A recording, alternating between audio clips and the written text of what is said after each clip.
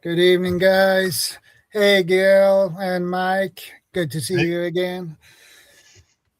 Well, let's see who we got in the chat.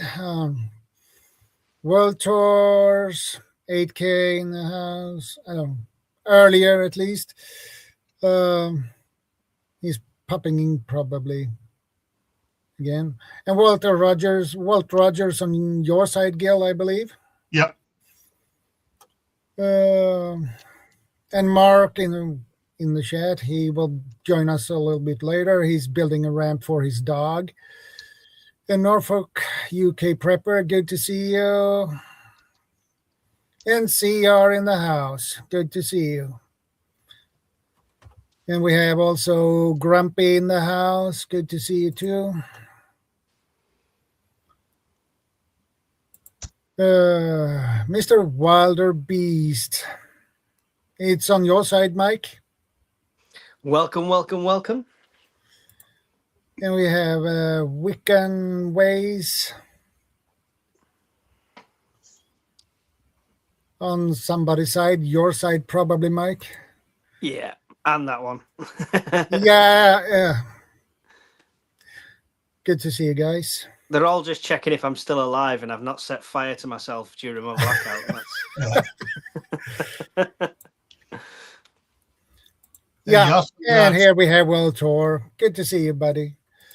You also got Stuart Lonan and the happy little fox, aka Ben G, that came in, I believe, on Mike's side. Oh, he's got more rolling in here. He's got Honeybeard and Meg Perkis as well.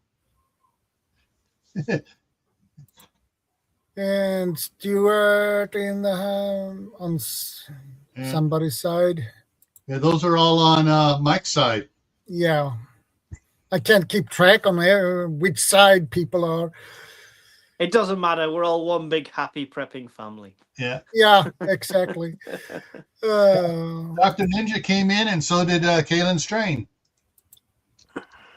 Okay.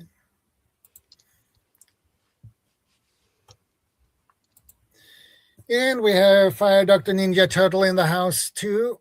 Yeah. And Kaylin, good to see you, man. Good to see you again, Daryl. Jeez, it's people popping in faster than I can't keep up, actually. Yeah, it's busy here. We got a lot coming in. What do we got? I can't see, since you're the primary host, in the upper corner there. You should say underneath the time thing how many people are on between the three of us here. Yeah, it's actually 56 people. We're rocking and rolling. Good stuff. Make sure we've got 56 likes on the stream, guys. Yeah, that too. Fire Dr. Ninja Toll says, I'm going to put you on my TV in case I have to leave the house with a laptop. Good idea. Yeah. I love it that you are so busy. Yeah, me too. Yeah. Yeah, but Gil and Mike co-streaming, so that's why. So, guys, it's a good topic for today. Tagging off of last week's. Yeah, teaching youth home skills. That's important topic, actually. Yeah. Okay. How can I ask a question before we get into the topic, just so we've got a range? Sure, no problem. What's the age you start to teach them prepping things and prepping skills? At what point do you let them just be and run around biting things and running into walls? That might just be my kids. But at what point do you then say, right, I'm going to start to teach you things? Well, I know for me, when I was being raised up, by the time I was 8, I was I was cooking the bacon for Sunday breakfast, and my older brother, who's 2 years older than me, was doing the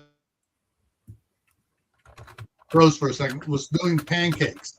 And then 2 years later, I was doing the pancakes. My younger brother was doing the bacon, and my older brother was taking care of other things in the kitchen and stuff.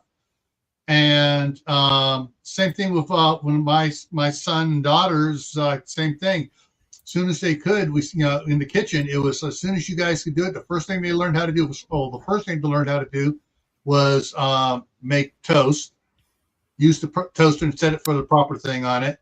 The next thing they learned to do was learn how to cook bacon, and then how to make pancakes and waffles using the waffle iron. But even before that, one thing, as soon as they were able to, it's like, okay, it's Saturday, take the sheets off your beds, put them in the washing machine, and take your basket of laundry in there. And they were going through the day doing their own laundry and stuff. That was actually the first chore they had, was doing their own laundry, giving them responsibility. And that's to me, that's probably the first thing you do. Is you can start a kid really young. All right, come on, help me with the laundry, help me do your laundry, wash their stuff. Now help me fold and your laundry and put it away. Get the kids learning before kindergarten how to do this stuff. Yeah. We the youngest is just past 2, but we've already got to helping when it's tidy up time and making sure there's routines in place there. The older 2, as long as you turn the screens off, they will do things. But you have to turn the screens off first. Yeah, exactly.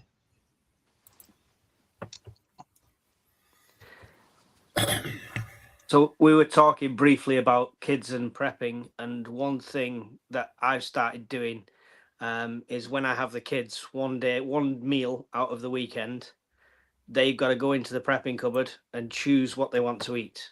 Because these are fussy kids that one will eat anything, but the other one will only eat chicken nuggets and chips. So it's literally, you have to choose something out of the prepping pantry. It works for 2 folds. 1, it gets them used to that kind of food. And 2, it gives me an idea of what to stock more of. Hey, Vanessa Kitty, good to see you. Well, I fat fingered that one there. Yeah. The comment, the apostrophe is right next to the enter key.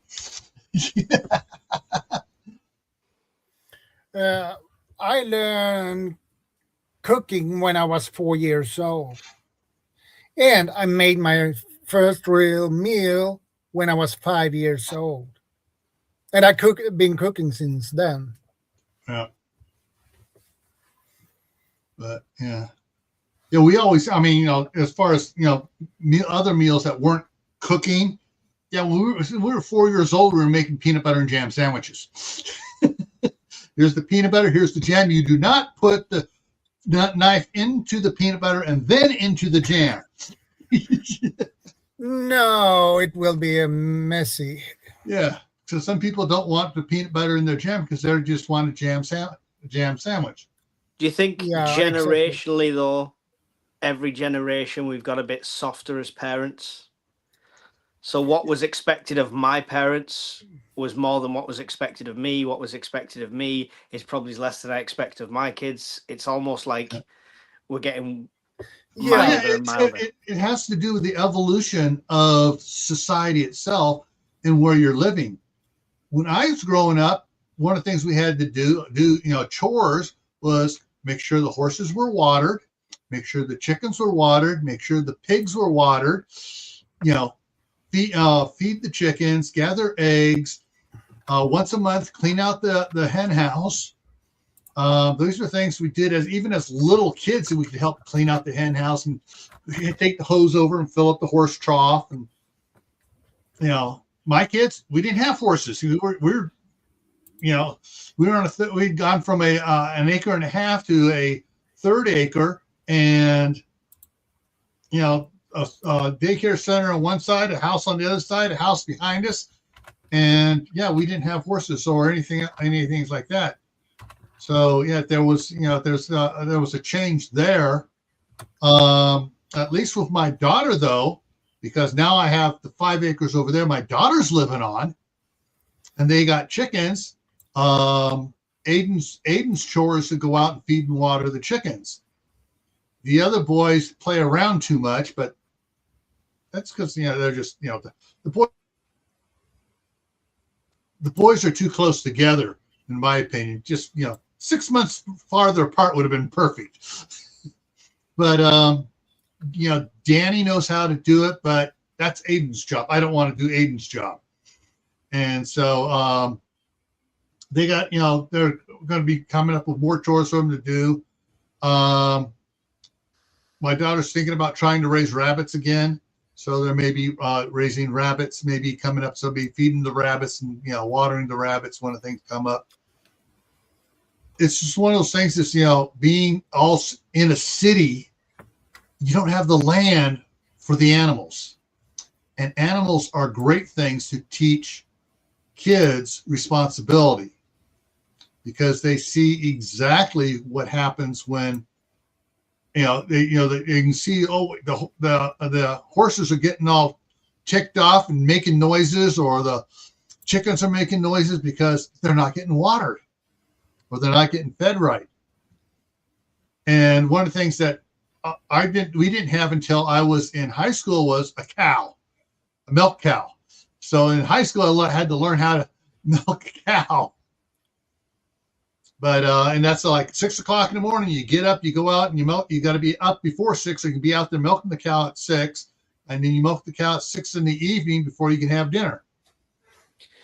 Different lifestyle, though, right? To inner city or urban kids kind of thing. It's you kind of if you're not doing chores from an early age, you're just a hindrance to the farm, right? Yeah, exactly. And so that's probably what, your country, my country, it's probably the same thing. It's one of those things that skills get lost because kids aren't learning them. I agree. And what gets me so bad is that some of the kids that were born after my youngest son, he was born in 99. So kids born after 2000, some it's like, well, you want coffee? There's the coffee pot. Go make. How do you do that? I just go down to Starbucks and I buy myself a grande drink. Well, you need to learn how to make a cowboy coffee here. You get an old sock and you fill it full of coffee grounds. You tie it off. You drop it in the pot, and then you dip it like you would tea after it's all been boiling for a while, and you get yourself your coffee. Even my son, who doesn't drink coffee, knows how to make coffee because a lot of the scoutmasters at scout camp wanted it, and he worked quartermaster staff in the kitchen. So he learned how to make coffee, not the K-cups. It's, you got the old percolator type. And he had to learn how to do that. But a lot of people just don't know how to do the skills that previous generations did because of how they lived. And that's it. The lifestyle's changed, but the modern kids, it's like, oh, what are you going to make for dinner? I'll pull a pizza out of the freezer and put it in the oven, or I'll pull a lasagna out of the freezer and put it in the oven. Or in the microwave. Yeah, I'll take a hot dog and I'll stick it in the microwave, heat it up, and then drop it in a bun. The problem is, even this generation just going by, that are joining the workforce now, grew up on things like gaming, less practical things. Mm-hmm. But the younger generation now doesn't even want to game. They want to watch somebody gaming.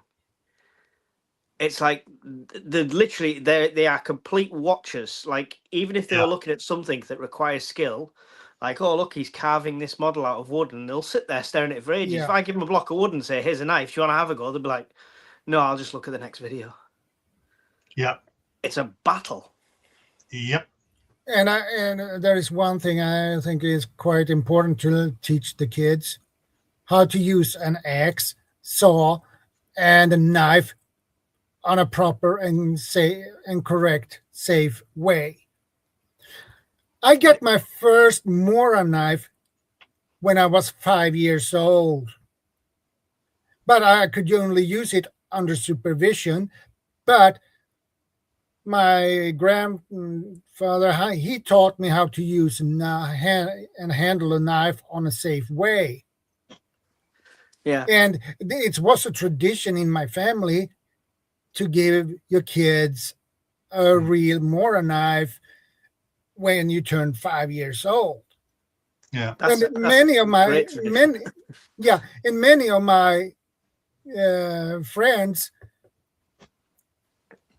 couldn't use a real Mora knife. The problem is we wrap kids in cotton wool. Rightly so. Sometimes we're parents, we want to look after them and stuff like that. But if you stop them from doing anything, you can relate this to the Mora knives, like you said, to starting fires, to anything, any sort of bushcraft skills, all the way up to doing anything around the house. If you protect them from it, oh, you can't do that, oh, it's not safe, it's not safe, it's not safe. But when they eventually have an opportunity to do it when you're not there to stop them, they're going to do it in a terribly unsafe way, and that's when there's a horrible accident. Yeah. So I mean, agree. You disagree or agree with this as much as you want. Yeah. I had a drink of alcohol from a very young age, at like 13, 14, with my parents, with a meal every so often. By the time I was 15, 16, it was no longer a taboo, and I didn't need to hang around on the park drinking alcohol with all the teenagers, because I was just like, what's the point in that? It's a social thing. So it had the opposite effect. It didn't turn me into a raging alcoholic. It made me think, well, I don't need to do this secretly. I don't need to binge drink. Yeah. And it's the same with anything. It was the same for me when I was around 8 years old. And when we had a party at home, my parents gave me just that much in a glass, just a taste, so I could taste how it really tasted. Now, okay, that was pretty good. And the next one was not that good. So, but I am not an alcoholic either. No. And we had the same Christmas. We have a little baby sham or something like that with the meal. But the parents that say, no, you can't do anything, you can't do anything, they're the ones when the kids turn 16, 17, 18 and they've got to go out with their friends, they're the ones that just go crazy because they have no, it's rebelling, right? I can do this. I can try this stuff. It's like, yeah. Like for me, I had one of my dad's old broken knives that he had reshaped the blade on. So it was only a little short blade, but a folding one with a little short blade. But it wasn't until the next year that when we joined Cub Scouts that in Cub Scouts you have to go do the little class on knives called Whitman chip. And so they'd all learn knife safety. And then for my birthday, I got an official Boy Scout knife with the big blade, the little blade, the leather awl, and the can opener on it. Yeah. And, then when I became a Boy Scout from Cub Scouts, my dad gave me an old timer 3-blade knife like his, the little smaller one, which you really use for whittling and stuff. Yeah. So you should have seen my friends' faces at school when at 14-year-old, my dad bought me a Bowie knife from Texas that was like this big. Can't take that to school now, can you? Can I take it for show and tell? No, you cannot. And I got my first axe when I was 6 years old. And I learned to use an axe and saw when I was 5, 6 years old already. So it's a good skill to learn when you're a kid. You have to be in the right culture and the right environment, I would say. Because if you ask me right now, will I give my 6-year-old an axe? No, not a chance. But in the right culture, in the right situation, like if I take them camping, I'll supervise them and get them to start to use it and gradually bring it in like that. So it depends on the culture as well. It's definitely a thing. Like I've mentioned many times before, I grew up American Civil War reenacting, which is 1860s. So you don't start a fire, there's no breakfast. You know, if you don't cut the wood, there's no fire. Yeah. If you can't light a candle and have a flame safely inside a canvas A-frame, you're gonna bloody freeze. So I learned all this very young and was very responsible with it. Yeah. It's like I was talking with Shadow before we started here. My youngest son was really heavily into the scouting stuff, and so when in Cub Scouts, one of the things they were teaching him how to do cooking in foil, where you get a piece of aluminum foil, actually tin foil, whatever, and you put your whatever you're going to cook in it, some fish or steak and potatoes and carrots, everything. You roll it up, make sure you got several layers, and you put it in the coals of a campfire. Mm-hmm. And that's what he had. That was the first time he learned outside cooking. He'd already been doing, cooking bacon, cooking waffles, and pancakes at home. But in the Cub Scouts, when he started learning that, and then all of a sudden it's like, we need a fire pit in the backyard, okay? And he started doing that. Well, here, let me show you the next step from doing foil. I pulled out the Dutch oven.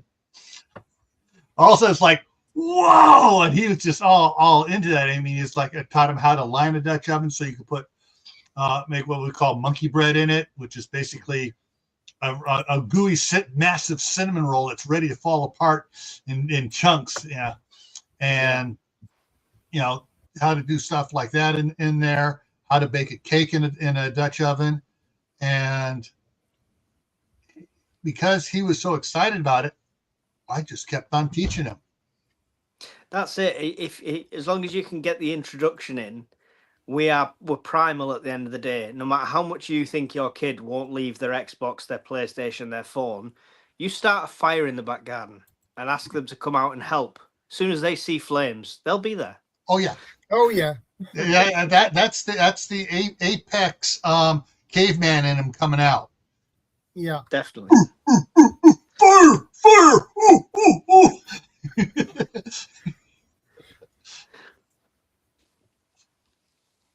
Yeah. So, but you got to start young, and you gotta not just teaching them the fun things. You also gotta set rules about chores and stuff.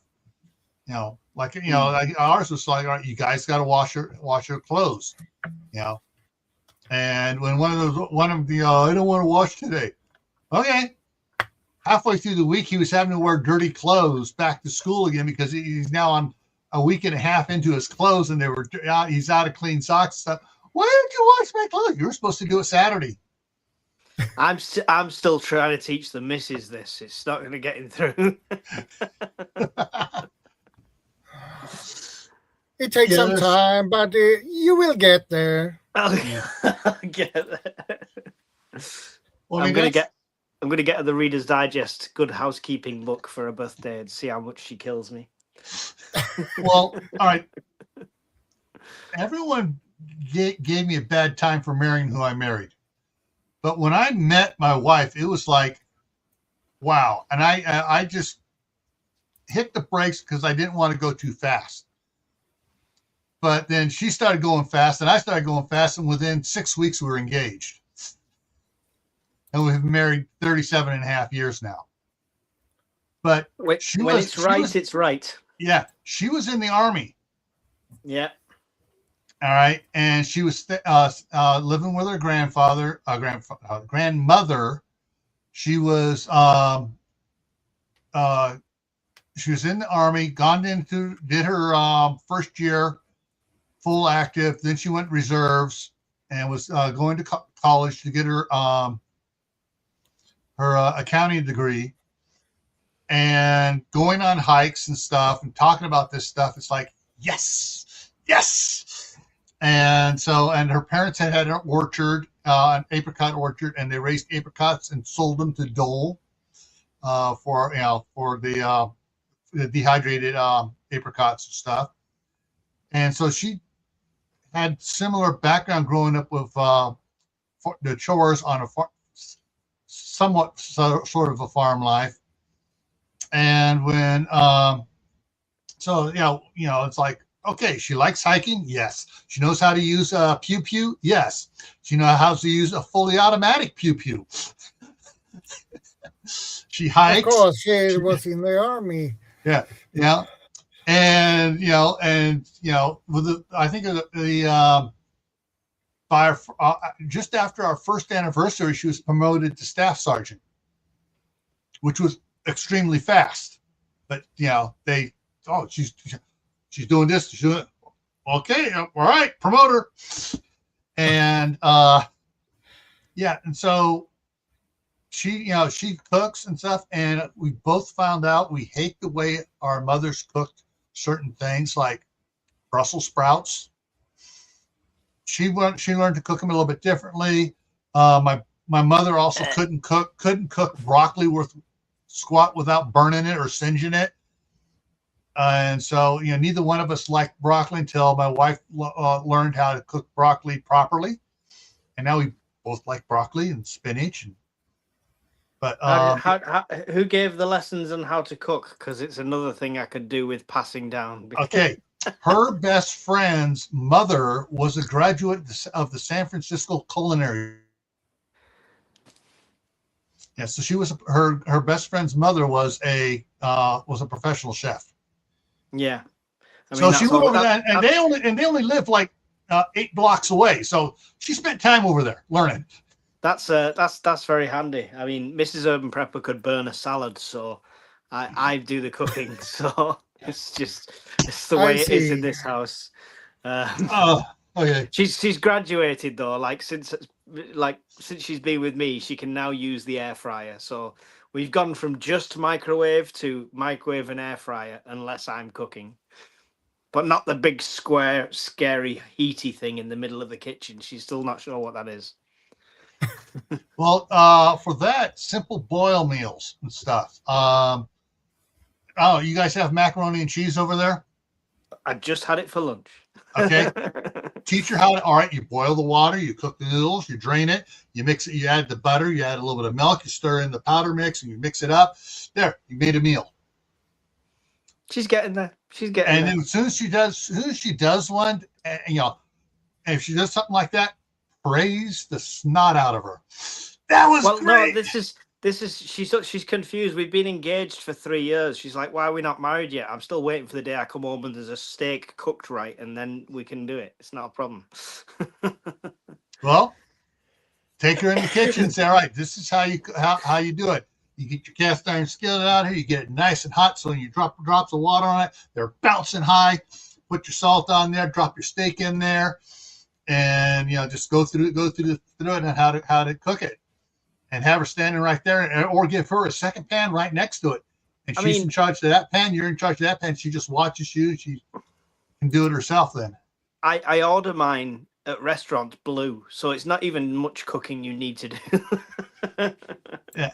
Well, I could tell you a story about my dad and the chef in Vegas, but the the thing is, you get it so it gets you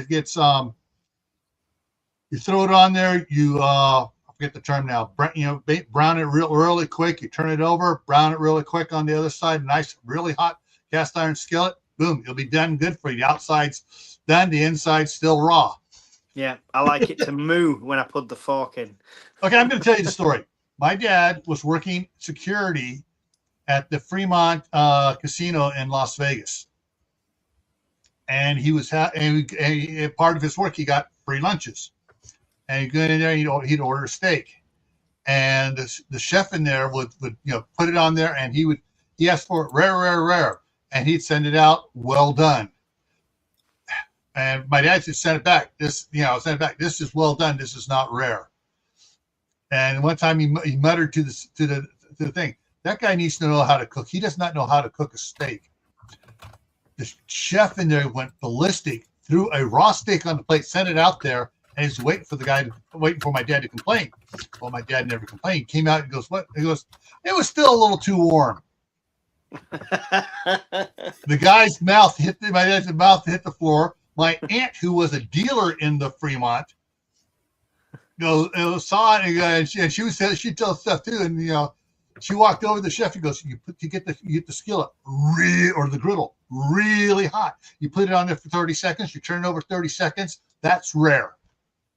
Yeah. And the chef's mouth, we go, "That's too short." No, that's rare. And that's the way a lot of the cowboys around here like it. They like it that way. That's how I have it. Unless I'm going to somewhere eat in the UK that's cheap. If you go to like a Weatherspoons over here, your steak is however they decide it's going to be. If they'll say, "How would you like your steak cooked?" You may as well say, "Does it fucking matter? It'll come out the same way." Yeah. So that's the thing. I mean, so like for teaching, your wife and your kids how to do it, drag them in the kitchen. You set up, you do it up, and you cook whatever meal you want them to learn. And then you get your wife. You have two pans going. You do one. She copies. She has to copy you, and she'll learn. And the first time, and soon she did, you go, "Great, you did it perfect." Whether she did it perfect or not, you tell her she did it perfect. Even if it could have been 15 seconds less, whatever. But you make her. And same thing with the kids. You get them, and then all of a sudden the kids will taste it and go, "It's not quite right." And the next time they'll cook it, they'll try, "How can I make the flavor change on it?" And you teach them that. And then the kids will start experimenting on cooking, and they will learn how to cook it for the different thing for steak, where it's rare, medium, well done. Anakin Skywalker on Mustafar, arms and legs burnt off. More like cut off, but yeah. But that's the. If I hear them in the kitchen shouting to the steak, "But I have the high ground," then I know what's happening. That's the way to do it. And you can start with a steak. You can teach them to do a plain pork chop. Then you add. All right, now we're going to season the pork chop. This time we cook it. This time we're going to try doing a stuffed pork chop. And you just work your way through the different ways of cooking. But every time you got to praise them for how well they did, and if you got to criticize, you give them what we call a learning sandwich. You say, "You did this great. You need to fix this here, but you really did this great too." So basically, the constructive criticism, and you got to do it constructively, is in the middle of two praises. Mm. And it works for adults and kids. You got to praise them that way. Let me ask you a question about this. If a couple of comments back, you mentioned somebody mentioned like millennials or the Generation Z doesn't know how to cook, sort of thing, even the women and stuff like that. Exactly. Would you put some of that down to the education system? I mean, I was keen to learn when I was young, so I would shadow my mum in the kitchen. But we had home ec, CDT, which was construction design technology. We had even sewing and food tech and stuff like that. We had all these different topics. I speak to my older kids now, and they're learning more social study things than practical skills in schools. Yeah. So like when I went to school, there was metal shop, wood shop, auto shop, drafting and stuff there in junior high and high school.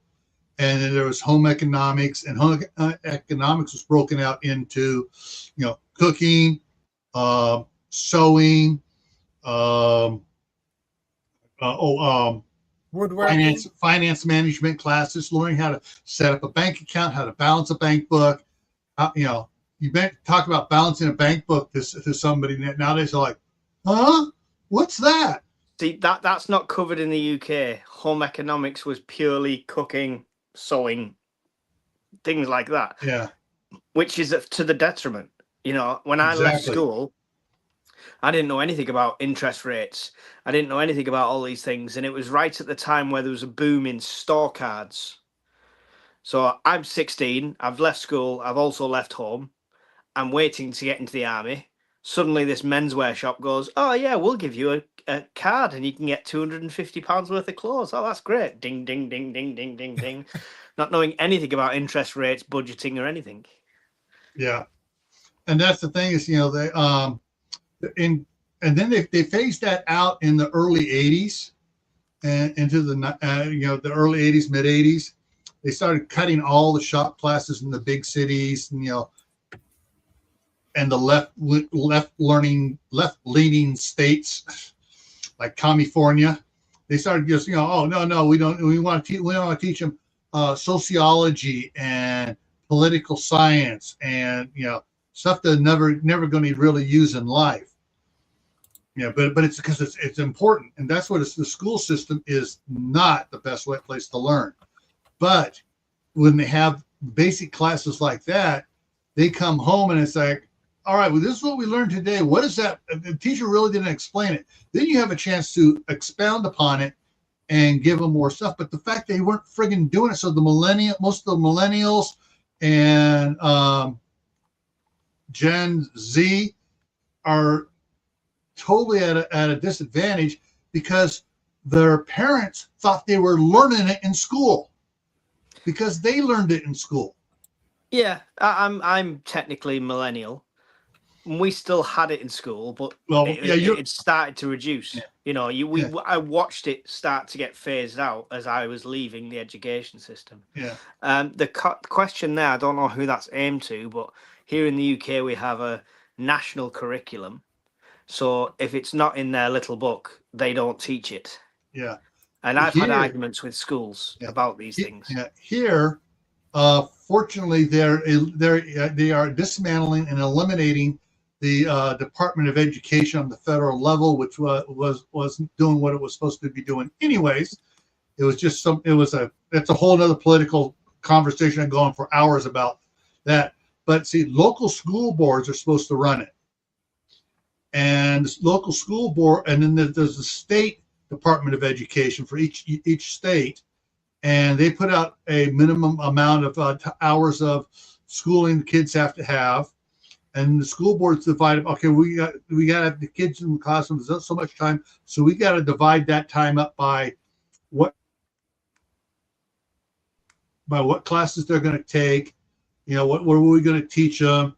And I got to add, figure out, all right, 10% extra number of hours for sick days and stuff like that. So we know how long to make the school year. And then you get idiots in there that are trying to build themselves up and say, oh, look what I did for our students by getting these stupid classes they don't need. And to get those classes, they got to eliminate other classes the kids do need.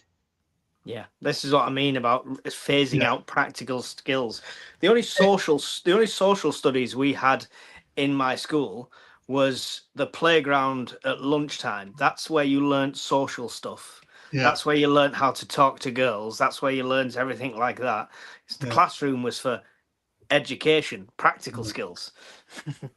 Here's the thing is, for the school district here, I've heard several of the parents talk. If they go to the school board meeting and they start complaining, they get banned from the meeting. There you go. Which is totally wrong. And classic. Sounds like the British government. Yeah. And I'm just waiting for them if they try to ban my daughter or her husband from going to one of the meetings, then I'm going to pull my little federal trick on them and call in my friends from Homeland Security down here. We're just going to arrest the entire school board for violating the parents' civil rights, which we could do that right now, but I'm just going to wait for them to do it to my family.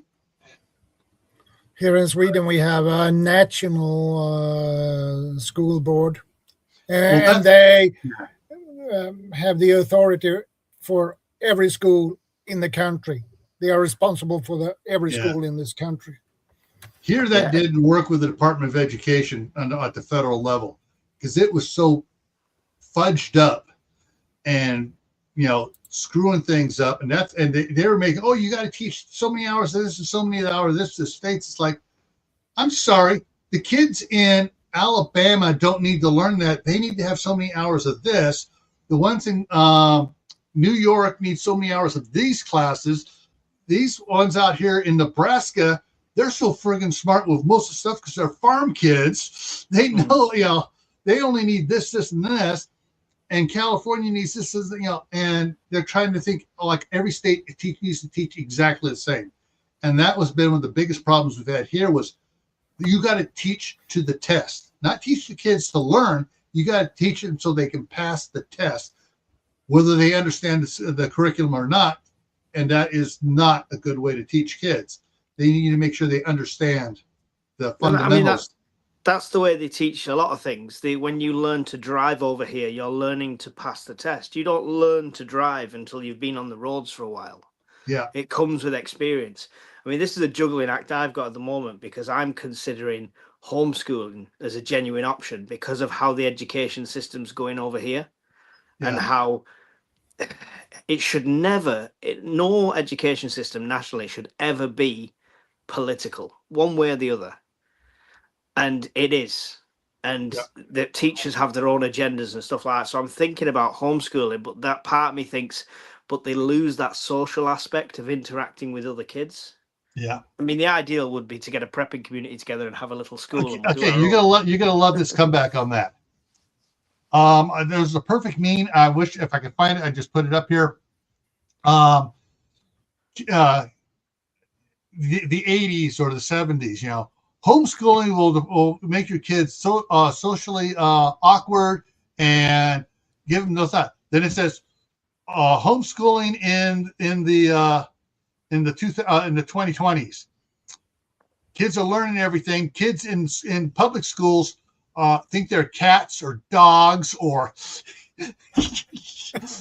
they don't know how to socialize. And the problem is some of that, you can be whatever you want to be, is coming in the modern school districts, modern schooling.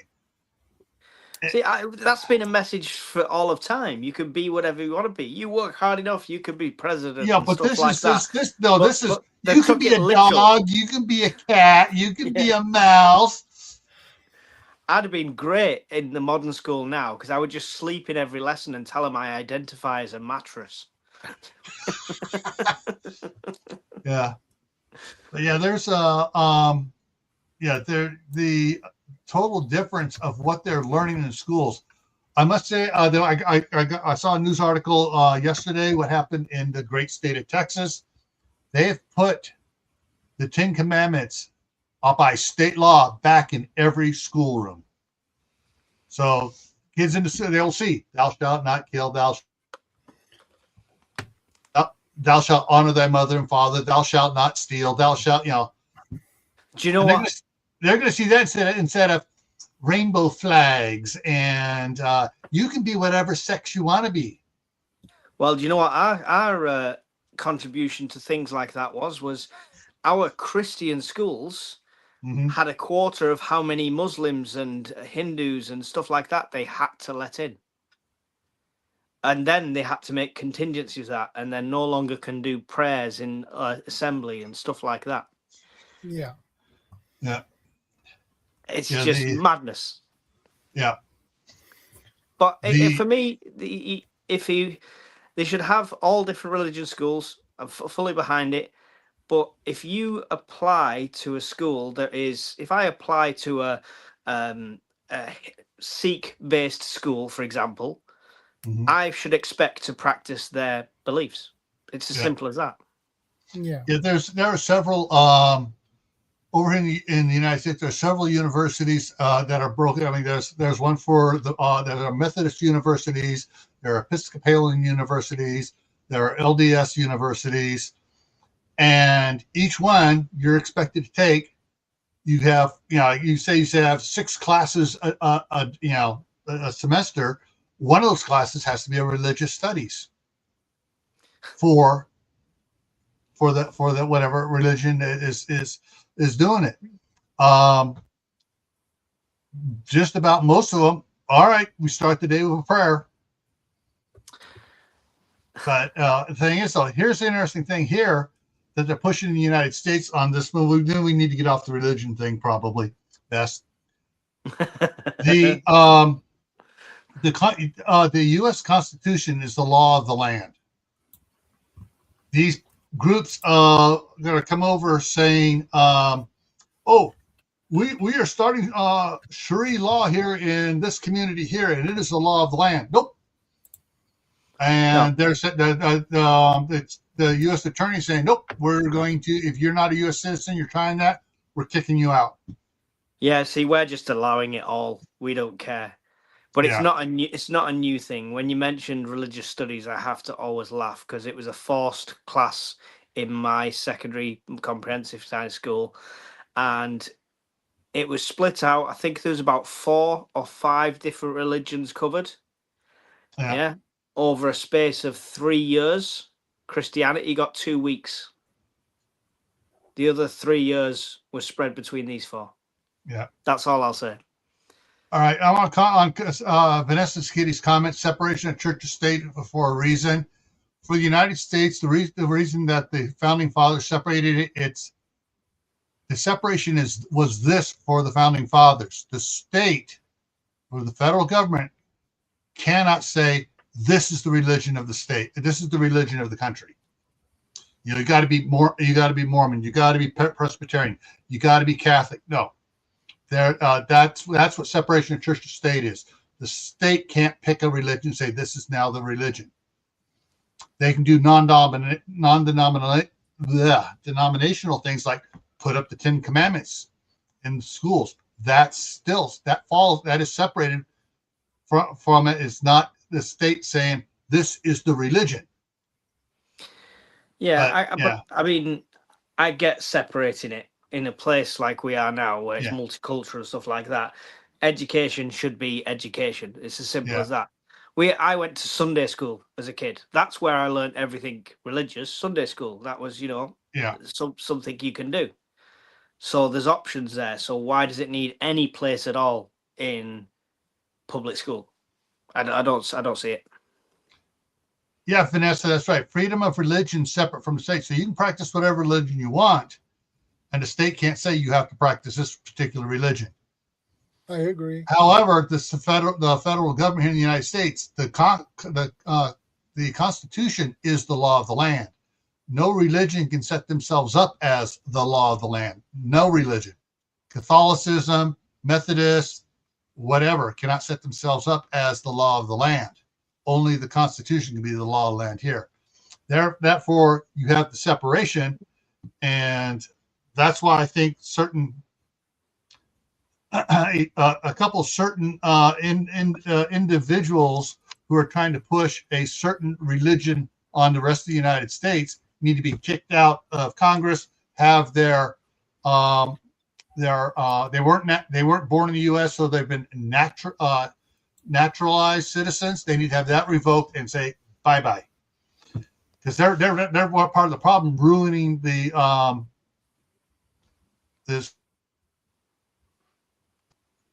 ruining the school system, and have been for decades. Listen, call me old school, but I was always taught when in Rome, do as the Romans do. So if I go to Italy, I should respect all their laws, all their traditions, all their cultures. Exactly. It's as simple as that. If I go to any country, I'd expect to do the same. Yeah, my ancestors, I'm Heinz 57. I'm related to every royal family in Europe, including countries that no longer exist. That we've done our genealogy. But when my great-great-grandparents came from Germany to the U.S., what'd they do? They learned English. They learned everything about the country, and they immersed themselves in America. My family came from Ireland. They already spoke English somewhat, but they stopped speaking the Gaelic and something. They just started drinking less. That's how they fit in. Yeah, no, not according to my uncle. My uncle's blood count was 99% Coors beer. My family from France that's not a real beer. Came here and learned English and practiced it. It's just the way they did back then. And it's like, oh no, we get to keep our own identity. And it's like, no, you're coming here to be part of America. You need to become an American. Yeah. I mean, to drag us kicking and screaming back to the topic. Yeah. Let's go back to the topic. Well, it's on the topic of both. Yeah. Would you see homeschooling as a better option because you can teach more of these practical skills and it's not taken away? Because I think a lot of kids have an issue of, obviously it's a really hard life when you're a kid, according to the kids. They spend all day in school. They don't want to be learning at the weekend. They don't want to be learning in the evening. So therefore, if you did homeschool, technically you've got a better slot of time to say, now we're going to do practical skills. And good homeschooling systems over here in the United States, they don't spend 8 hours teaching them at home. In 3.5 hours, they're done with their schoolwork. Then they go out and learn other stuff. They do their history, their mathematics, their English, and all of that stuff in that 3.5 hours. And it's not an entire hour on one subject. I remember getting so bored halfway through the hour period for English and going, halfway through because, hey, you burnt me out. I need a break from this. And this is hour 4 of school out of the day. It's like, sorry, but some of the parameters for homeschooling now, the structures that are set up to get kids to learn better, 3 to 3.5 hours of homeschooling covers all they need as far as the state is concerned for learning mathematics, English, geometry, history, whatever, required courses like that. And then you take them outside and you teach them stuff outside, play in the garden, playing, whatever, tying knots, building a fort. Geography is a great example of that. I learned geography at school. It was useless. Same here. I went out and did orienteering, reading OS maps, going out there doing hikes, doing adventures, finding pin coordinates, things like that, compass, reading, looking at the stars, etc. Blah, blah, blah. All of that taught me a lot more than sat in a classroom for an hour following a geography book. Yeah. The other one thing that taught me geography was the Risk board game. So I still think Yakutsk and Kursk and all that are over there.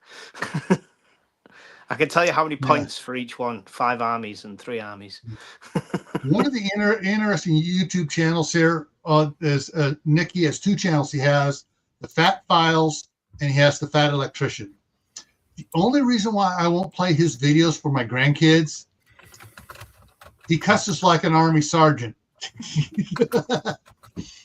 But he delves deeply into history and he makes it so friggin' interesting that it's like, wow. And he brings out all the stuff they kind of just gloss over in it. He'll get in the Fat Files. He covers the history of Kentucky Fried Chicken, Walmart, a lot of the corporations and stuff, some political things. And he covers that stuff, the history of things that people don't know about. How did Coca-Cola come into existence, and how the rivalry of Coca-Cola and Pepsi change the restaurant? And he goes in and teaches like, wow, I thought I heard something like about that, but I didn't realize how important it was. But see, that's good. Yeah, but the cursing thing, that's exactly what we were saying before. You can't hide them from it. Let them hear it. They just have to know that it's wrong. Yeah. Now, when he on the Fat Electrician, he does a lot of military stuff. He did a great thing on Daniel Morgan. Sorry, Daniel Morgan terrorized the British during the Revolutionary War. He organized the first Green Berets type thing. But then talks about Audie Murphy in World War II and all the things. He's the most decorated U.S. soldier in military history. He does stuff on Sergeant York and how he saved a lot of the British and American troops over there.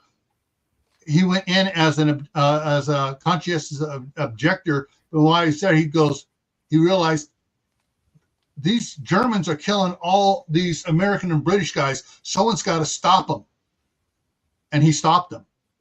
He was an excellent marksmanship from the hills of the Blue Ridge Mountains, and so, but he goes through, covers all the cool stuff of Montgomery and Patty Main.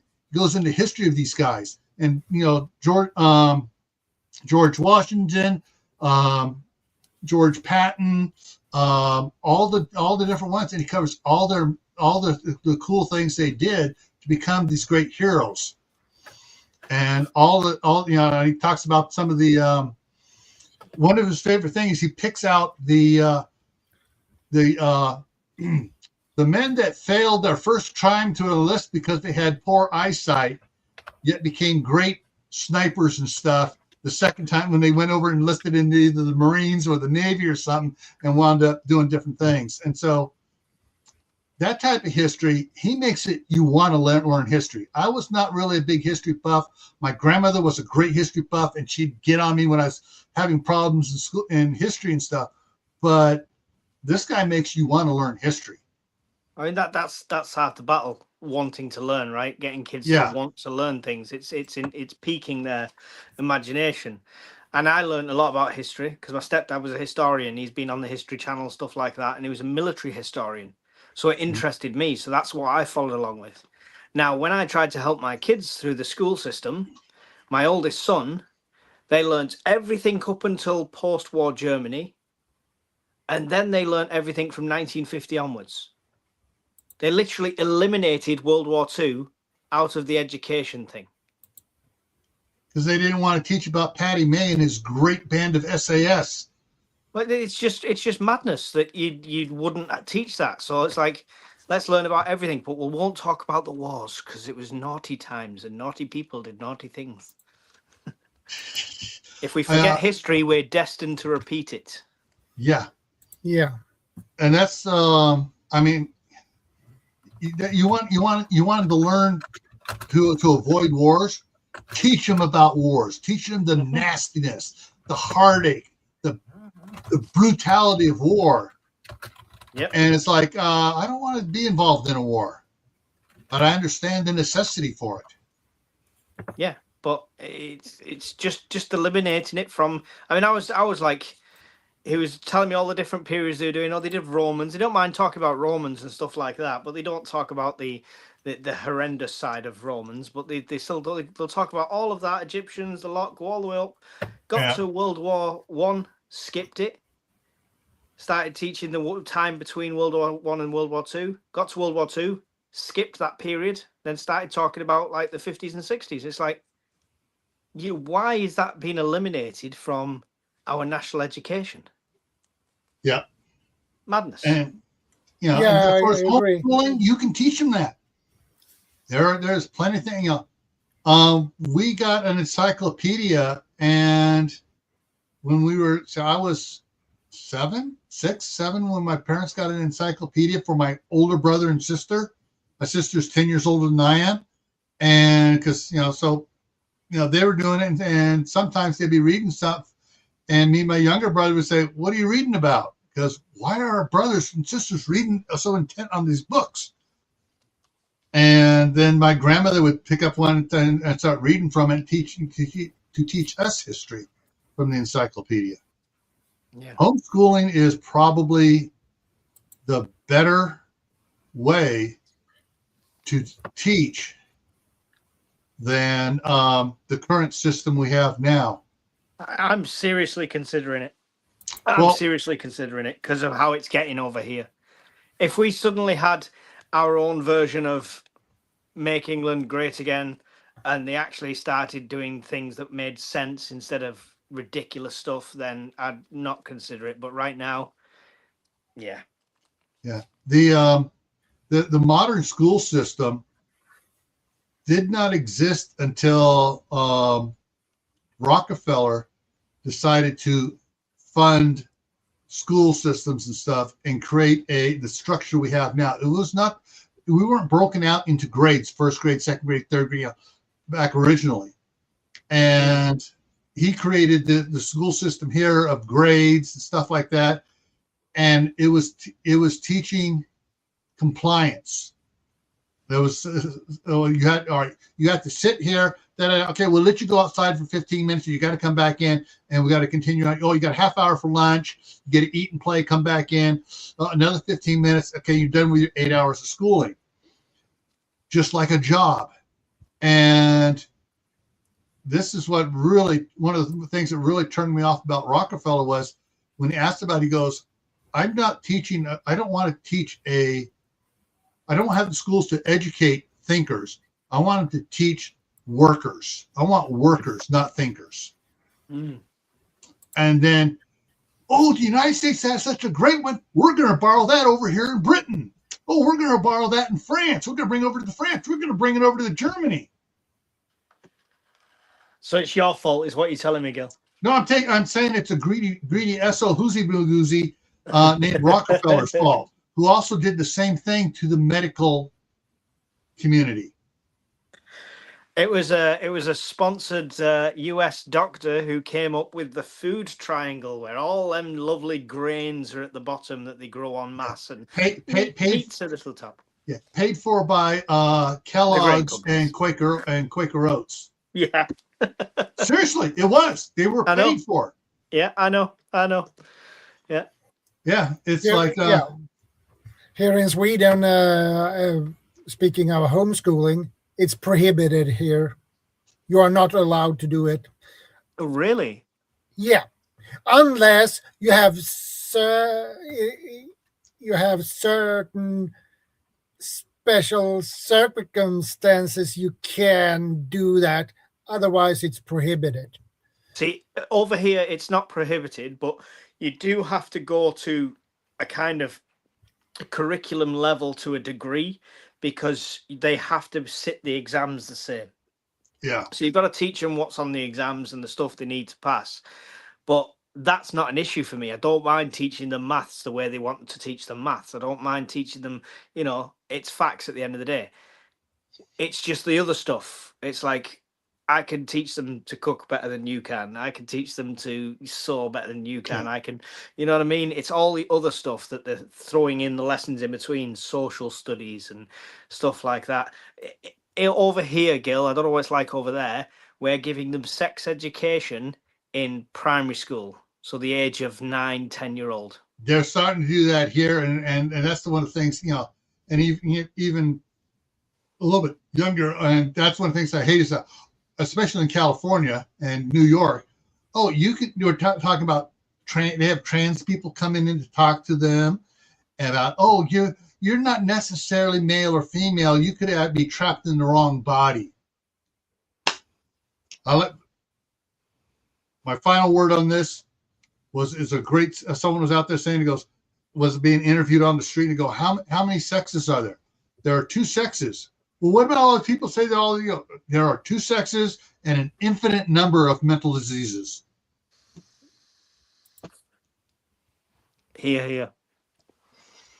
So, but yeah, it's in certain, like here in Idaho, they are kicking those out of the schools. You can't put the flag, the gay pride flag in the schools anymore.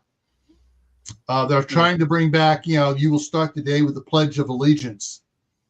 Kelly MDJ has just said children learn a lot of human life skills at school, not just the curriculum, etc. That's the only, I did mention before, that's the only thing holding me back for it, because of the social side of things. But it's also breeding social anxiety, and how much are kids actually socializing these days, and how much of them are just sat there. And it's also breeding misconceptions on social norms. Boy, is it breeding misconceptions on social norms. They're finding out here in the U.S. that kids that are homeschooled have less psychiatric problems, they have a greater self-worth of themselves.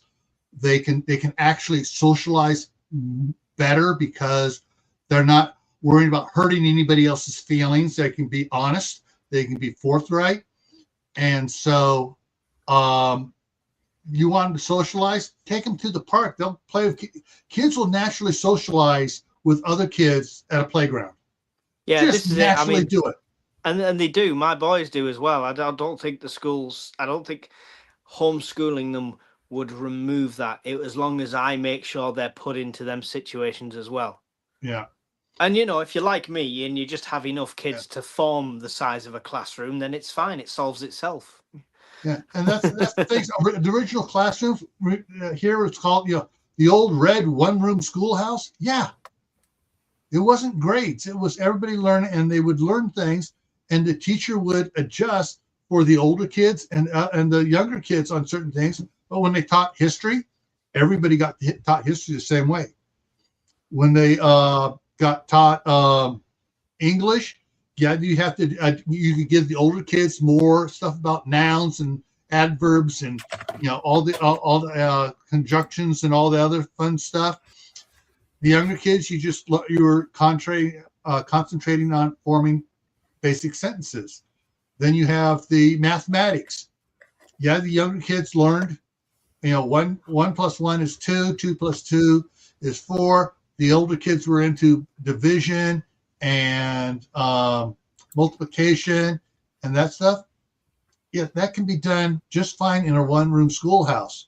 There are several good programs online that have everything set up for homeschooling to teach multiple grade kids in one house and to make it fun and to make it work. And there are several channels out there. I've seen the kids post and stuff like that. Or didn't you lose stuff from not going to public school? And the one girl, she's just absolutely great on it. I wish I could remember. I wish I'd saved that channel. But she was saying, no, I don't miss it at all because I was homeschooled up until my junior and senior year, and I only went to half a day of school my junior and senior year because I had already passed all my state required courses 2 years before that. So they were just there for, and the whole time, no bulletproof vest was required. Oh, when I went to high school, every pickup in the parking lot had a rifle and or shotgun in the back window. No shootings. 4 of those pickups belonged to girls. All right. Rape was unheard of. Yep. And it was just, that's the way it was. And when someone got a new rifle at Christmas, guess what they did? They brought it to school and then told the teacher, hey, I just got this thing. Can I go get it? Yeah, bring it into class. And they went over it in class. They actually taught in elementary school in Arizona firearm safety in elementary school. That's good. That's the time to teach it when they're young, so they don't become, what's this scary thing that goes pow pow? They know about it. They learn proper handling. They actually had courses. The national government had courses back in the 50s here in the United States. Saying, hey, you need to be teaching this stuff. Here's the course. Teach the kids how to handle the firearms and stuff. So it's safety, so they don't have accidents. Were there school shootings? Nope. Were there I learned to shoot when I was 6 years old. Yeah.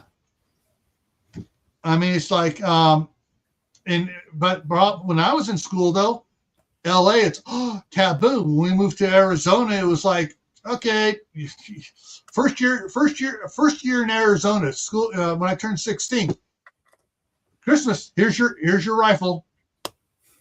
And my brother, the next year, my brother got his rifle. And the shop teacher took me and my brother and 3 of the kids from school out hunting for coyotes on a Saturday. Meanwhile, here in the UK, the government is going to announce we're now banning forks because they're dangerous.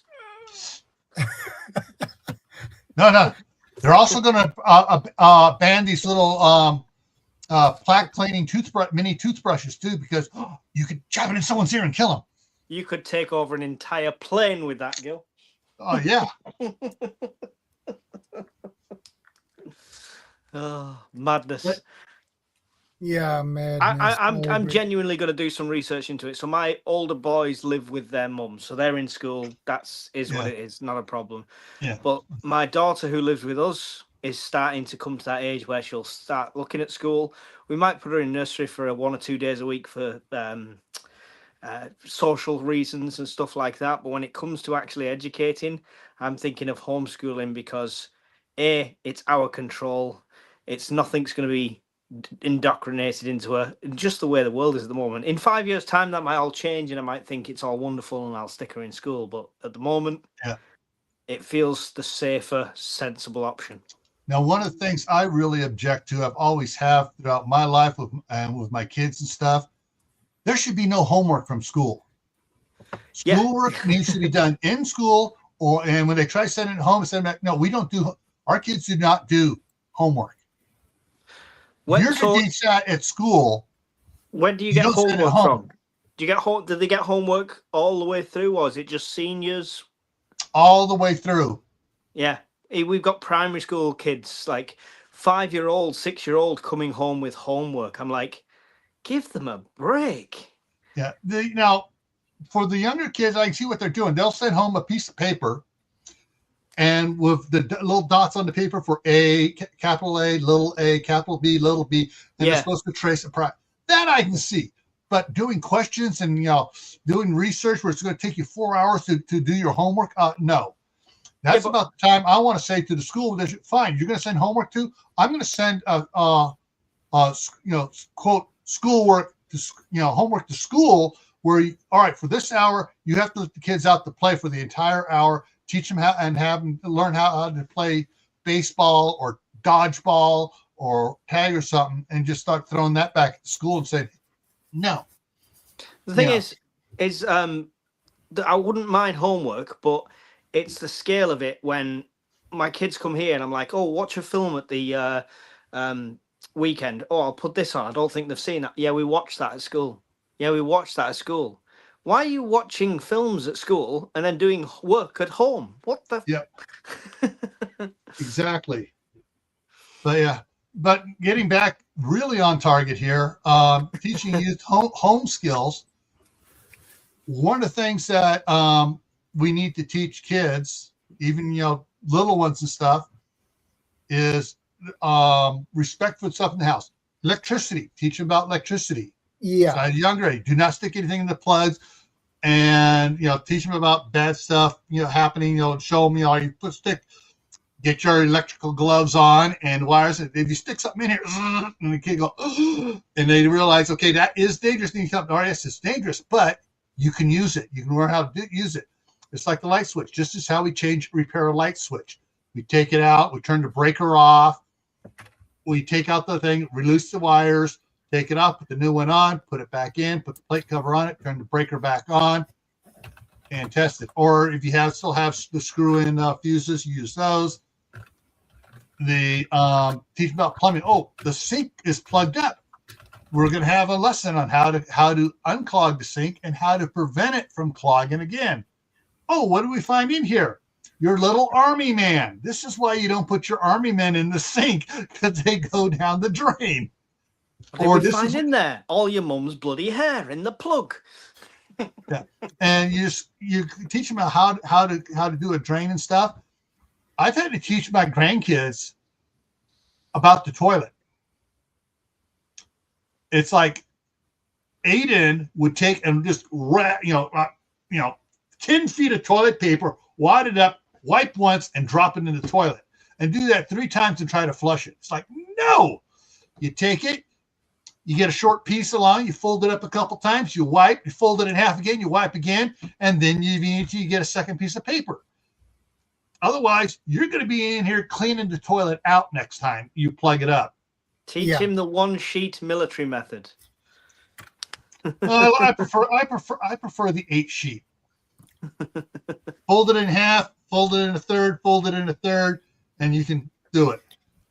But when I was a kid and I was in the elementary school, I believe I was in the 4th or 5th grade.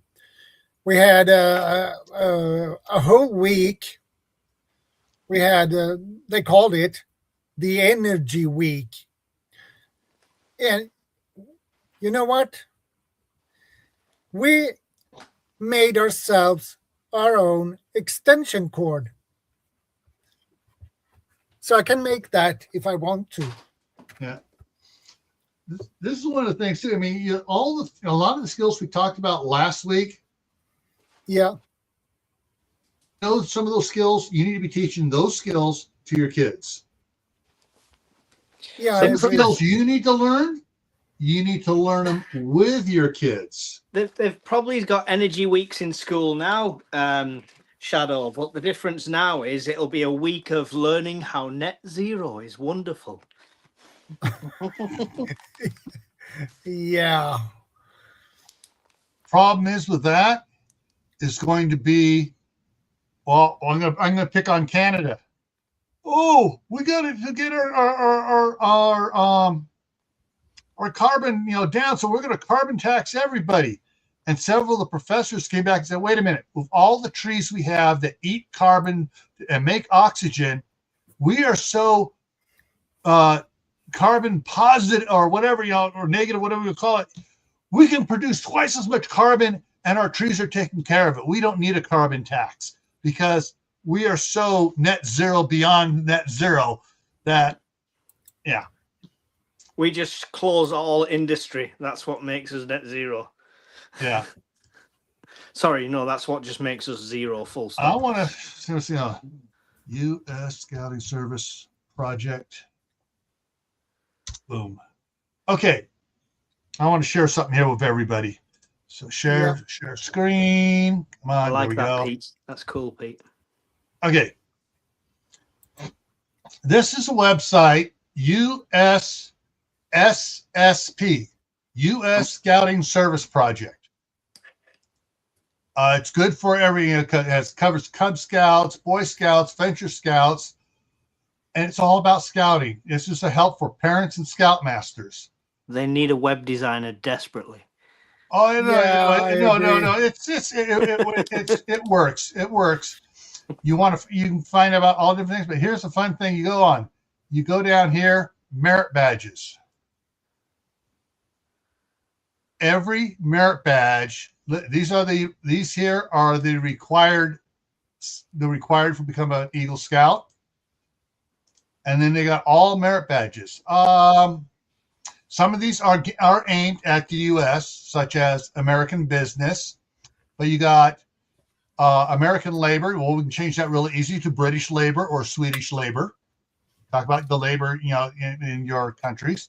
Animal service, animation, archaeology, archery, architecture, art, astronomy, athletics, atomic energy, nuclear science. It's been changed to nuclear science now.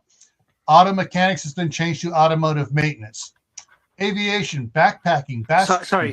I go back. There's a nuclear merit badge now for the Scouts. Nuclear science, to understand how the science behind atomic energy and nuclear energy.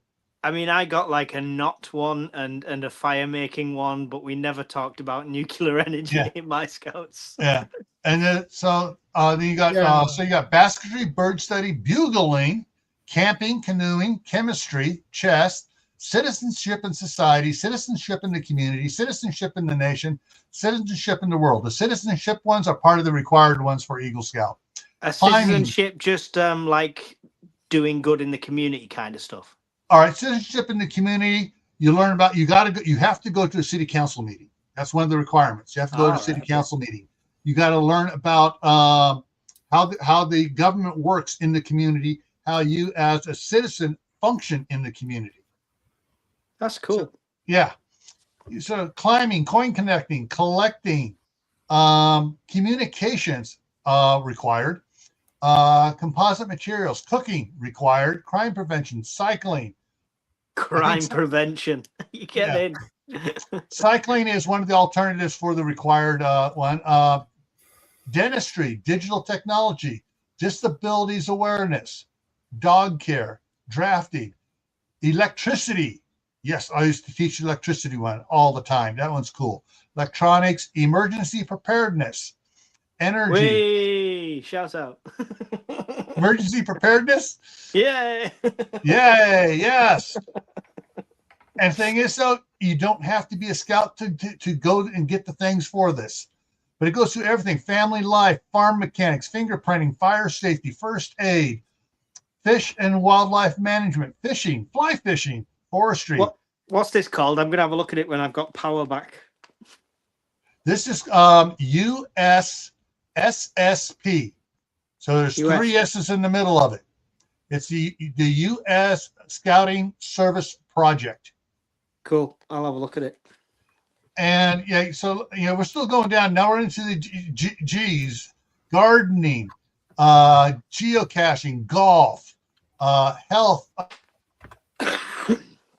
hiking, home repairs. Home repairs, something that we're talking about today. Skills that kids need to be taught. Home repairs, how to fix things. And you go through all these different ones here. The last one down on the list is woodworking, which is what my live stream last night was on Camp Patton Family Compound. Woodworking, wood carving, they're different. So you got all these different skills. Now I'm going to go back up to the emergency preparedness one here for you. Watch what happens when I click on it. Okay, so this little book is called the Emergency Preparedness Pamphlet. You can get that. You can actually probably find it on Google Docs and get it for free. Then you can download the bottom here. You can download the requirements here in either a Word format or a PDF, and it's called a worksheet. And you go through all the different things to do. First, number 1, earn the first aid merit badge. Before you can even work on anything else, you have to earn the first aid merit badge. Do the following: discuss with your counselor the aspects of emergency preparedness: prevention, protection, mitigation, response, and recovery. Using the chart and graphics spreadsheet in the pamphlet, you cover everything like things to do with home kitchen fire, home basement, storage room, garage fire, explosion in the home, automobile accident, foodborne diseases, food poisoning, fire explosion in public, vehicle stalled in the desert, vehicle trapped in a blizzard, earthquakes or tsunami, mountain backpacking accident, boat accident, gas leak in the home or a building, tornado or hurricane, major flooding or flash flooding, toxic chemical spills, nuclear power plant emergency, avalanche, slow rock or rock slide, violence in public places. Now you move on to the next one. Show how you can save a person from the following dangerous situations without putting yourself in danger.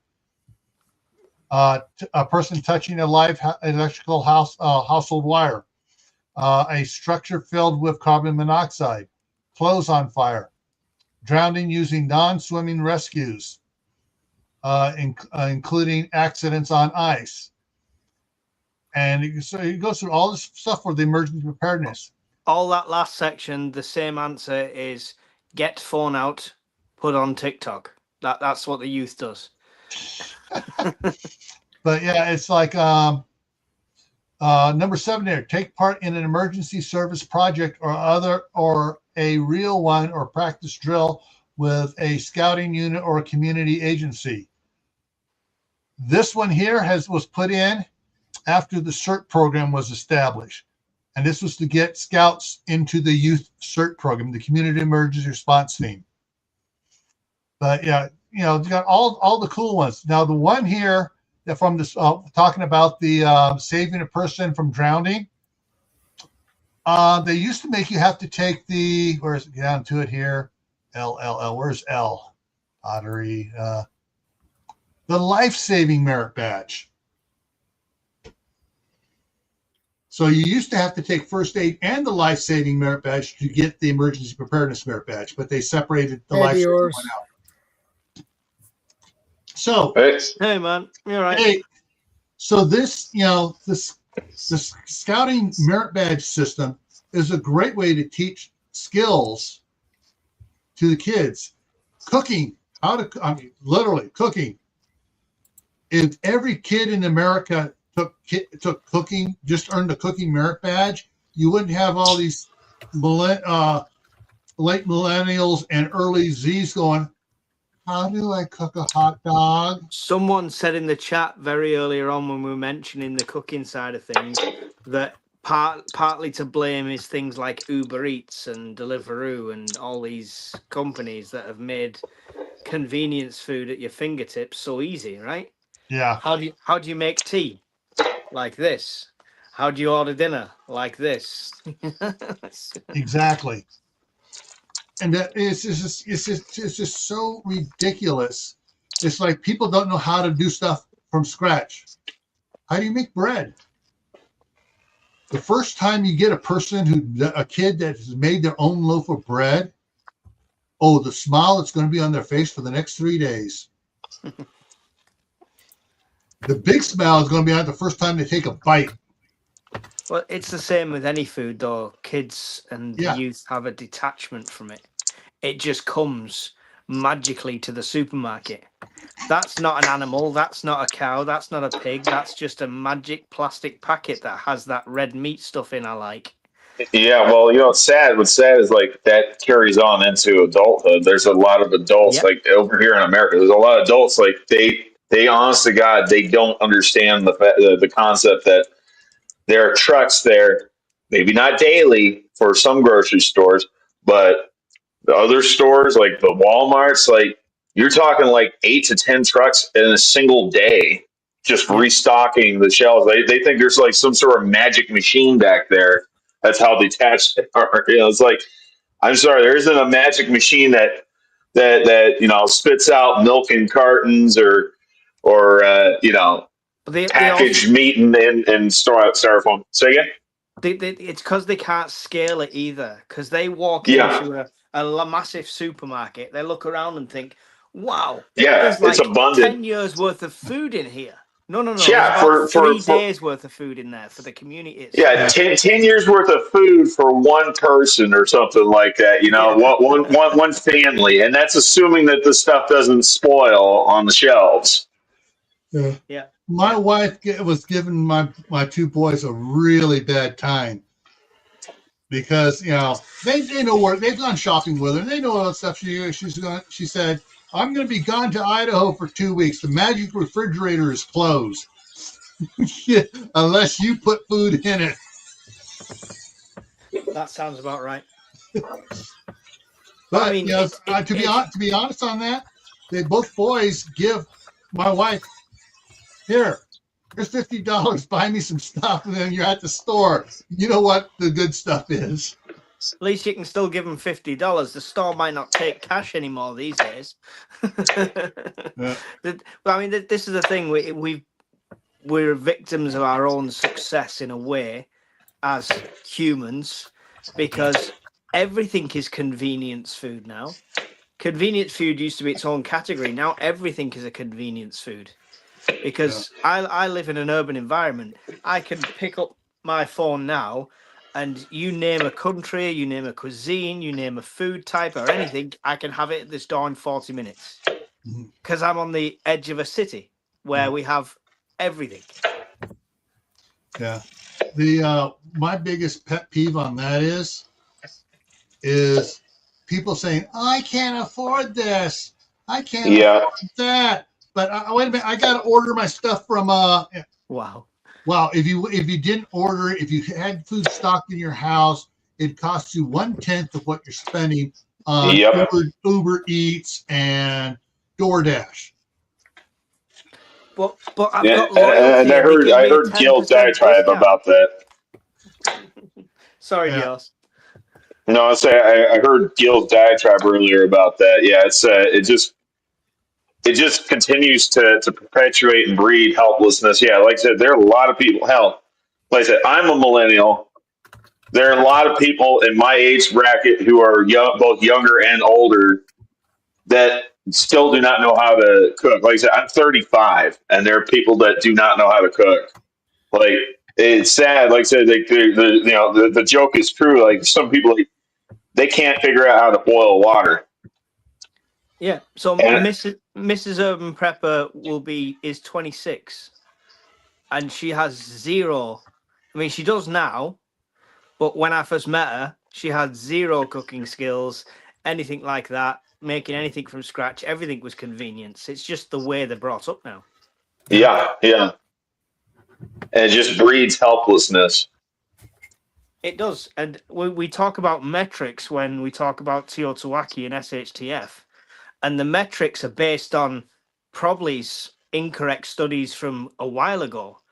I think the whole, X% of people would die in the first 30 days. I think you can double or triple that now because the generation coming through would Yeah. literally be helpless.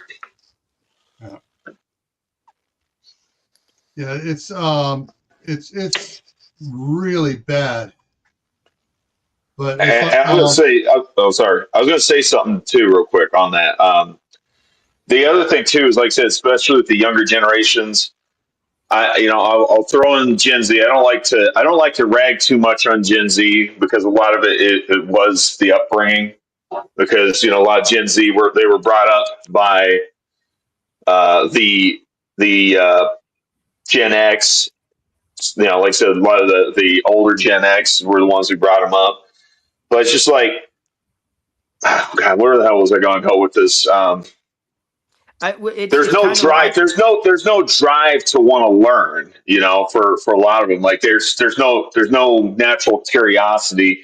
Like when I was growing up, when I was a kid, I actually took an interest in wanting to learn how to cook. Like I learned simple stuff like making grilled cheese sandwiches and stuff like that. But my parents were like, especially my mom, she was like really nervous about me cooking on the stove because she didn't want me to hurt myself. That's fair enough. But I'm just saying, there's no natural curiosity. But do you think that's a generational thing with technology as well? Because I got bored still as a kid because like you could only play so much Sonic on the Mega Drive before your mind exploded. It wasn't like gaming now.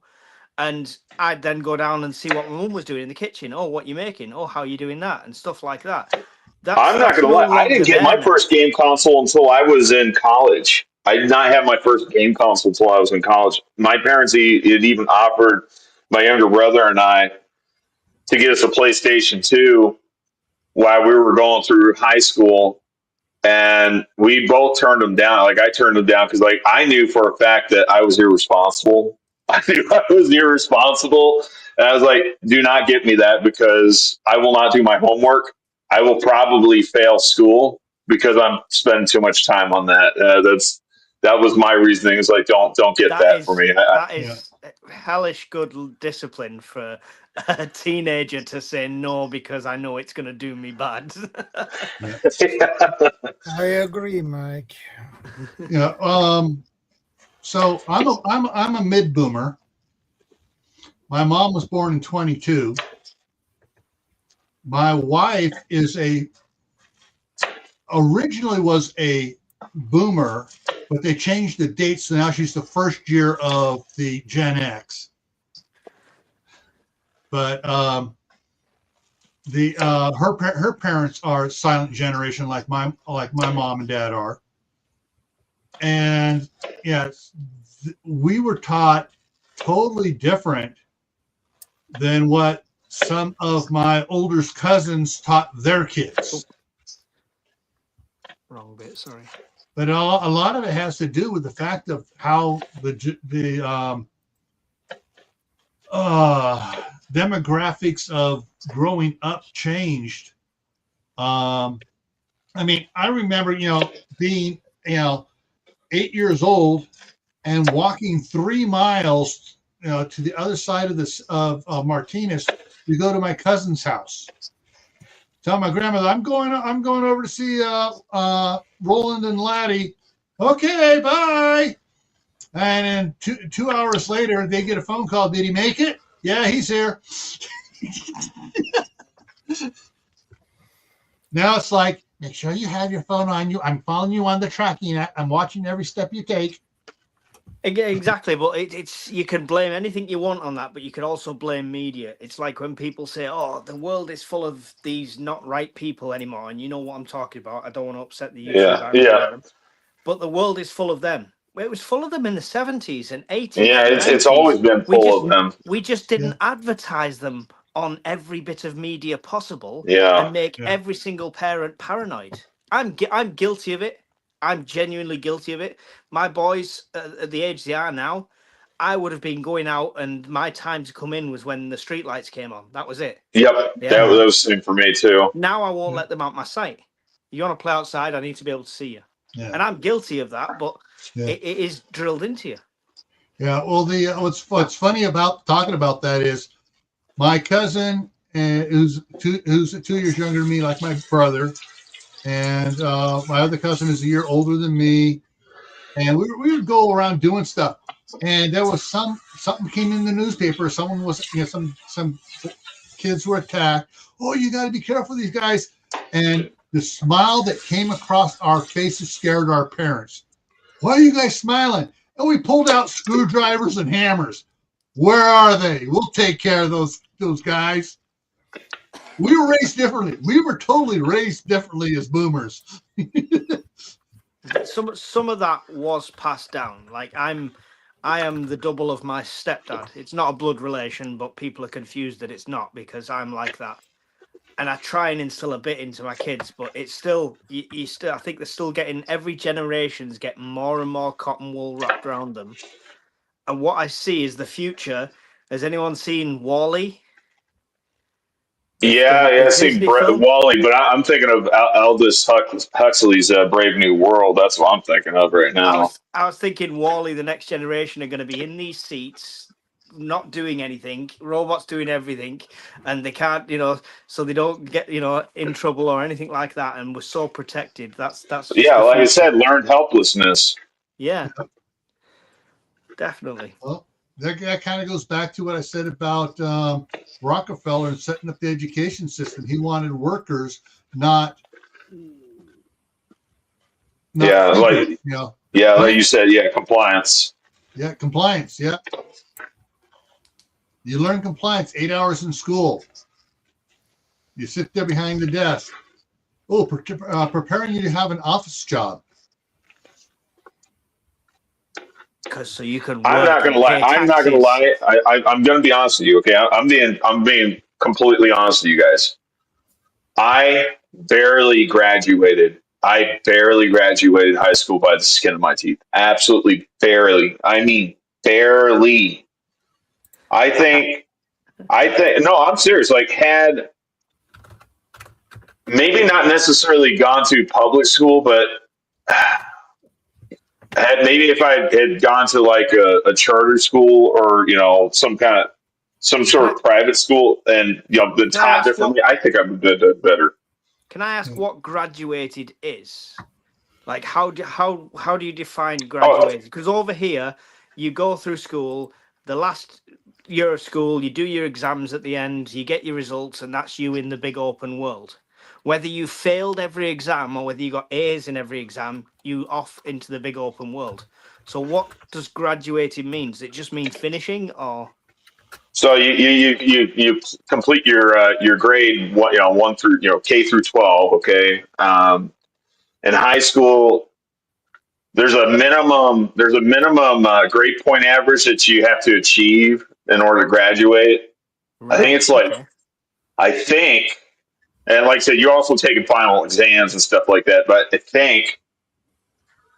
I want to say it's like it's either 2.3 or 2.25 or something like that for your overall GPA. So your GPA for your at least high school, it counts for all your grades you've earned basically from freshman year all the way to senior year of high school. So that's 4 years of high school. So there's some parents they're actually, you know what? I know as a kid growing up, all these parents are just straight up assholes and they're controlling, but actually they're pretty dang good parents looking back at it. It's like they want to make sure their students are A and B average, or some parents are just absolutely strict. They want nothing but A's, A pluses, because they want their kids to basically get full ride scholarships. But there's some where, like I said, A and B average. They don't allow for C's. They don't allow for D's. But if you're an all A student, or if you're mostly A's and B's, all A student, you're absolutely going to be a 4.0 GPA with your, when you go to graduate. A's and B's, you're going to be somewhere right around, 3.5, maybe 3. Somebody correct me if it's different now, but when I was at school, there's no such thing as graduated. You just got to the end of it, and that's it. You were done your time. So I made the decision to join the army when I was like 15 because all my family was military. So when it came to my exams, I was in the top sets and the top classes for maths, and I failed my maths exam because I just didn't want to be bothered with it. I failed my English exam. On one of the main question on the exam was like, what did this book mean, blah blah blah, and I was just I wrote, didn't read it, and then went to sleep for the rest of the exam because that was the type of person I was. So I failed everything, so I wouldn't have got a GPA. Yeah. But we don't have that. We literally go, oh, there you go, you've done your mandatory term, now get out into the world and show people your results and see if you can get a job. When you graduate, you get a high school diploma. Yep. We don't have that. Well, we do. You can't get into college without a high school diploma. Yeah, you can't even get hardly any good paying or decent paying jobs with a high school diploma. You need a minimum of at least a GED. Yeah, and GED. And there's some people that don't even do that. Yeah, a GED is your general education degree, or something like that. And basically, that's for those that fail 12th grade. And they say, I'm dropping out. I'm just going to go out and get a job. And then they realize, oh, I need to go back to night school and get my GED. Yeah. The equivalent of that we have is you'll apply for certain roles and they'll say you need at least a C in maths and English, right? Yeah. Which I don't have, but I'm better at maths than most people in my family. Yeah. But I don't have that. But I've built a career around experience and showing what I can do and stuff like that. We just don't have that diploma level thing. And maybe it's a failing on our part to not have that. Yeah. We used to have a national record of achievement, which was this red leather-bound A4 folder, and you put your certificates and stuff in it, and you take it for job interviews. Nobody frigging took it anywhere. It never got used. I don't even know if it's still a thing. The other thing you're talking about, you went into the military. You can't get into the military without a high school diploma or a GED. And even if you have a GED, you're limited in what you can do in the military. Yeah. See, they would just turn around and say, did you finish school? And you'd say, yeah. And they'd say, write your school name. And they'd never check. And that'd be it. One of my close friends,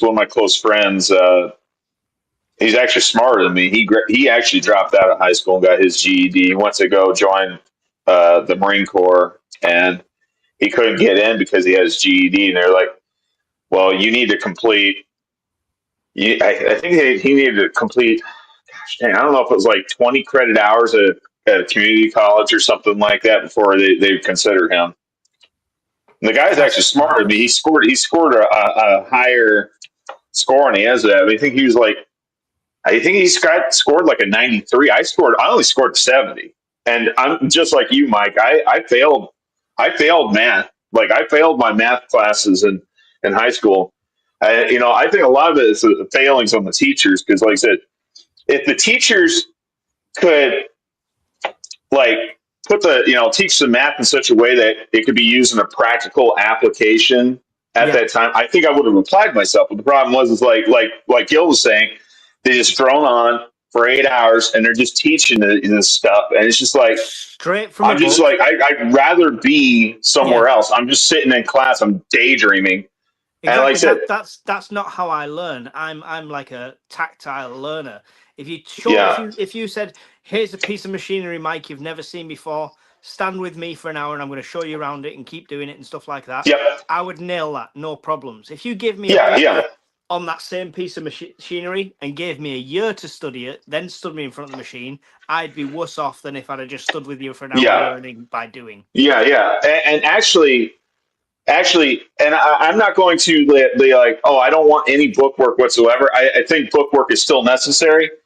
It's one of those things where it's like, okay, you got the machine right here. You're showing me how it works, but you also have the book right there. Here's the book. Here's how here's what you reference in the book. Here to this. And here to this. like I said, a little bit of And I think a lot of it has to do with the education system, because they, like Gil was saying, it's a one size fits all type system. It's like, that's not how that works. I would have never, I don't think I would have ever been in special education ever in my entire life. Because I kid you not, basically from kindergarten all the way up until I got to my freshman year of high school, I was in special education. I'm not kidding you. I don't think I would have been in special education had I been taught differently.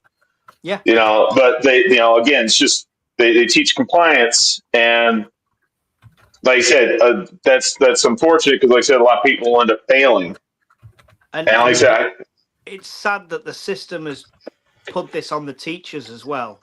Because Right. over here, it's like the state education is a national curriculum, and teachers get into teaching. And I have had some great teachers in the past. My science teacher was awesome. Yep. Everything was practical. Everything was actually, instead of talking about this, we're going to get up, we're going to go out the classroom, we're going to go at the forest, I'm going to show you the leaves, and you're going to get hold of them, and you're going to see.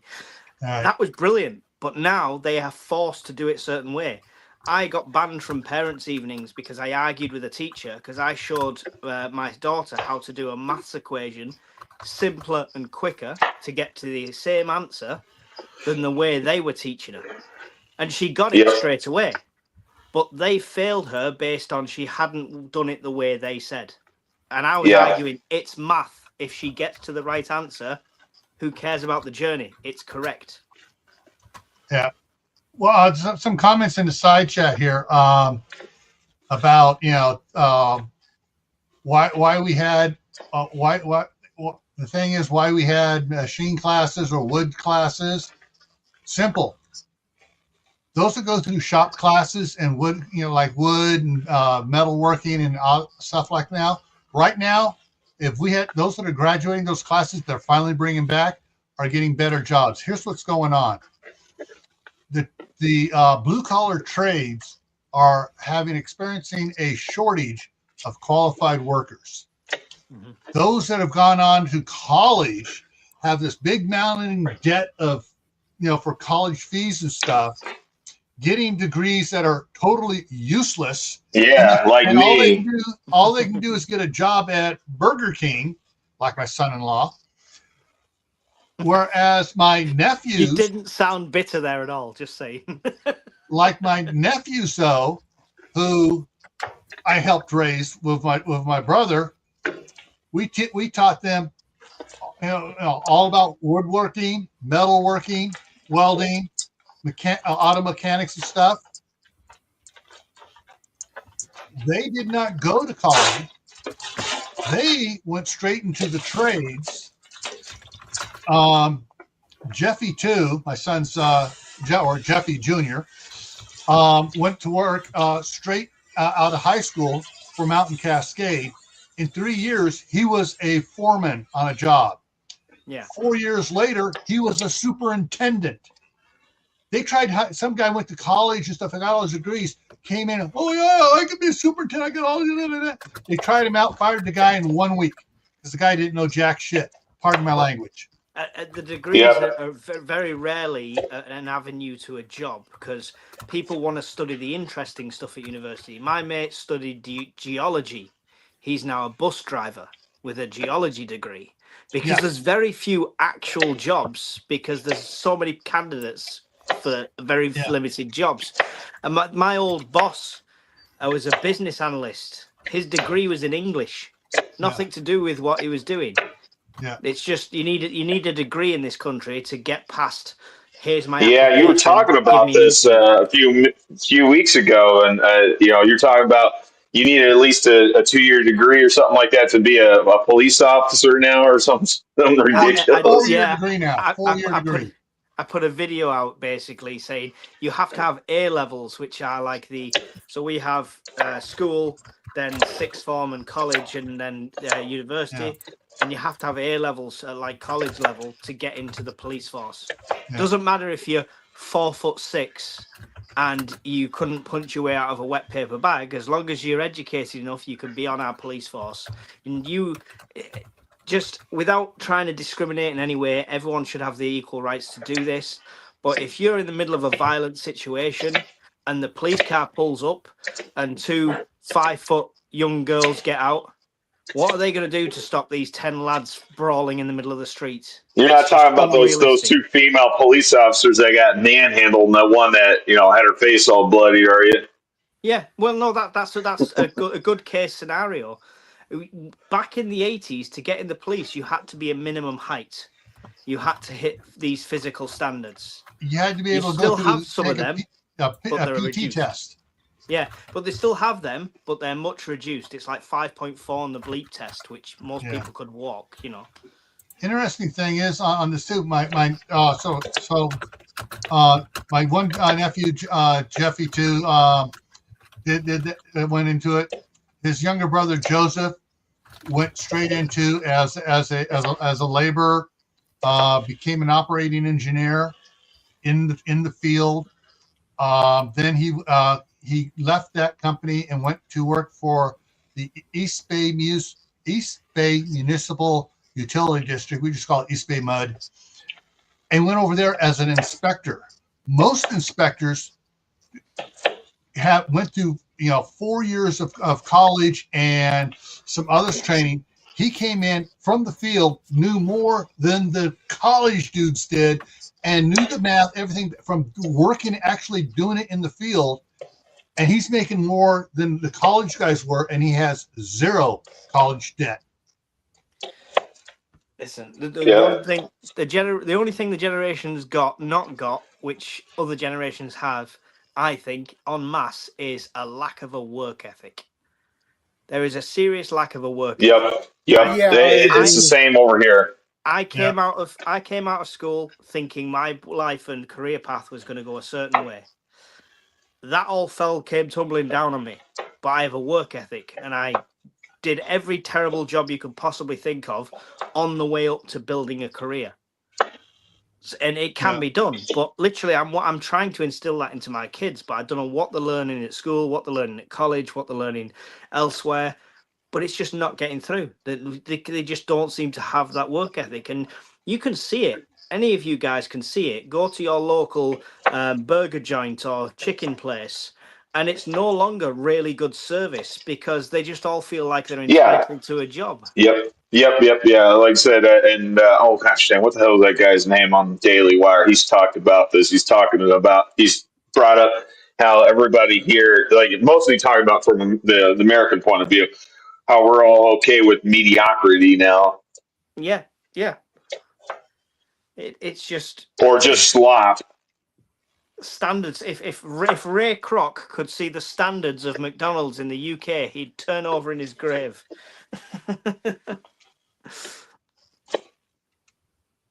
When I went to school, hang on, I'm just typing a message on the chat on my side here. I went to college, administration of justice. My minor was in drama because I liked working the theaters. I'm talking stage, back, as a technician stuff and everything else. Yeah. There we go. I only switched. Actually, originally my first year was drama. I switched to administration of justice. I learned more for life in work from my minor in drama, working about electricity, wiring, how lighting works, and stuff like that. But after I got my degree, my AA in administration of justice, I put myself through the academy, went to work for the sheriff's department. Back then, the sheriff's department was making like $15.75 an hour. My younger brother comes to me and goes, "Hey, you used to hear me complaining about how poorly paid the police were at family function." He goes, "Hey, I got a job for you. It's making $65 an hour. You get to play in the dirt and play with big pieces of iron." Sold. I went to work for Mountain Cascade, became an operating engineer. I ran dozers, excavators, track loaders, mini cranes, paddle wheels, excavators. I mean, all that stuff. See, that's the kind of phone call or conversation somebody needs to have with me. Anybody watching in the chat, if you've got a job like that on offer, give me a call. I'm a good hard worker. Yeah, but the reason, like I said, got that's something I've been wanting to get into too. But man, I tell you what, it pisses me off. It's like kind of goes back to what we were saying, but these companies, they don't want to cross train, or they don't want to hire. They don't want to hire without. Like I said, this gets to be a little bit of a different conversation. They don't. And this is part of the reason why I'm stuck with that stupid college debt after going to line school to be a lineman. Nobody wants to hire from without. They only want to hire from within. And it's like, if you're not in, you're not getting hired.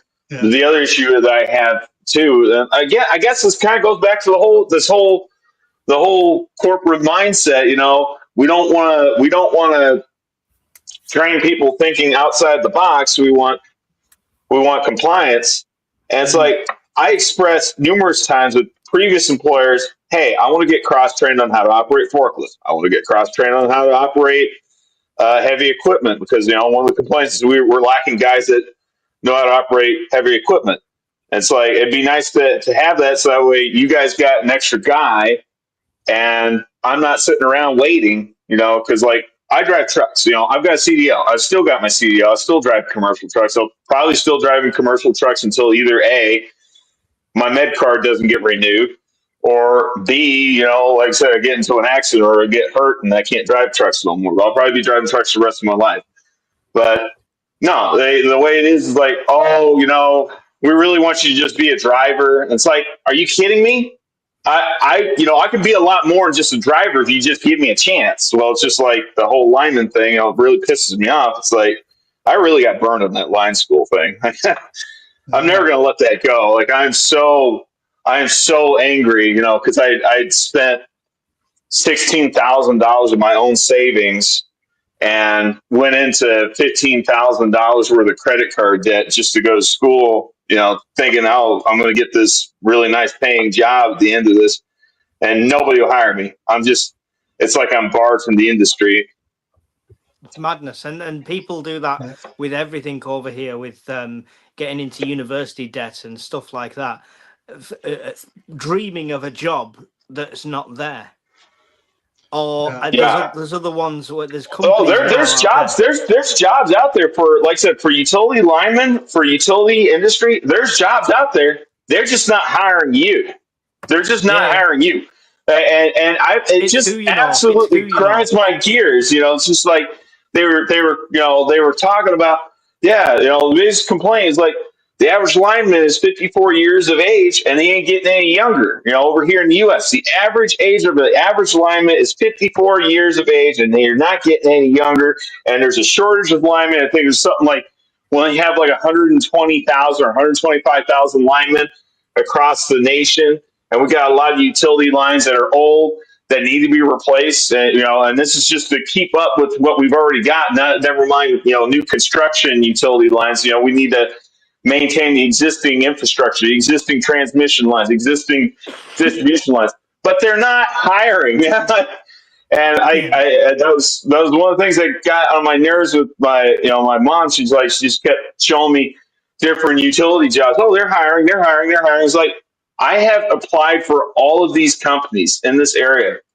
Excel Energy, I have put in more than a dozen applications with Excel Energy alone.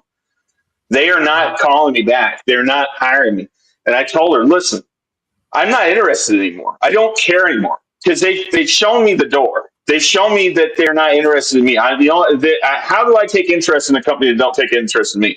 And I told her, they're not interested in hiring me as a utility worker. So like I said, I'm not working in the utility industry in any capacity, not as a guy that works at the power generation portion, not as the substation tenant, not as a groundman, and that groundman's the pre-apprentice to the lineman apprentice, not as a lineman apprentice, not as a lineman, not even as a damn meter reader.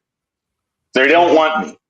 And like I said, so I have to change gears. So like I said, that's why I've been talking about Alaska Nice Road Trucking, because, like I said, the trucking industry is just not paying very well. And like I said, they like Gil says, they're complaining about, oh, there's a shortage of blue collar. Well, you need to start paying these blue collar workers what they're actually worth, and there actually is a shortage.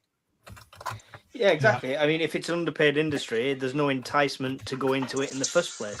Yeah. One of the things that got me into... Everyone could just leave school and make millions on the internet, but now anyway, right? That's the way to do it. except that ChatGPT and AI is going to take all those jobs away from them. Yeah, I'm one of those jobs it's going to take. Yeah. So the reason my brother was able to get me the job working with the construction company was because as a teenager, my dad taught me to run a articulating loader in Fredonia, Arizona, because that's what they had out at the dump. Taught me how to run the motor blade because that's what they had for plowing the snow off the street.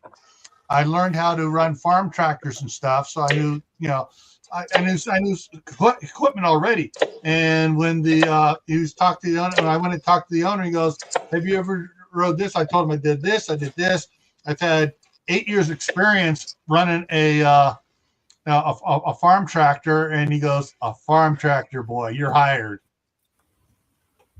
There you go. I mean, as a kid, I learned how to do this as a skill, as a kid, as a youth, which is what today's topic's about, and that's what got me that job, making $65 an hour. Yeah. But yeah, there's the skills we teach our kids now needs to be, you need to keep some of the trades, like plumbing. If you can teach them about plumbing, how to do drains and stuff. Yeah, if they get when they get out of high school and they do some stuff, and maybe even during their senior years of high school, find a small privately owned plumbing company and say, "Hey, he wants to work for you for $5 an hour, well below minimum wage type thing, for the summer as a as an intern, as a gopher." Yeah, and you can do that for between sophomore and junior and senior year. And you put your heart into it, you may find out as soon as you graduate, okay, we'll bring you on as as a full-time gopher, and then we'll send you to the apprentice school. We'll get you into the apprentice school, and then we'll teach you more stuff. And it usually takes about, I've seen several of the guys talking about this, it takes them 5 to 7 years to become a fully licensed plumber working for someone else. And then they start making the money. They're making a little bit of money along, and whatever they spend on side schooling is pittance. But all of a sudden they start making it, and now, they're 5 or 6 years in, and they're starting to make the good money. Whereas their friends from high school went to college, has $200,000 in college debt, and after 4 years they got their degree. Oh, and they actually got a good paying job, but they got all this debt they're going to be paying off for the next 20 years. But we know this, and our generation knows this, and your generation knows this. This generation wants to come out of university with a piece of paper and be given the manager's job at a top firm instantly, earn all the money, do very little work, and live some sort of philanthropist lifestyle. Mm-hmm. It's not realistic. No, and then because of the way the internet is now, because they see people have been successful in a certain way, they think, I can do that. Mr. Beast has just a video's just gone public that he made when he was 17 saying, "Dear future me." And he was saying, I hope you'd have 1 million subscribers by now and stuff like that. And obviously he's on 54 million. That literally just reaffirms every single kid who comes out of school going, I'm going to be a YouTube millionaire. I'm going to be a YouTuber. I'm going to do all this. Because so many kids still think they can be successful at it. Trust me, it's not easy. I agree. It's not easy. It's tough. Hard work. 1 out of 10,000 have some moderate level of success. And then, one of even less makes it like Mr. Beast.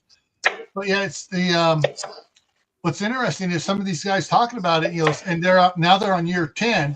Now they have their own truck. They have apprentices working for them, and they're making more money than their friends that went to the college and got all these degrees and stuff, and they don't have the overhead. And the guy says, "Oh, I got this car." He goes, "Yeah, I'm still driving this beat up Toyota Corolla, but my truck's paid for, my house is paid for, this is paid for. I got all these tools, everything's paid for. I have no debt."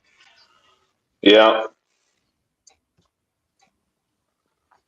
It's like I say, there's a serious lack. If one thing we can teach our kids at home, whether it's chores, whether it's cooking, whether it's prepping, whether it's woodwork, whatever it is, make sure that comes with instilling a work ethic into them. Because that is what they are not doing in any of the education system. There is no work ethic that's being instilled into them. I'm watching every child, like my oldest is 22, my youngest is 2. There's a few in between, and I'm watching each one of them go through the school system. And where the education system varies, it's still lacking a massive part of it. Yeah. There's I'm going to pick on my son-in-law again.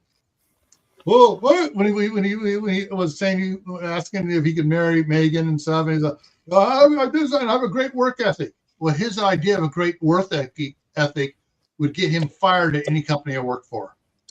He does not have a work ethic. A lot of people these days do not know what work ethic is. Well, I show up for my job. Well, it's more than that. It's more than that.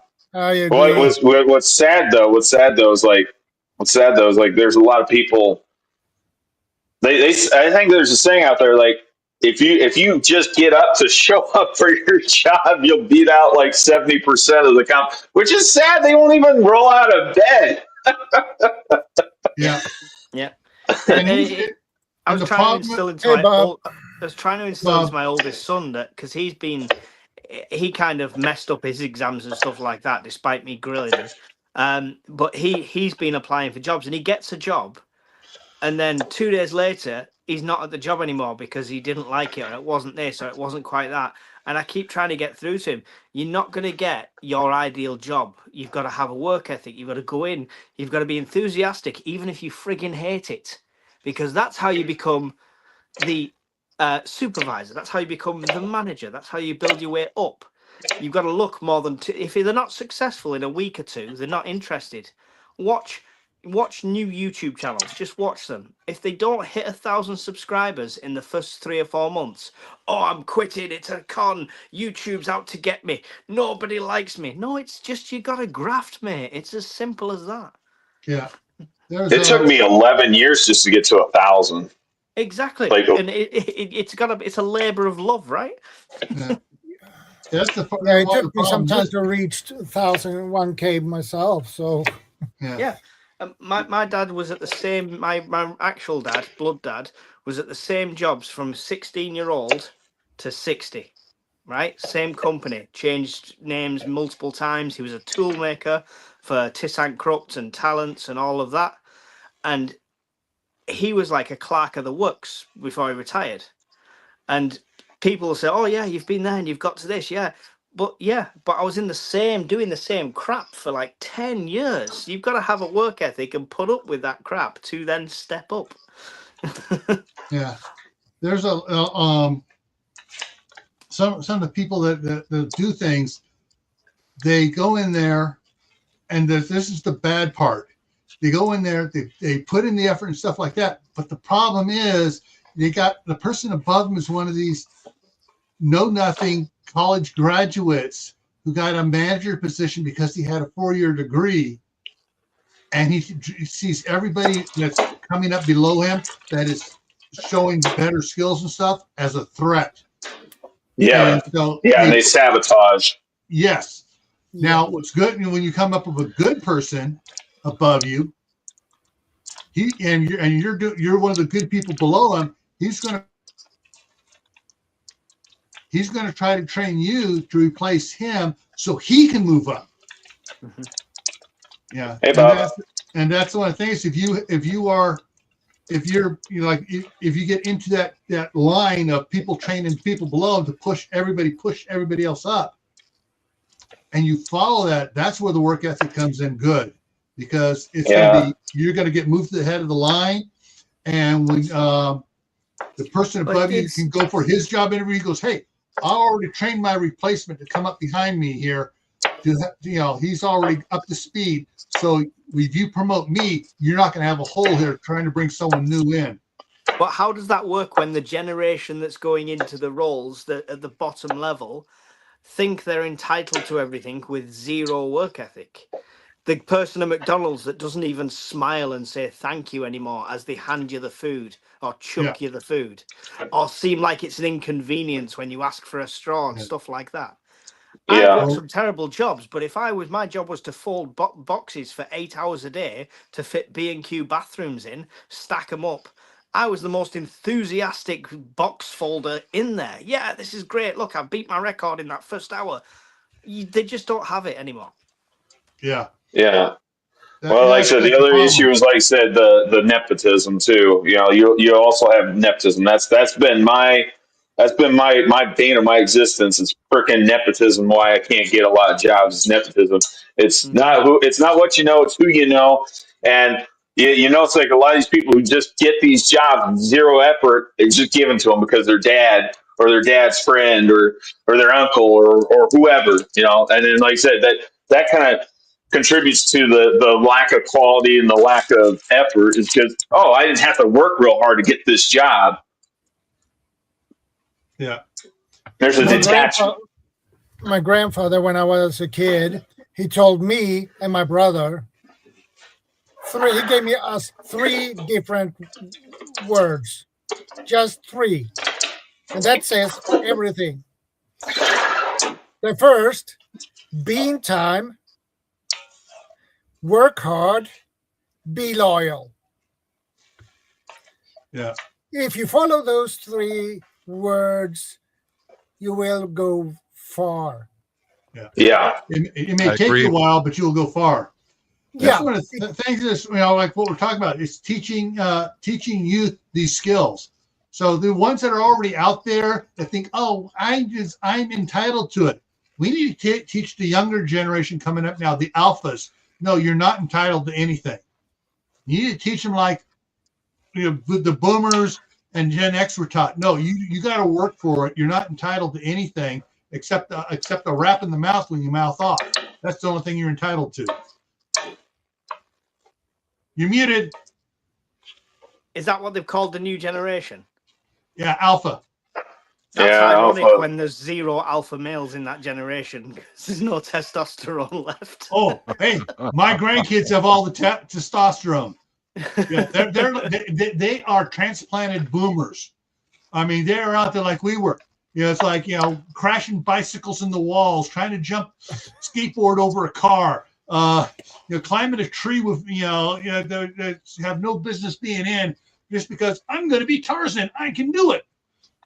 But, the thing is, we need to teach the next generation coming up here, hey, you're not entitled to anything. The only thing you're entitled to is to put yourself out there to work hard. Welcome to the participation trophy generation. Yeah, that started up with the millennials in America. I don't know how it started in England, but yeah. I apologize to you, Mike, for the participation award being sent over there from here. It's ridiculous. It's ridiculous. It is. Competitiveness breeds that work ethic we're talking about. Yeah. You lose every race at school. That's not the spellings of a mental health problem. That's somebody who's going to leave school determined to do better. Determined to look back on them classmates and have a step up on them. Yeah?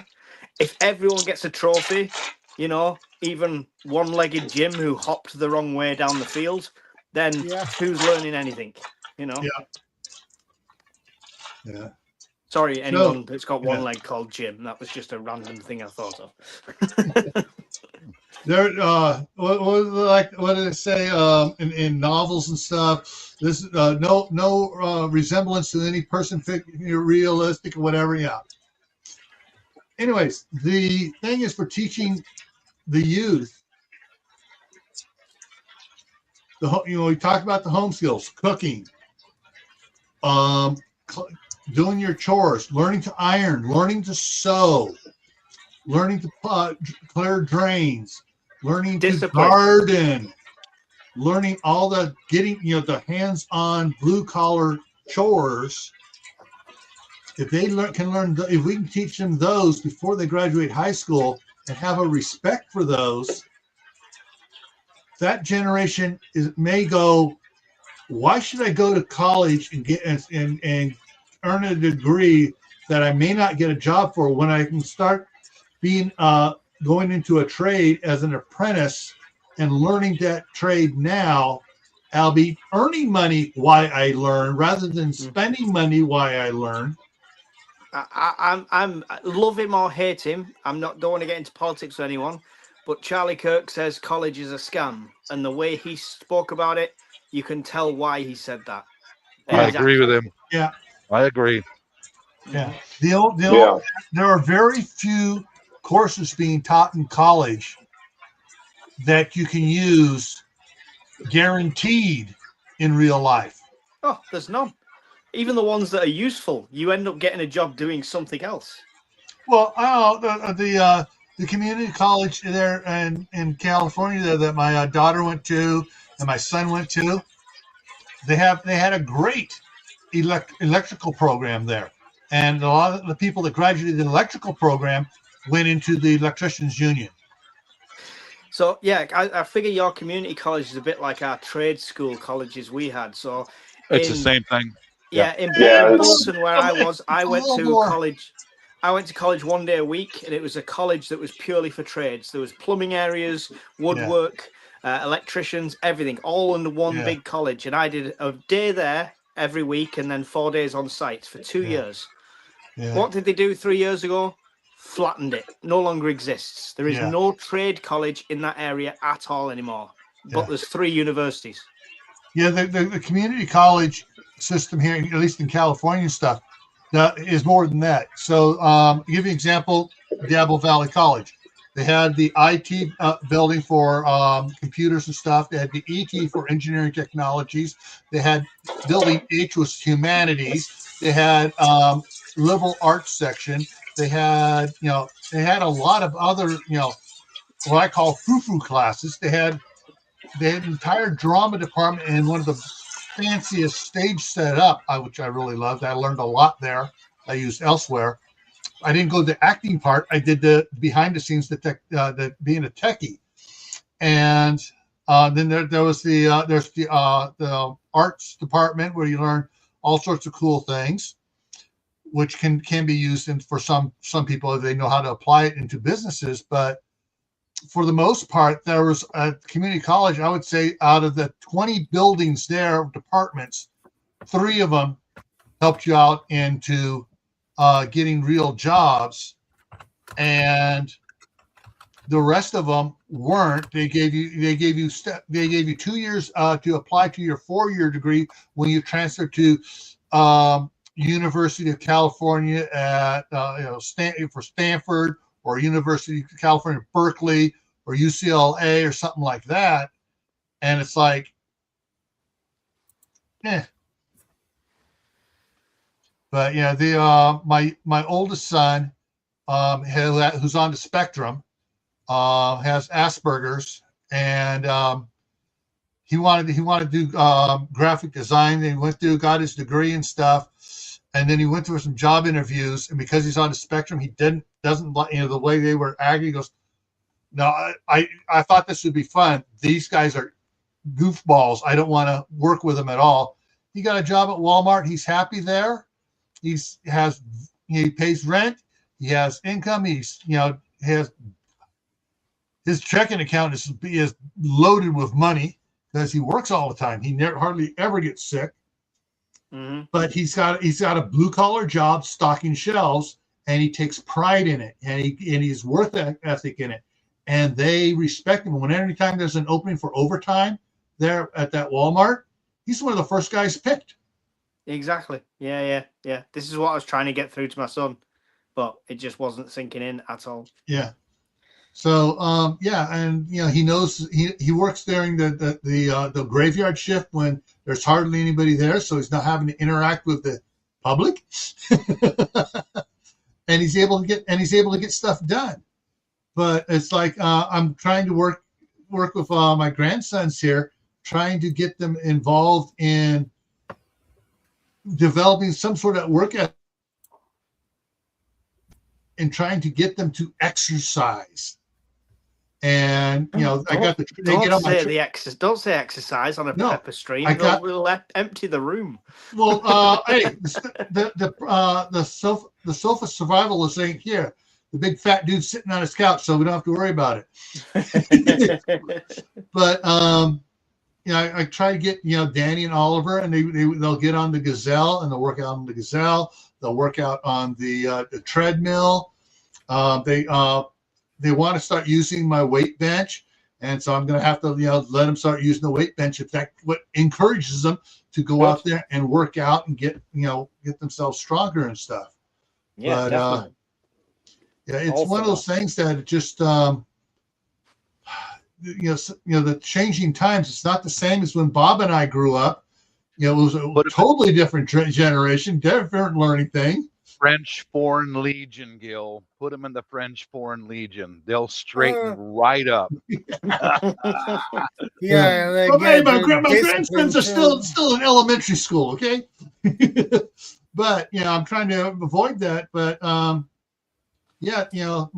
youngest son, I mean, he's making money. He's building up his supply of tools. He's money's burning a hole in his pocket, but it's not on booze or anything else like that. It's on tools, because his goal, he wants to be able to go to work as a plumber or electrician, and he wants to have all the tools ready. So when he goes to a company, he's not having to borrow anybody else's tools. Then he go, oh, this guy's ready to go. He's had time doing this, working for White Magic Restorations or for this other restoration company. He's been volunteering at the State Railroad Museum, working on equipment. So he has a plan. Busted. That he wants to do.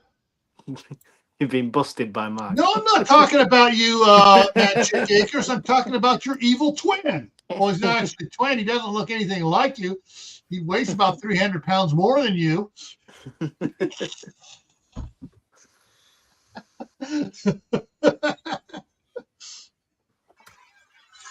Mark, how's that ramp coming? You got it set up for your dog yet? But yeah, some of the things I get my grandsons excited about. I play them some of the videos on these guys out doing workouts and stuff, and you see these guys working. These other guys come in. Like the guys on the treadmill just kind of jogging there. This other guy gets on there, picks up this 20 or 50 pound weight and gets on the treadmill, and he's running forward, turns on, he's running backwards like he's got a... I've seen him. He's in like a Marine uniform, isn't he? Yeah. Oh, no, there's some of it. This is the one guy is African-American. The other guy's there's one that's Hispanic, and there's one white guy in there. It's the Hispanic one I've seen, yeah. And they're doing the backflips and everything else out there. They're taking the weight bars, and they're tossing the weight bars to each other and catching. They go back and do a sit-up, come back up, and they toss. The other guy catches it, does a sit-up. My grandson sees that, and they're like, wow, we want to do that. Go, hey, you got to get on the treadmill. You got to sit them down saying, this is stupid. You don't do this like this. This is not how we exercise. But you got to exercise and get the muscles first before you can do that. That's taking you've exercised to this point. Those guys are taking it to this point. They had to work years to get here. Here's a question to the room then. Obviously, the topic is teaching youth home skills. I've got a challenge. How do you teach common sense? It's like it's either you get it, you got it, or you don't, or you learn it or you don't. It's just like it's not really something that's taught. Mm-hmm. There is a way to teach it. I'm trying to remember the TV sitcom that Stacey Keach was in as the father.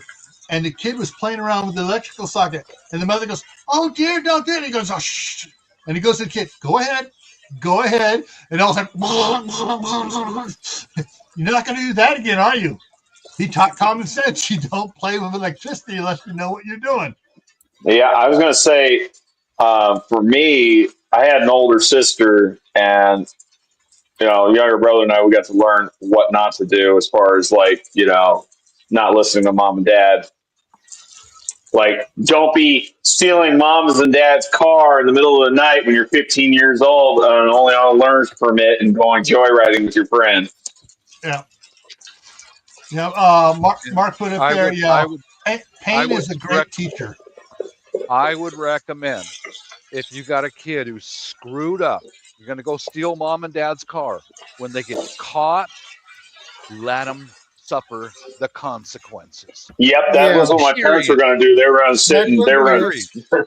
If you're in pain and you're in agony, or if you're in a jail cell, hey, how's it feel? I'm outside here doing what I want to because you're a fucking idiot and you're being held accountable for and responsible for your actions.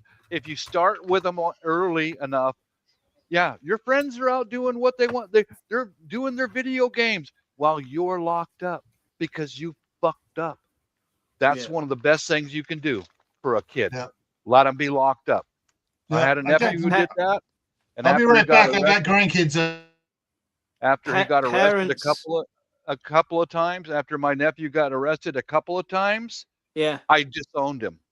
Said, dude, I can't have you around me. You're a fucking criminal. I'm done with you. Yeah. But parents, as the generations have come through here, I don't know if it's the same over there, but they've got softer because they're getting more and more restricted. Like, there's no cane at school anymore. There's no discipline. There's no physical discipline. You can't discipline your own kids physically and stuff like that. Don't get me wrong. I'm all for protecting kids and not abusing stuff like that. But if I did something wrong, I got a clip around the hero. I've had a bar of soap put in my mouth once off my grandma for swearing. I've never sweared. I'm 41. I still don't swear in front of my mother because of them things. Yeah. Never did me any harm. Yep. And another thing I was thinking about, teaching your kid to show respect for the elders. Yep. That is something that is basically gone these days. Yeah, but it's do you know what? And I've noticed this directly. Okay, I can literally relate to this directly because my son that turns 11 in 3 days' time, he's got this attitude coming back now, and he doesn't know where that boundary is, and it's literally mimicking what he's watching on YouTube. So he's been taught respect from a very early age, and his younger brother still is. But he's started to that influence has become more of an influence than me, his mother, or the school. What the hell are you supposed to fight that with? Good question. Turn it off. I was going to say limit the screen time. He's with me for 1 weekend out of 2. So what can I do? Okay, I got you, Mike. I got it. Yeah. Well, in an ideal world, you would cut the internet off for him. Oh yeah, my stepdad walked into my room when I was a kid and cut the plug off my console and my TV. That's how we got punished. At one point it was like, all right, so it's not like I've unplugged it and I could get away with it quietly. He literally came in with a pair of scissors and went ding ding. There you go. Yeah, Mike, I went through similar thing. I'm divorced, all that. I was up against the same situation for years, and when once again, it goes back to let the kids suffer their own consequences. Yeah. If you turn into a fat marshmallow by playing video games, which is what my sons were doing, okay, well, I'm so fat. Yeah, it's because you're a lazy ass. Because you don't do anything. You're lazy. You're sitting in front of your console. And I remember the ex-wife, Bob, buy them an Xbox for when they come visit at your house. No. Forget that. Oh, along that line. So here's something that will work. We have a Wii. The grandkids want to watch it. They don't get to play normal games. They got to get up on the Wii activity island where they are running in place, or whether they are trying to bowl, or what they're having to move things. So we got the program that they use in the old folks home to get them up and active. Yeah. I avoided anything internet as much as possible. Yeah. What I did was when I had maintenance to do on the house and repairs, you're going to help me do this. But I'm tired. Get it. I'm not a good parent. I just don't have patience for bullshit. I know, You know? but that's the way it should be. That's the right way. The problem you've got is also you've got a woke world. Yeah. I'm not even going to say country. I'm going to say world that has changed. Now you can't have pit girls on the Formula One. Now all these adverts for underwear have to have somebody that is 10 plus sizes, and we have to celebrate that you're a fat marshmallow playing your games. And we have to say that's wonderful. Yeah, cut it off, man. It goes back to what I was talking about, is the mediocrity. We're okay with mediocrity. Yeah. Like, in some regards, mediocrity is okay, but in everything, no. Like, when I say mediocrity, I don't mean it in like and I don't mean it 100% in a negative connotation, but I'm just saying, like, it's, like I said, if you at least cheat or at least try to get the one thing to cover, cover your bases as far as like the preps go. Like I said, when I'm saying mediocrity, I'm going to talk about the preps side. There's some guys out there like, oh, just save up until you can actually afford, like a really nice chest rig or a really nice a plate carrier with the level 4 ceramics. It's like, I can't afford that. I still can't afford that.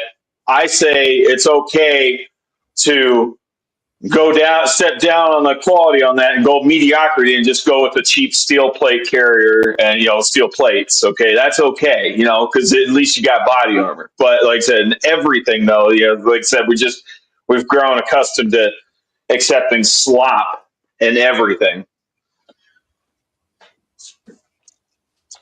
I'm done. I don't have anything else to add to that. Yeah. Yeah, Mike, I understand what you're going through, because you've got the ex-wife at home telling your children how terrible you are, to make them work when they come over to your house. And oh yeah, dude, here we go. I had 2 kids. I will pay you $20 to cut the grass in the front yard. I mean, dude, it was a 15-minute freaking job. And I will pay you $20. This was a long time ago, to help me bracket up something to dry towels out on the deck. Yeah. Okay. There's your responsibility. Here's your tools. I will help you build this. Here is your job. You know where the lawnmower is and you know how to use it. And he, 1 or 2, and oh, I'm sweaty. Well, his brother worked with me, learn how to measure, drill holes, etc., how to drill the correct size holes, drive in screws. Okay, the job's done. Here's your 20. And then here's little puff boy. Oh, and I said, well, your brother's already on the way to the market, and he's going to go buy whatever he wants because he finished the job. Yeah. You didn't. Well, that's not fair. Yeah. It goes back to the whole participation trophy generation. That's what I heard. Yeah. Dios, it's one for you here. So I got one of the plates from Temu. Oh. Okay. So I wasn't aware they had plates. It took a while to get here, right? But Brian, Scottish Prepper 73, has got a video of his channel. It took Magnum rounds. It took 2 rounds. Everything apart from one certain round, like an armor piercing one. Everything else, it took it. Everything that's going to be standard that people are going to be carrying, it didn't go through.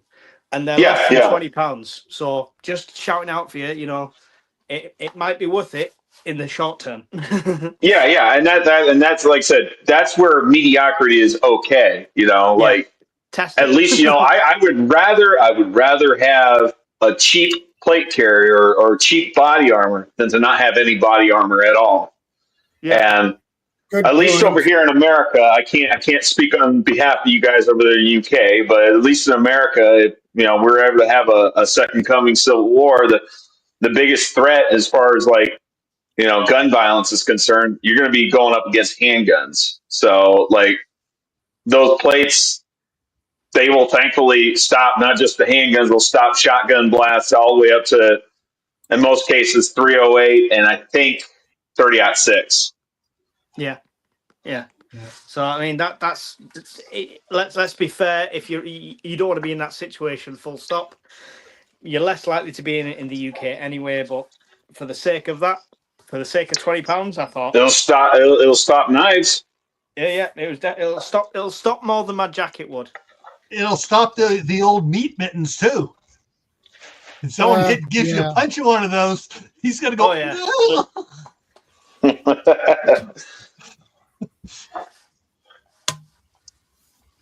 Oh,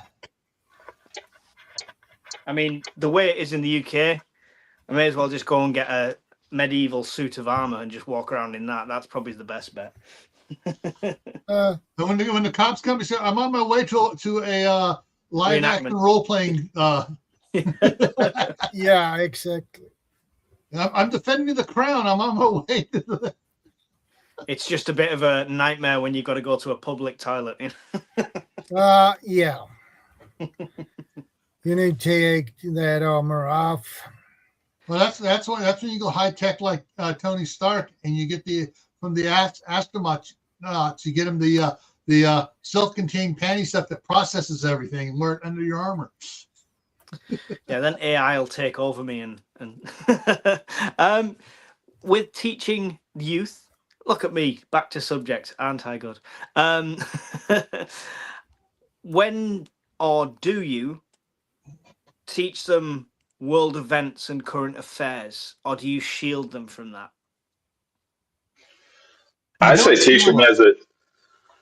You don't shield them at all. If they see it on the news and they ask, then you talk to them when they ask. Yeah. If there's certain things going on that you feel are important and they need to know, you sit them down and you explain it to them, and you get them to repeat it back to you, so you know that they understood it. Mm-hmm. But things going on in the world. What's going on with Ukraine? You sit down and you explain it to them.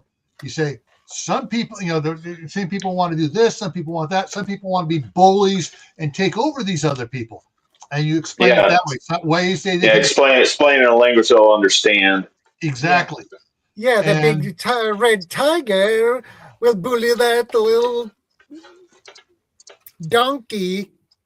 Yeah, so I don't know what they're teaching in schools now, but I've mentioned it on stream before that my 7 at the time, 7-year-old started crying once after school, and it was because he was worried about World War III.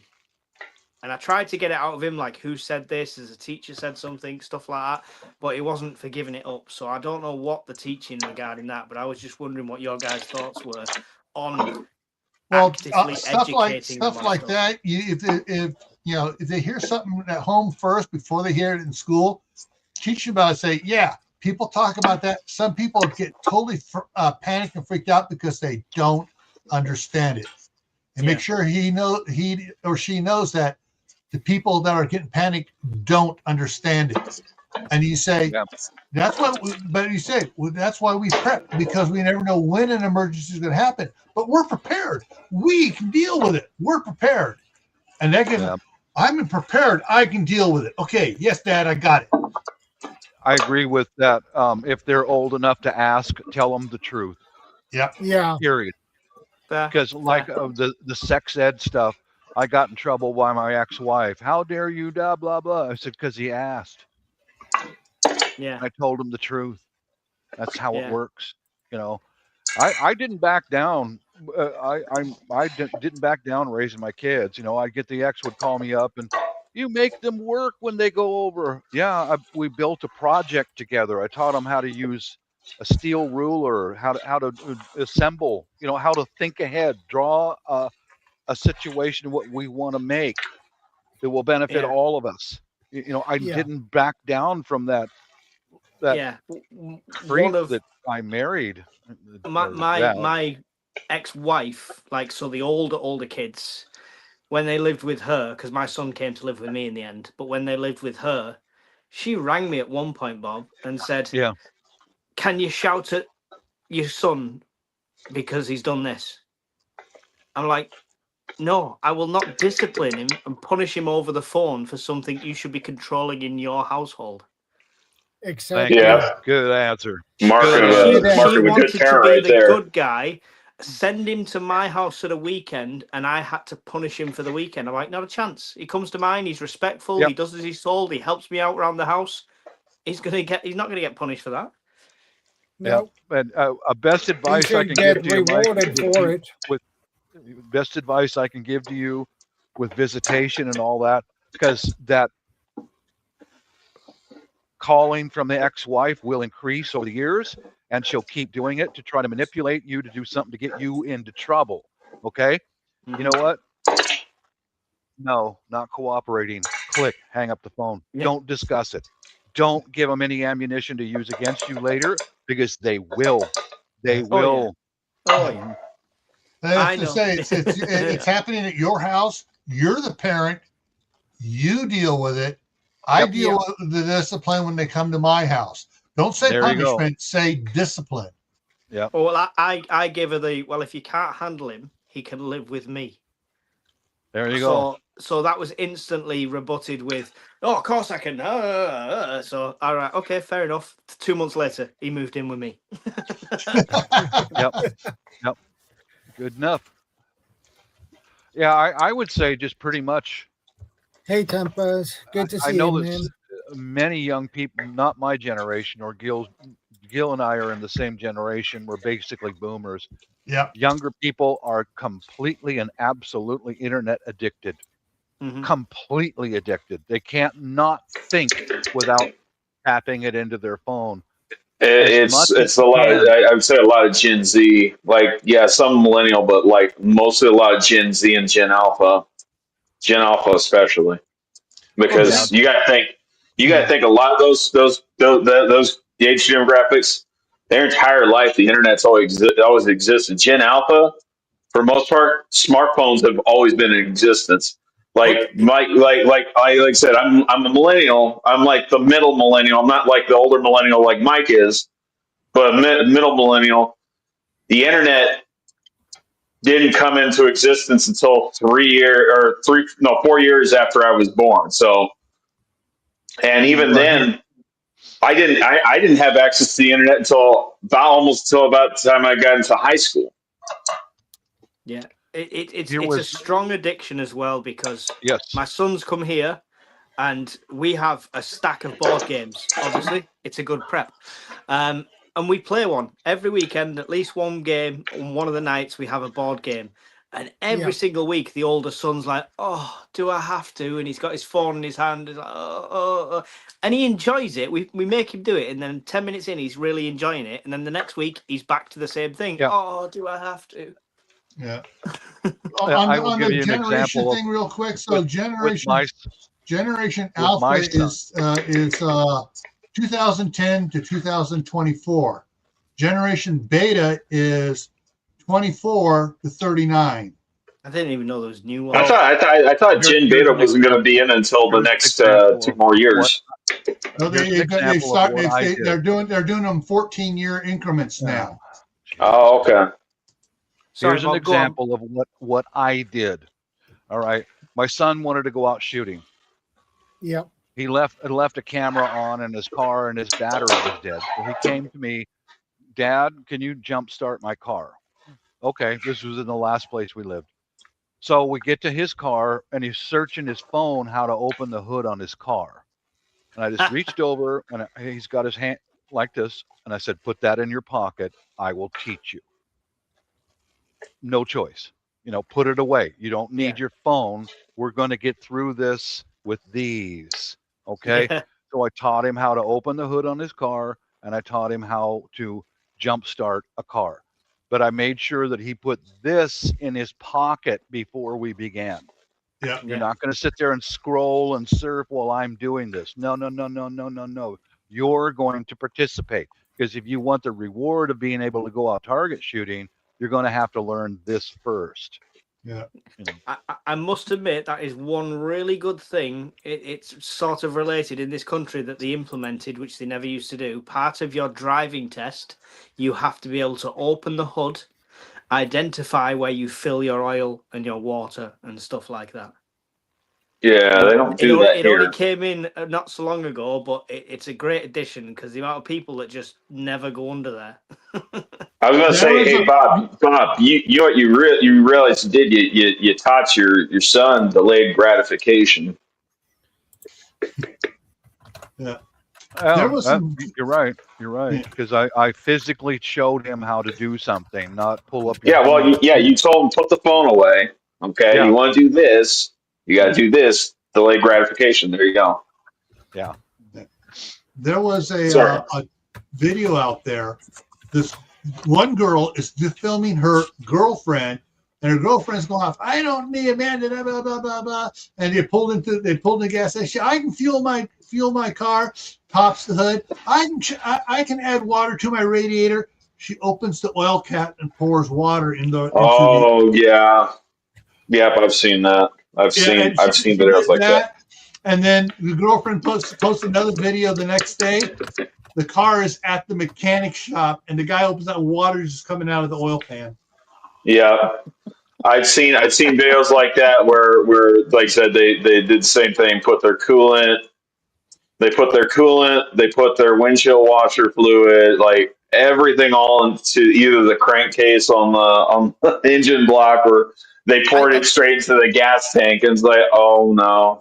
I mean, are your cars that different from ours? You open it, No, it literally says oil on the fucking cap. No longer says oil. No longer says oil. It has this funky little symbol of dripping coming out of it. Oh, that's water. No, that's oil. What? So the words are too complicated. We've gone to hieroglyphics. Is that yeah. Some cars, yes. Some cars, yes. Some cars they still say oil on it, and some have both. Because they're trying to be friendly for those who refuse to learn the English language. Yeah.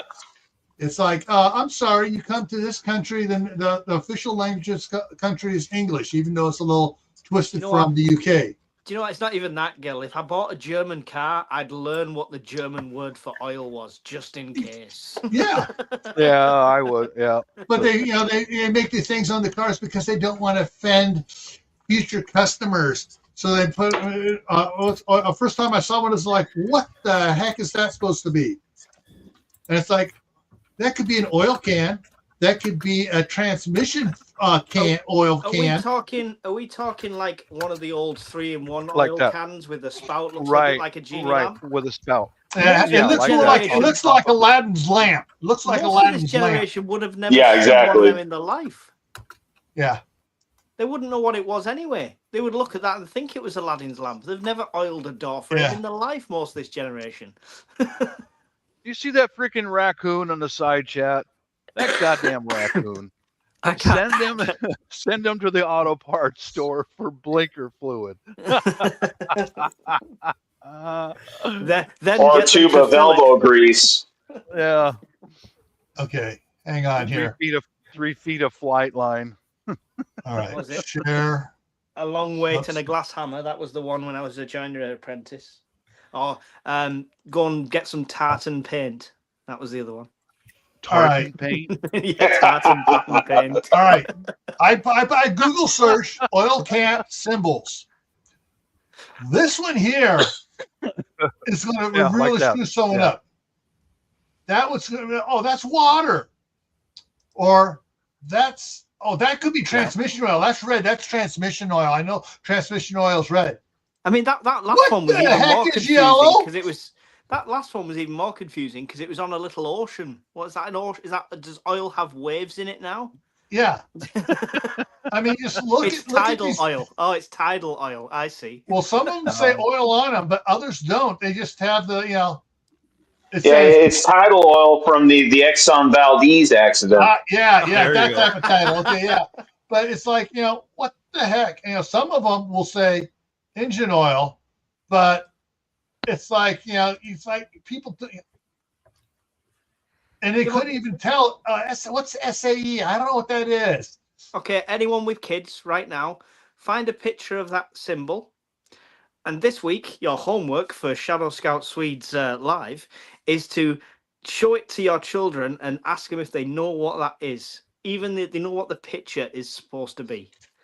Except Gil doesn't like homework for his kids. Well, that's not homework. That's not schoolwork assigned to the home. That's housework assigned to the house. But even worse than this is you used to say, like, check engine, oil, temperature. Now they don't say what they are. They just have these funky things. And you got this, is that the brake pressure or is that tire pressure? That's so you go to the garage and spend a frigging fortune on diagnostics. That's what that's all about. My mate had an old Saxo once, and his airbag light was on, and they wanted a fortune to fix it. And he said, I'm going to take it to sell this car. I need to get rid of this airbag light. I said, not a problem. I can fix it. He came back half an hour later, no airbag light. And it was an old school dashboard. I'd just pulled the back off and yanked the bulb out. So the faulty airbag light went off. There's car, home skills, car, how to air up the tire, how to check the tire pressure. Because those ones, like my new Murano here has, it shows the air pressure is, and it shows different pressures for the different tires. Like the left front is always showing a pound or two heavier, higher than the others. But I go out there with my good, expensive pressure gauge. They're all exactly the same, but the car's sensor says they're different. So, but you need to have how to change the oil how to change the oil, how to change the oil filter, how to fill it, how to check the level to make sure it's right, how to park the car on a level when you're checking the level, how to do the transmission fluid. But you're punished for all that now as well. This is what people got to realize. You're punished for all that. So I used to have a diesel Zafira, which is like a 7-seater. I did everything myself. Every 6 months, I did the service on the vehicle. I could drop the oil out the sump, do everything, flush it, do, the whole lot. I'd do it myself. Because I did it myself, I didn't get little stamps from a garage in my book. So when I went to sell it, I lost nearly $1,000 in value because I didn't have little stamps in a book saying a garage had done it for me. Well, that's what like the owner's manuals here used to have a thing in the back, oil changes, and had date and oil you used, amount, stuff, and the filter change. And so you would fill it out as you went, did everything.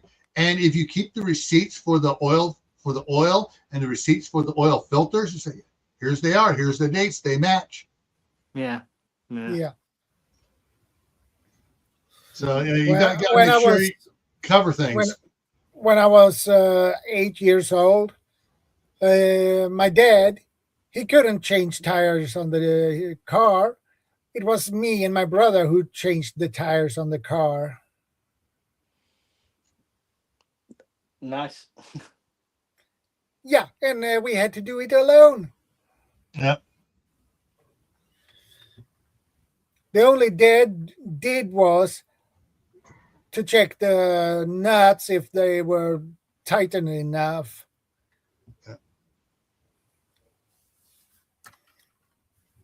There also is a situation like with me currently. Okay, I got a son who's 29 and he's still living at home. Okay, do you understand what I'm talking about, guys? 29, still living at home. And he had a surgery recently, and I said, well, during your recovery time, I'm going to get some rooting hormone, and I'm going to teach you how to grow plants and teach you some gardening. Oh, no, I'm going to be too busy going through physical therapy. And here's my situation, okay? You know what I have tried, and this is the same guy. I had to take the phone out of his hand to teach him how to jumpstart his car. This is the same guy. I'm at that point now. It's like, okay, reap your own reward. Hmm. Do you understand what I mean? You've Yep. learned nothing. You are worth nothing. You are on your own. And I've been here to try to teach you everything I possibly can. And it's always turn around and walk away. Mommy's little spoon-fed baby boy. Reap your own reward. You'll see what I'm talking about later on. Yeah. I mean, Reap your they own will reward. Sloth. they will learn the hard way. We as parents, we want them to learn the easy way, and we try to give them the easy way, but some of them refuse. But sometimes you can't. Yeah. Sometimes you can't. Yeah. Yeah. Yeah, it's like I saw a little reel last night. It was funnier than heck. The mother's walking out there with the daughter, telling her, this, watch out, you're going to walk into something. I'm not going to walk into anything. Oh, bam, right into a board sticking out of the back of a truck at like Home Depot. The girl was on her phone. Mother tried to warn her. Bam, right into it. Don't that still gives me nightmares. I used to commute up into the top of Lancashire. It's very hilly as you go through. Every town is like down and up hills all the way.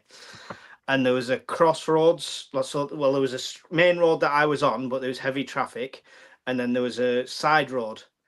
And I watched a childminder, like from a nursery with a nursery logo jumper on, holding a pram, doing something on a phone. Suddenly decided needed two hands for this phone, like let go. I watched this pushchair roll out into traffic, literally because of something on the phone. And luckily, traffic was slow enough, and the guy in the Range Rover slammed on and blared his horn. But just that's somebody who's in charge of somebody else's kid.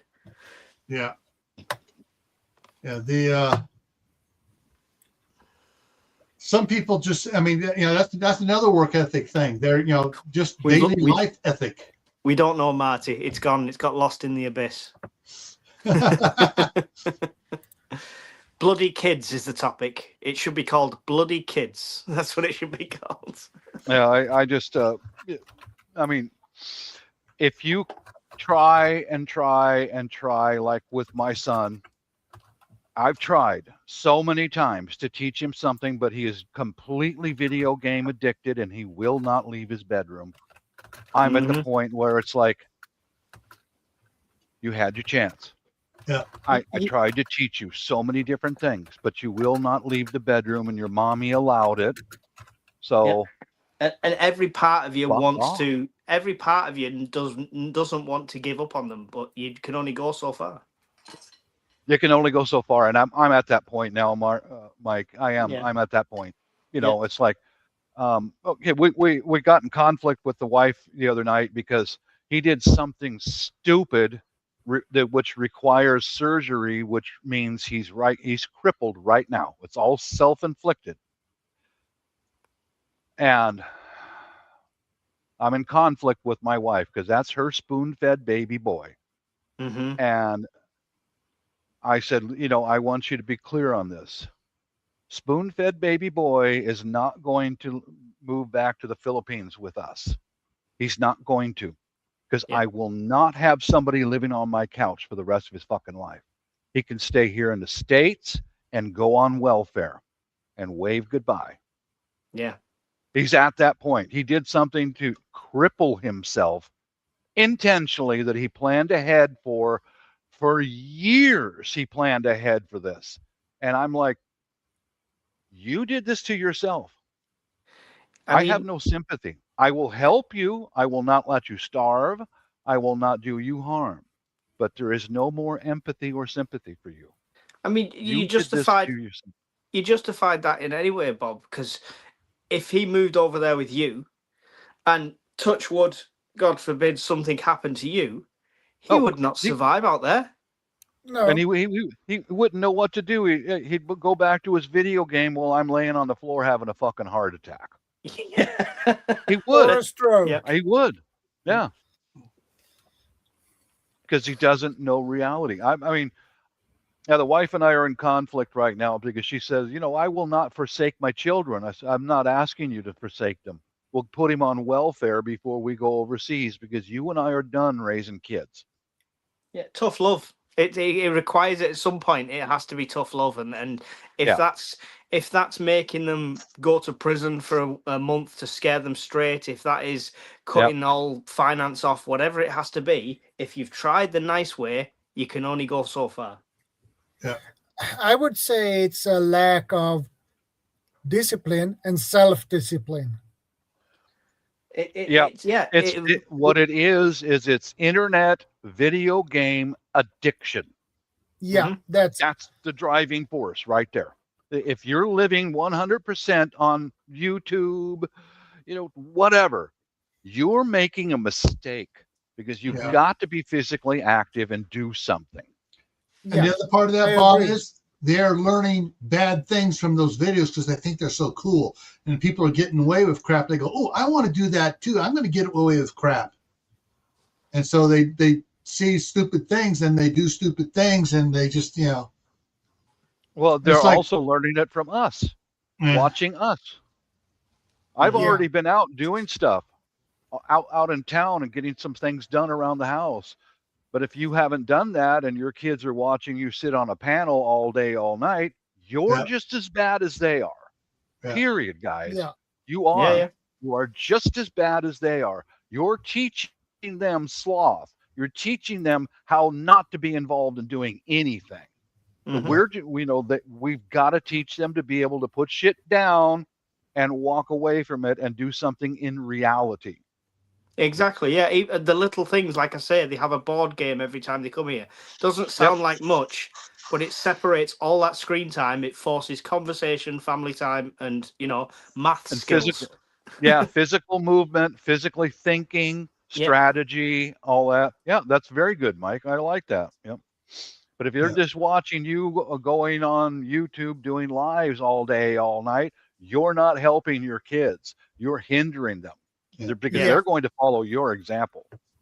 My grandsons rarely come over when I'm on, but as soon as I'm off, all right, you can send the grandkids over. And then it's like I said, I got the gazelle in there. I try to get them on. I get on the exercise bike, try to get them working on the treadmill and stuff. Sometimes they'll come over on their own. Can I get on the treadmill? Daniel will come over and he'll run for 20 minutes on the treadmill. Then Oliver's getting mad as soon as Danny's off. How long was Danny on? 20 minutes. I want to do more. Yeah.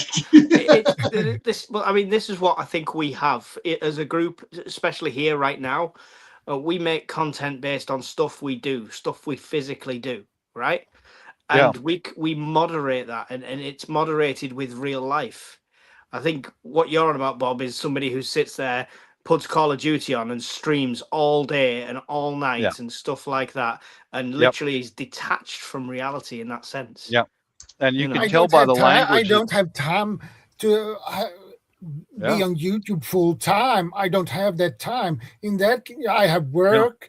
I have other interests I need to maintain. So I can't be on YouTube. Of course, I'm on YouTube a lot, but I do other things as well.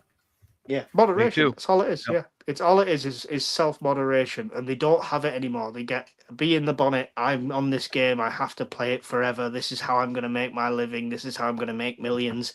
It doesn't happen like that, but they just are sucked into it. Yeah, they get sucked into it. They get addicted. But I'll give you a perfect example. If you want to watch a movie, it's called #Alive. It's a zombie movie from Korea. Okay. 2 main characters. I've seen that. That's a decent play. You know what the whole driving force behind that movie was internet addiction. Did you notice that? The young man, he's totally video game addicted, and he had done nothing his whole life but sit in front of a screen. That's all he's ever done. What's it called? The young lady #Alive. #Alive. The young lady across the was out there camping and outdoorsy. Yep, I've seen that. Yep, that's a perfect example. And the young man in there was mommy's spoon-fed baby boy. That's why his little sister hugged him and said, "Hi, cry baby," because that's all he does is internet games. Hashtag alive. It'll show you right. He was starving to death. He was starving to death because his mom left him money on the kitchen counter. Go get food, but he couldn't put down the video game. And you could tell that's all he's done his entire life is video game. Young lady across the courtyard, she's ready. Yeah. You got to watch that movie. I really recommend you watch that That movie. reminds me of another movie I watched on, I believe it was on YouTube. I don't remember what the movie was, but I remember one thing from that movie. There was a young couple, and the man, he sat on his computer all the time to do some coding or some things like that. Or no, he wrote novels on his computer, and he'd just sit there all from early morning, all evening, all night, and then it went around.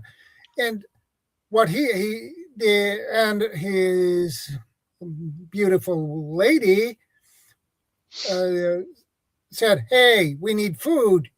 Do you know what he said?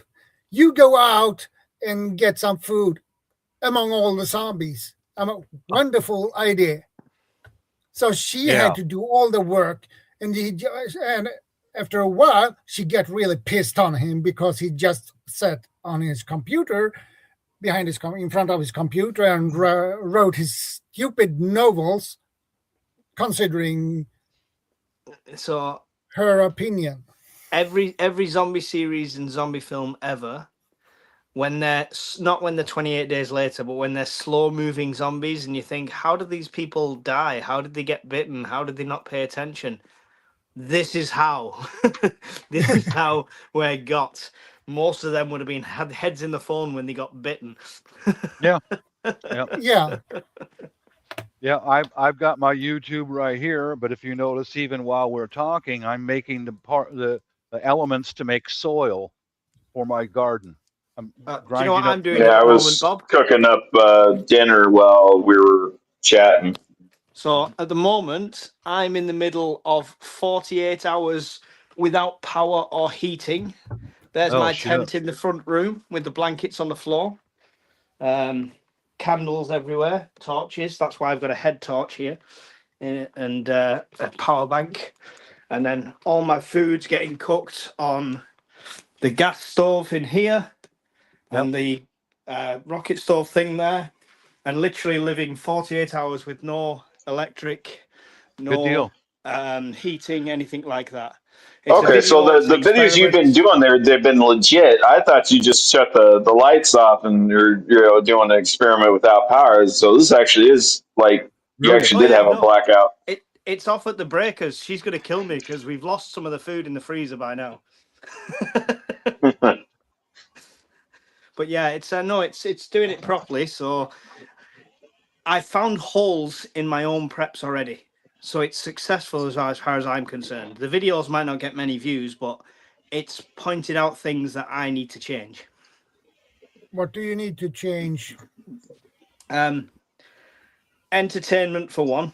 I need to think about that on a more solo level. We've got lots of board games, but you don't want to spend all the time with each other. So thinking like more books, I need a bigger library and things like that.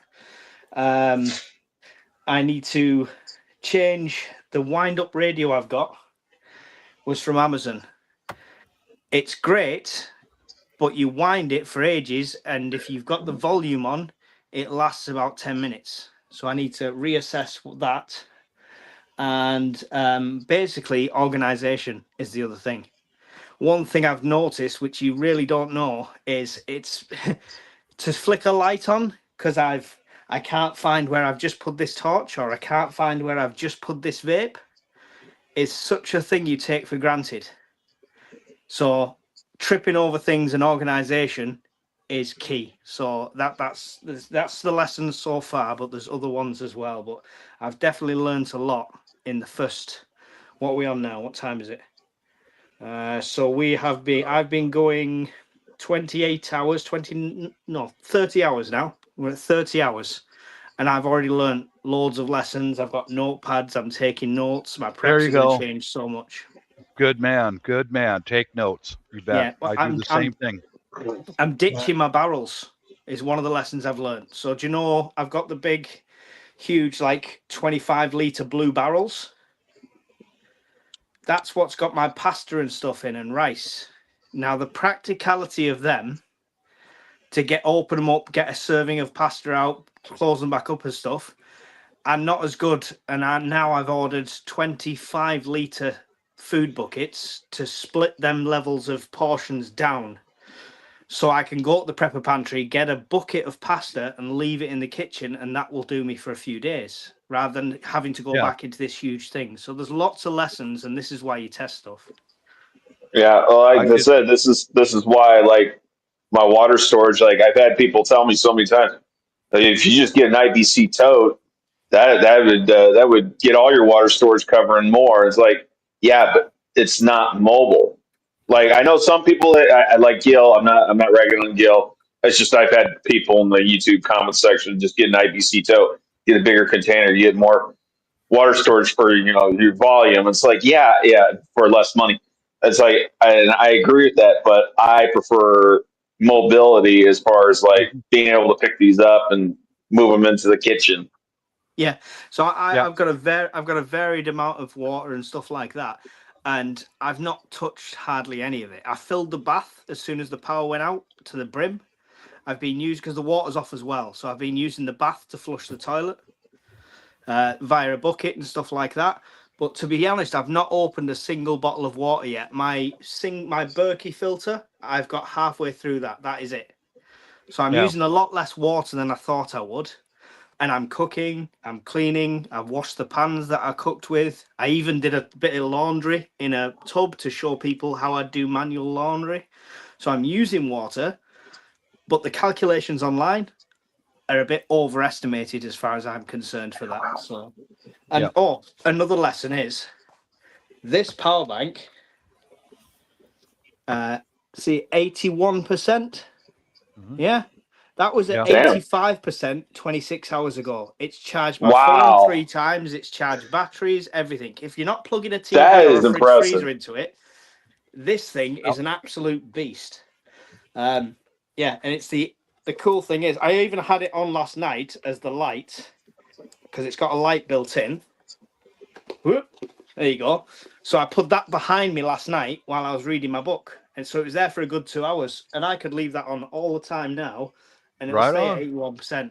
So it's probably the best power bank I've ever used. So yeah, lots of lessons. You should get some luminous tape and put on where you have your chargers, your power banks and things, so you can. I've labeled all my boxes and stuff. So like, no, he's talking about tape that glows in the dark. That's what he's talking about, the luminous tape stuff that glows in the dark, so you can find it. So my battery box has these white stickers on. They're not necessarily glow in the dark, but because it's a black box, as soon as I shine a torch over there, it lights up that bit. Yeah, that's what I did. Reflective. Yeah, that's what I did with all my stuff. Red and white reflective tape on all of it, so that I can see it instantly with a cell phone light. Yeah. So what I'm going to be looking into is more mobile storage. Now, I don't want to walk around with a full set of webbing on, right? I don't want to keep having to go back to boxes and finding everything. So what I want now is convenient storage in different places. So I can pull a drawer out in the front room. It's got loads of sections. It's at least got one torch, one of this, one of that. So because that's the thing I've had, because I'm living in this area to stay warm. I'm staying in one room. Yep. It's very quickly it'll start to get overwhelmed with stuff and lanterns and coffee mug and you know what I mean? So it's organization on the fly is what I'm going to be assessing after it as well.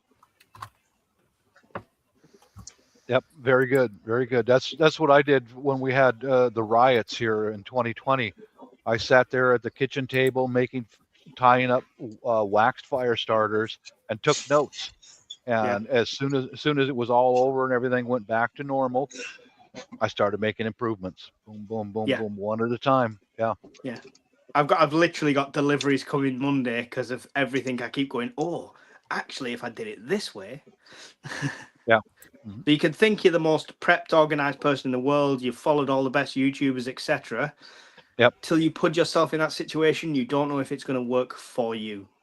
Right. Like I would have hated, like Brian's always mentioning the Delta 2s, the huge power banks that can power your fridge. Yeah. That would have been a nightmare. This, look at it. I can carry it. I can take it to the back door and plug it into the solar panel, put a bit of charge in. I can move it around with me. I can put it into every room. I'm not carrying this giant thing around. So right on. Too heavy to carry around. Yeah. Yeah. There's a time and place for the stuff that's bigger. Again, going back to the IBC totes and all that stuff. There's a time and place for that stuff. Definitely. But I do value mobility as far, mobility, portability. And again, going back to the IBC totes, like if we're talking like, I know, like, so this is like everybody's prepping dreams, wet dream. We go to, the situation where, like, say it's permanent grid down. I don't want to be, it's not only do I not want to be doing this, but I don't even know how the hell I would do it. How the crap am I going to take that big ass IBC tote over to the nearby creek to fill it up? Like, the logistics on that would be a nightmare.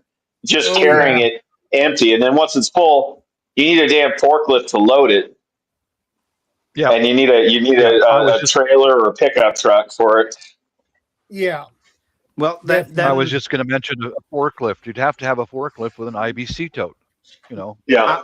I would like to say I'd probably go down the route of smaller things, but the barrels that I'm on about replacing, obviously waste not, want not. I'm going to drill the top, and they're going to be extra water butts that are going to live in the garden. Because sounds good to me. In the garden, you can just pump out and let it fill, and you're filtering afterwards, right? Yeah. So it doesn't really have to move technically. Yeah, what I did, I made a video of it on my channel, is I made a wooden frame. I've got my water stored in 5-gallon water containers. They're clean water containers. And my wife and my daughter are both very petite. So I made a wooden frame to slip it into the top handle, and the two girls can pair up and pick up that 5-gallon bucket and move it anywhere they want to. You know?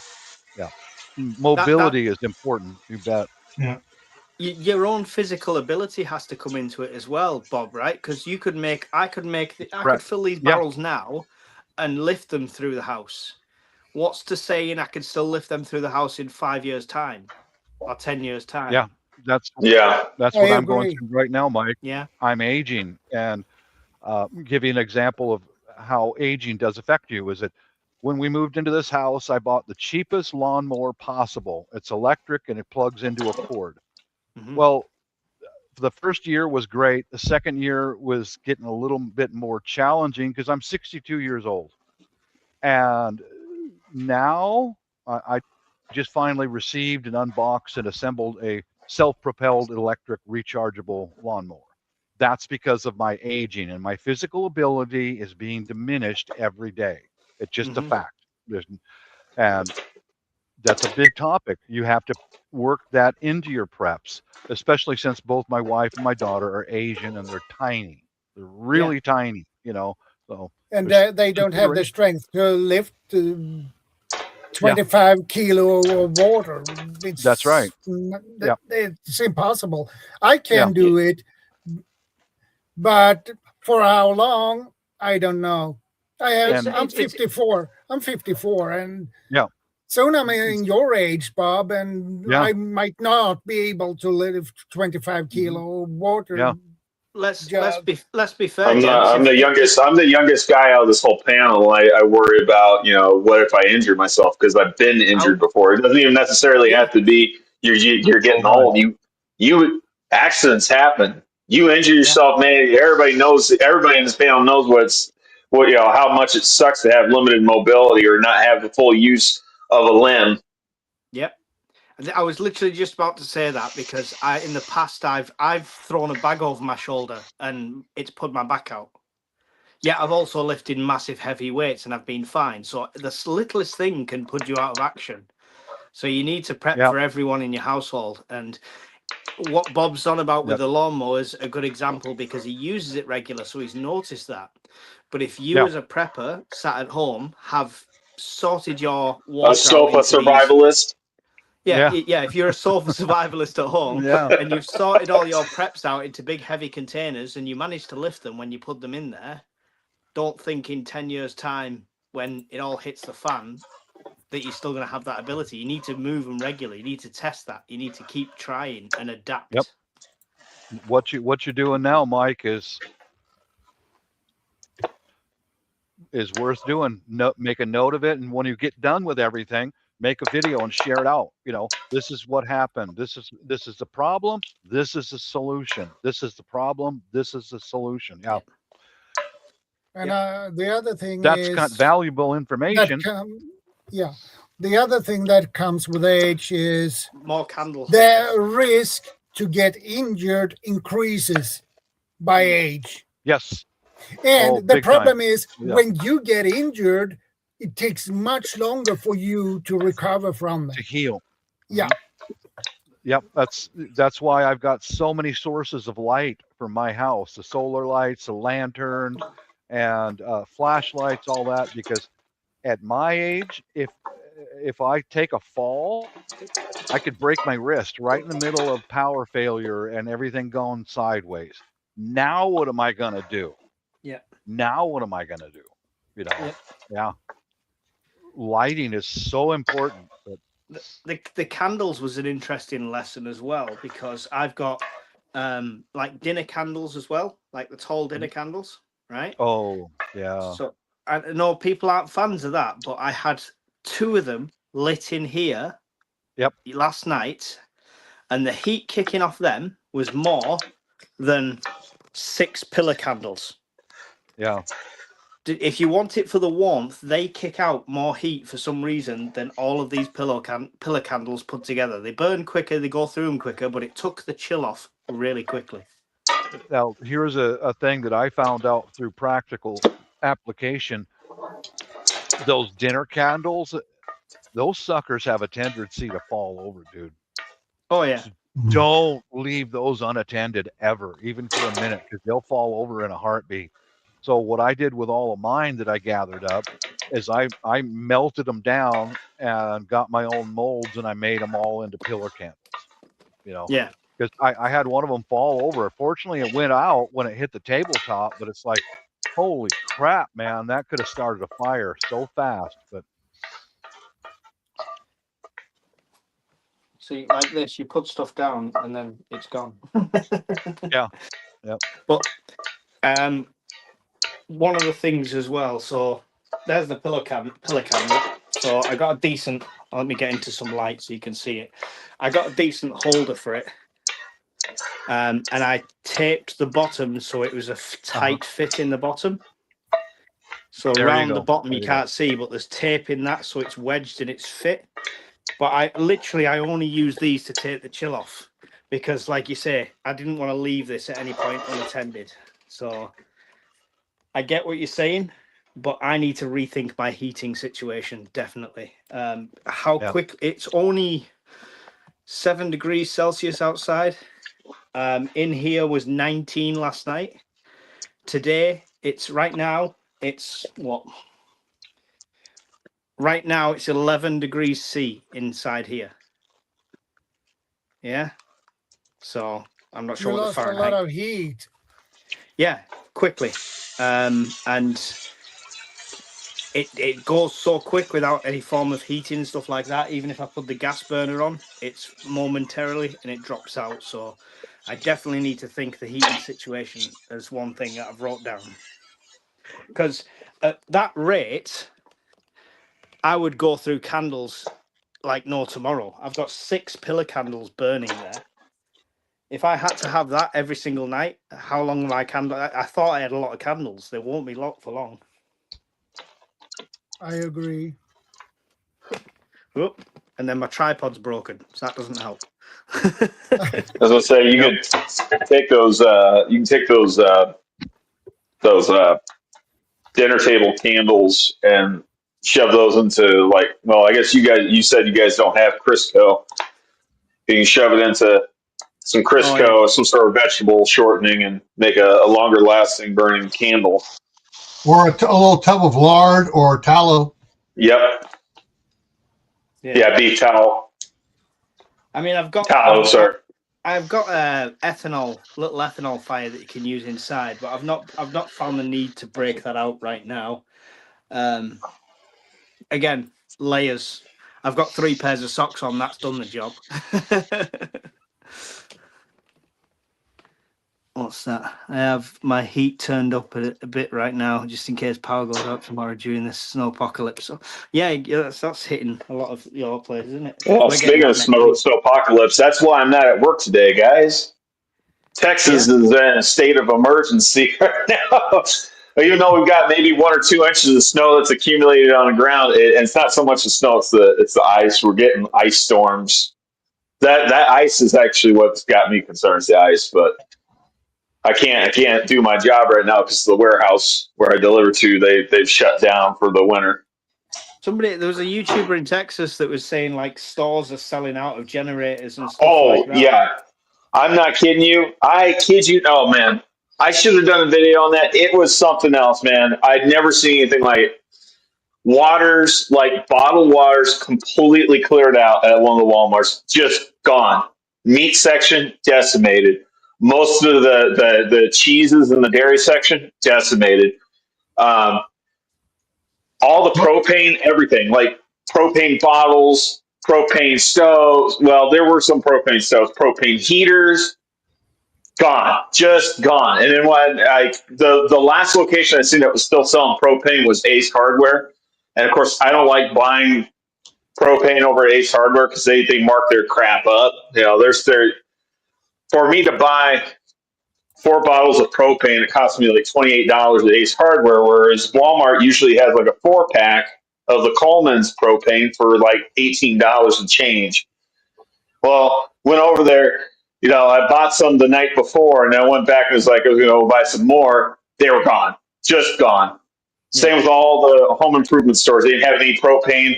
The Love's Truck Stop, they did propane exchanges. They exchanged cylinders. They were out of all of their propane exchanges.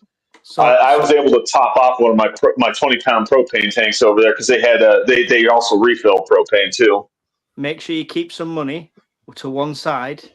Because in about a week's time, when it's all past and these people who went out and panic bought 10 things of the crap they didn't know they needed, suddenly think it'll never happen again and sell them on Facebook Marketplace for next to nothing.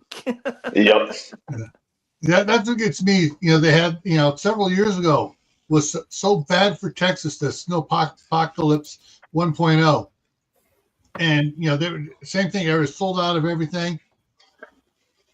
People that got generators were selling. Well, why are you selling it? Keep it for the next one. There's going to be another one. Oh, we're having the other one right now. I bet nobody learns for the next one. No, it will never happen again, Gil. It will never happen. Just like the pandemic, just like the snow apocalypse, just like everything happens throughout history for all of us. Well, it's just like those people you were talking about over there on the East Coast that experience hurricane season on a regular basis.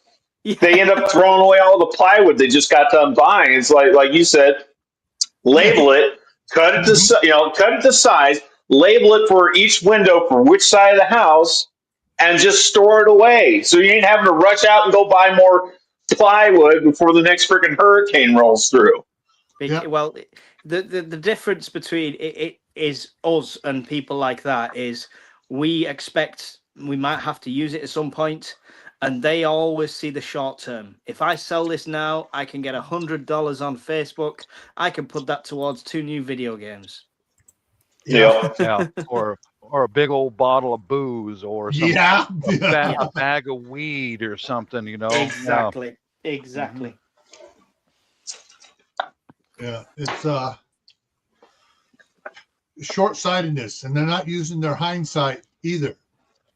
There's, They don't have any.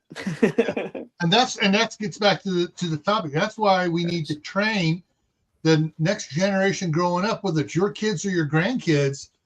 Train them, give them, try to infuse them with some common sense by letting them, injure themselves and start using their brain, going, oh, wait a minute, there's consequences for doing things, and teaching them how to clean the gutters on the house, how to put plywood up over the windows, how to use a saw, how to use a drill. Can we say try to teach them instead of teach them? Because some kids are unteachable. Yeah.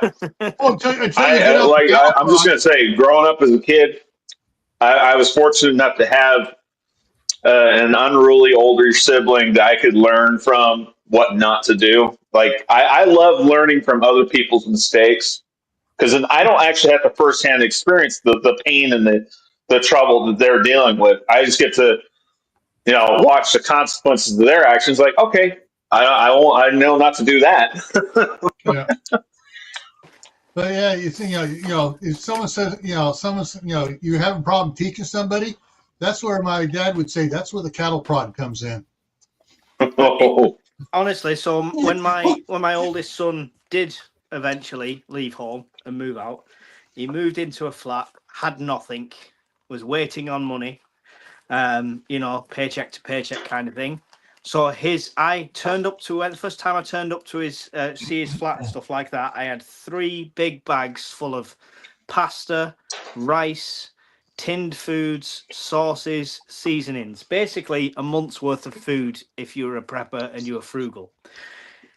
4 days later, he sent me a text message saying, Dad, can you send me £10 with no food in? And I was like, what about all the stuff I got you? No, I just meant because we wanted to get a pizza. I'm like, no, go fucking make something. Honestly, it's starved to death with a full cupboard, that lad.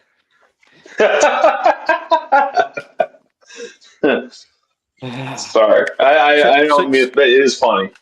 Well, yes, it is. It is. You've got to laugh because you can only try and teach them. Like I say, some people don't want to. They'll want to learn. They want to learn that hard way.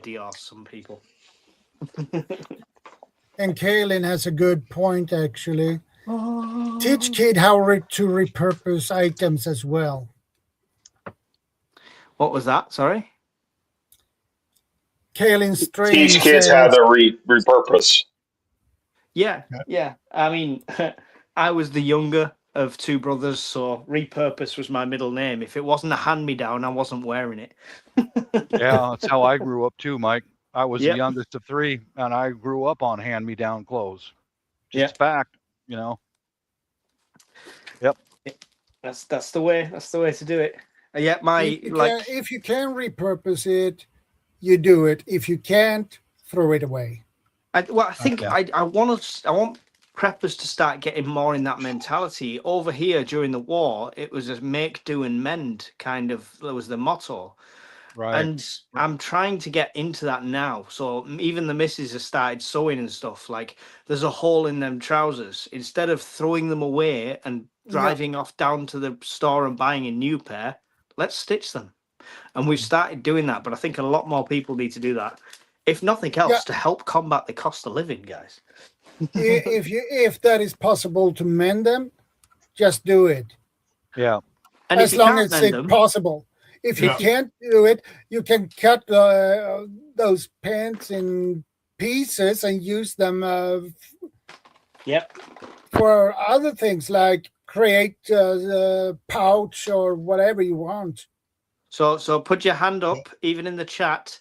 If as a kid you managed to walk the bottom off your trousers so your mum cut the legs off and suddenly you had shorts. Yes, sir. Exactly. Yep. Yes, sir. We always wore out for short pants. Yep. We always wore out the knee, so we had patches on. When the patches fell off, more patches got put on. Yep. All right, Shadow, I'm sharing some pictures for those that are asking about what's going on down in the southern states here. Yeah, these are. This is 3 hours ago. This one was reported, showing one. This was yesterday. Another store. 2 days ago, that store. Crap. Yeah, Oh, yeah. you know, yesterday. No, this was an hour ago in one of the stores. The ice is going away. Ice melt's going away. Go back to this one again. But you can see these are 23 hours ago, 2 days ago, a day ago. Yeah, this is on a YouTube video. How is this possible, Gil? Because we've already. I will tell you. I would be glad to tell you how this is possible. No, because we've already discussed that stores have these magic stocks that never go away, and they've got years and years of food. We discussed this already. Yeah, but they don't have. I blame Donald Trump. I blame Donald Trump. I'm with Bob on that one. Here's what's going wrong. See, the people that are lazy and don't want to work aren't moving the supplies from the warehouse to the store, which is right across the street. They're too lazy to move the supplies, and everybody's going out and buying 6 months worth of supplies for a 1 week storm. How much propane can you get on food stamps? I don't know. Sorry. But yeah, it's what's going on. People did not learn the last time, and they are just totally, yeah. Hey, just found my flag. This is my give me a green card flag. There you go. Yep. I'm just trying to figure out where they're going to fit the 51st star. He's trolling. You know he is. Oh, don't worry. It's already designed to fit one with the 51st, 52nd, 53rd, and 54th. Can the 53rd? Can the 53rd not be a star? Just a tiny little Union Jack. Well, I'd rather have Britain come in as another state. Hell yeah, you guys are creative, smart people, man. Yeah. Actually, guys, it's a little crown. It's a little crown. Oh. Yeah, he's trolling about that. The way it works, like all the bases that we used to have in the UK and in Germany and other places, the land still belongs to the home country, but we pay a lease to use the land. We build the military base, and then when the contract is up and we leave all the facilities there. It's yours. Have it. It's yours. So what I believe he's doing now is looking for new locations for the Space Force, because they're the scope dopes. They sit there and they watch all the missile launches all around the world at all times. He's trying to negotiate it down to a more reasonable lease for the land. I think that's what he's doing. Yeah. He's a real estate guy. He knows what he's doing with real estate, man. That's what he's done. I'm not gonna lie, guys. I hope he was trying to conquer the world just so he can get rid of our government. That's what I was kind of hoping. That's why he keeps saying he's going to buy Greenland, not take it over. That's right. Buy Greenland. As soon as he buys the UK, I will get my American papers and I will be moving state very quickly. There you go. Yeah, you've been here. You know the difference, Mike. You've seen it. Can I pick his butt? Yeah, I think he's just trolling to get a better real estate deal. Get a better lease price on the land that we need for more radar installations. And that'll help you guys in Britain out, because Ireland is your wide open back door. I heard you guys talking about that the other day. It's wide open. Ireland has no Air Force, no Navy. It's just a stepping stone right into Britain. Their entire military is based around civil unrest, so they've got troops that they could deploy to the streets if they need to, and they know it. Ireland has what? 500,000 drunks. It's the same. They don't call them a Fighting Irish for no reason. The problem is, it's the same as the UK has been for years, where the military's been neglected and there's no incentive. Yeah. The Yeah. salary's not an incentive. The life's not an incentive. The fact if you do something, your own government will throw you under the frickin' bus and not defend It's you. the same. It's the same way over here in the States. It's the same way over here. I got to see firsthand what happens. Yeah. And yeah, we've all got homeless veterans on the streets. It doesn't really fill you with confidence if you go in for a military career, does it? Yeah. Yeah, Grumpy has a point. If Mike, if we take over Great Britain, UK, that means you can own guns. Yeah. I'm unless it ends up being saving like now. Puerto Rico, unless they end up being like Puerto Rico, because Puerto Rico, they got very strict gun laws in Puerto Rico. Like I say, it doesn't matter, because as soon as they say we're part of it, I can move interstate without any sort of green cards or anything. So I'll go. Yeah. I will go to the state where I can blow up a cow with a bazooka, not because I want to do it, just because I can. Yeah, I think the biggest thing, if we absorbed the UK in some way, is your freedom of speech. You would never hear anybody getting their front door kicked in because of a TikTok video. Yeah. Yeah, Facebook post. Mm-hmm. Yeah, or a YouTube video. Yeah. I'm waiting. This is how I test my metal fronted door, by posting more and more dangerous videos in the UK.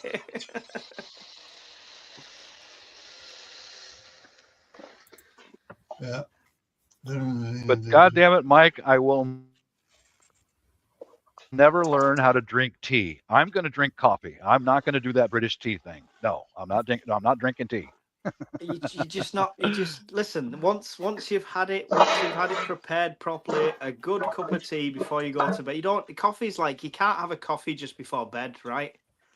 Tea you can. Yeah. Tea you can. I was going to tell Mike, if the U.S. annexed the U.K., you guys better get used to drinking some sun tea. Sun tea. Oh, yeah, sun tea and southern sweet tea. Mm-hmm. I want to try. Do you know what? It's the one thing I didn't try when I was over there. I'm just want white gravy over here on Luby's fried chicken. I'll be happy with that. Yeah. But we have all. I'm in a city now, on the edge of a city. So literally, we have. I found out we had a Baskin Robbins the other day. We've got Popeye's chicken here. But shit! For somebody who has had it in the States, you guys would be deeply offended if you ate it over here. It's like, let's take this brilliant idea, shrink it down 3 sizes, use the shittest ingredients possible, and send it with a delivery guy so it ends up cold. There you go. Oh. Hey, Mike. Yeah, we're not absorbing you guys. It's over. It's over. It's done. We're not absorbing you guys. Unless it's the ice cream. That's the only thing that doesn't arrive cold. That fucking arrives warm because they put it in the same bag with chicken. Yeah, Mike.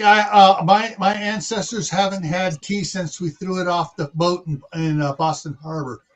Listen, you want to cut your nose off to spite your face. You want to cut your listen. When I do move states, I'll be riding through in a red coat. You'll spot me. A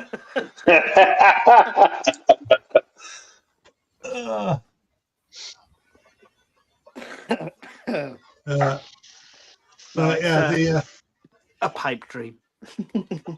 Yeah. And you got to teach all the young kids about this stuff too, so they understand what we're laughing about. Yeah, I mean, the irony of this country at the moment is if Russia took over, we'd still have better freedom of speech. Yeah, it is ironic. You are right. You are right. That's scary, right? That's very scary thought. It is. I've never heard anyone put it into words, but you're right. Yeah. Oh, with the crazy red tiger in the top. What's that? Crazy red tiger.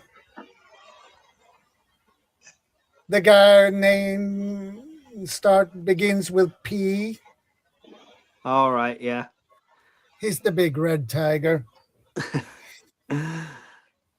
the crazy one. Yeah. There you go. There you go. So that's how we do restaurants over here. Last year, I had Taco Bell and had to call paramedics because I was really sick. It happens here all the time. Yeah. You get Taco Bell here. You better have a bottle of Pepto Bismol and have a toilet with a seatbelt on it. You're gonna be strapping down.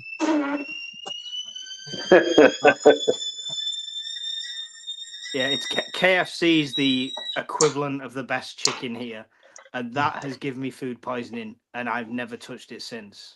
Yeah. But yeah, I went in. It was KFC over here could be hit and miss. Yeah, well, it was called. I don't know if you know it, Dios. It was the restaurant I went to in Texas was called Luby's.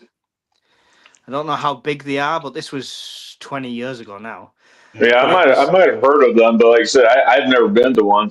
It's almost like a canteen style. You've got your tray, you go through, you point, and they stick it on a plate, right? Oh, I think they're out of business, actually. Now you brought it up. I think they're out of business because I don't think they exist anymore. Because like I was looking up, there's a place called Fur's Family. It's not Fur's Family Dining, it is called Fur's Family Dining, or was. Yeah, they went out of business just like Fur's Family Dining went out of business. I don't think they exist. Like I think COVID, if there were any left, I think they're all gone. As somebody coming from a country like over here where we've shrunk the size of every meal going, I was like quite young. I was like, oh, I'll just have some fried chicken. And I was looking and I said, and gravy. And I didn't think, I mean, I'm from the north in England. We have brown gravy on everything, right? So I just said, with gravy. Didn't think, and it came and it was full of this white sauce. And I was like, oh no, what is this all over it? This isn't gravy. Best thing I've ever tasted. And it wasn't just that, it cost me like $8, and it was like a plate of chicken that, I mean, in my mind was a mountain covered in this gravy. It was like, oh. The only danger of me moving over there would be I would look like the sofa survivalist picture. And you would probably need a life jacket because you were drowning in gravy.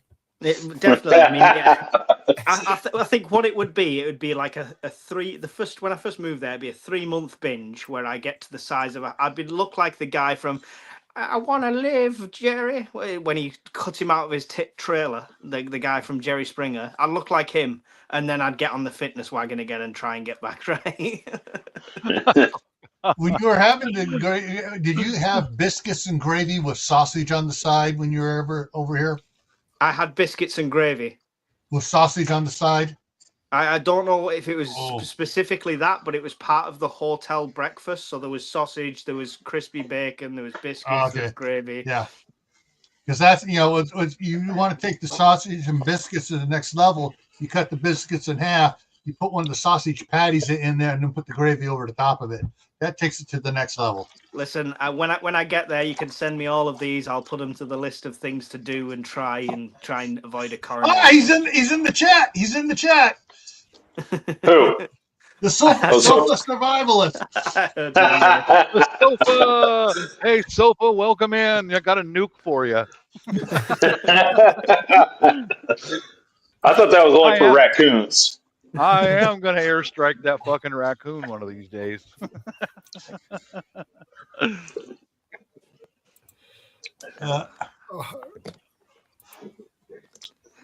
Yeah, I tell you what, no offense, Mike, but I've been to England several times. I've been around.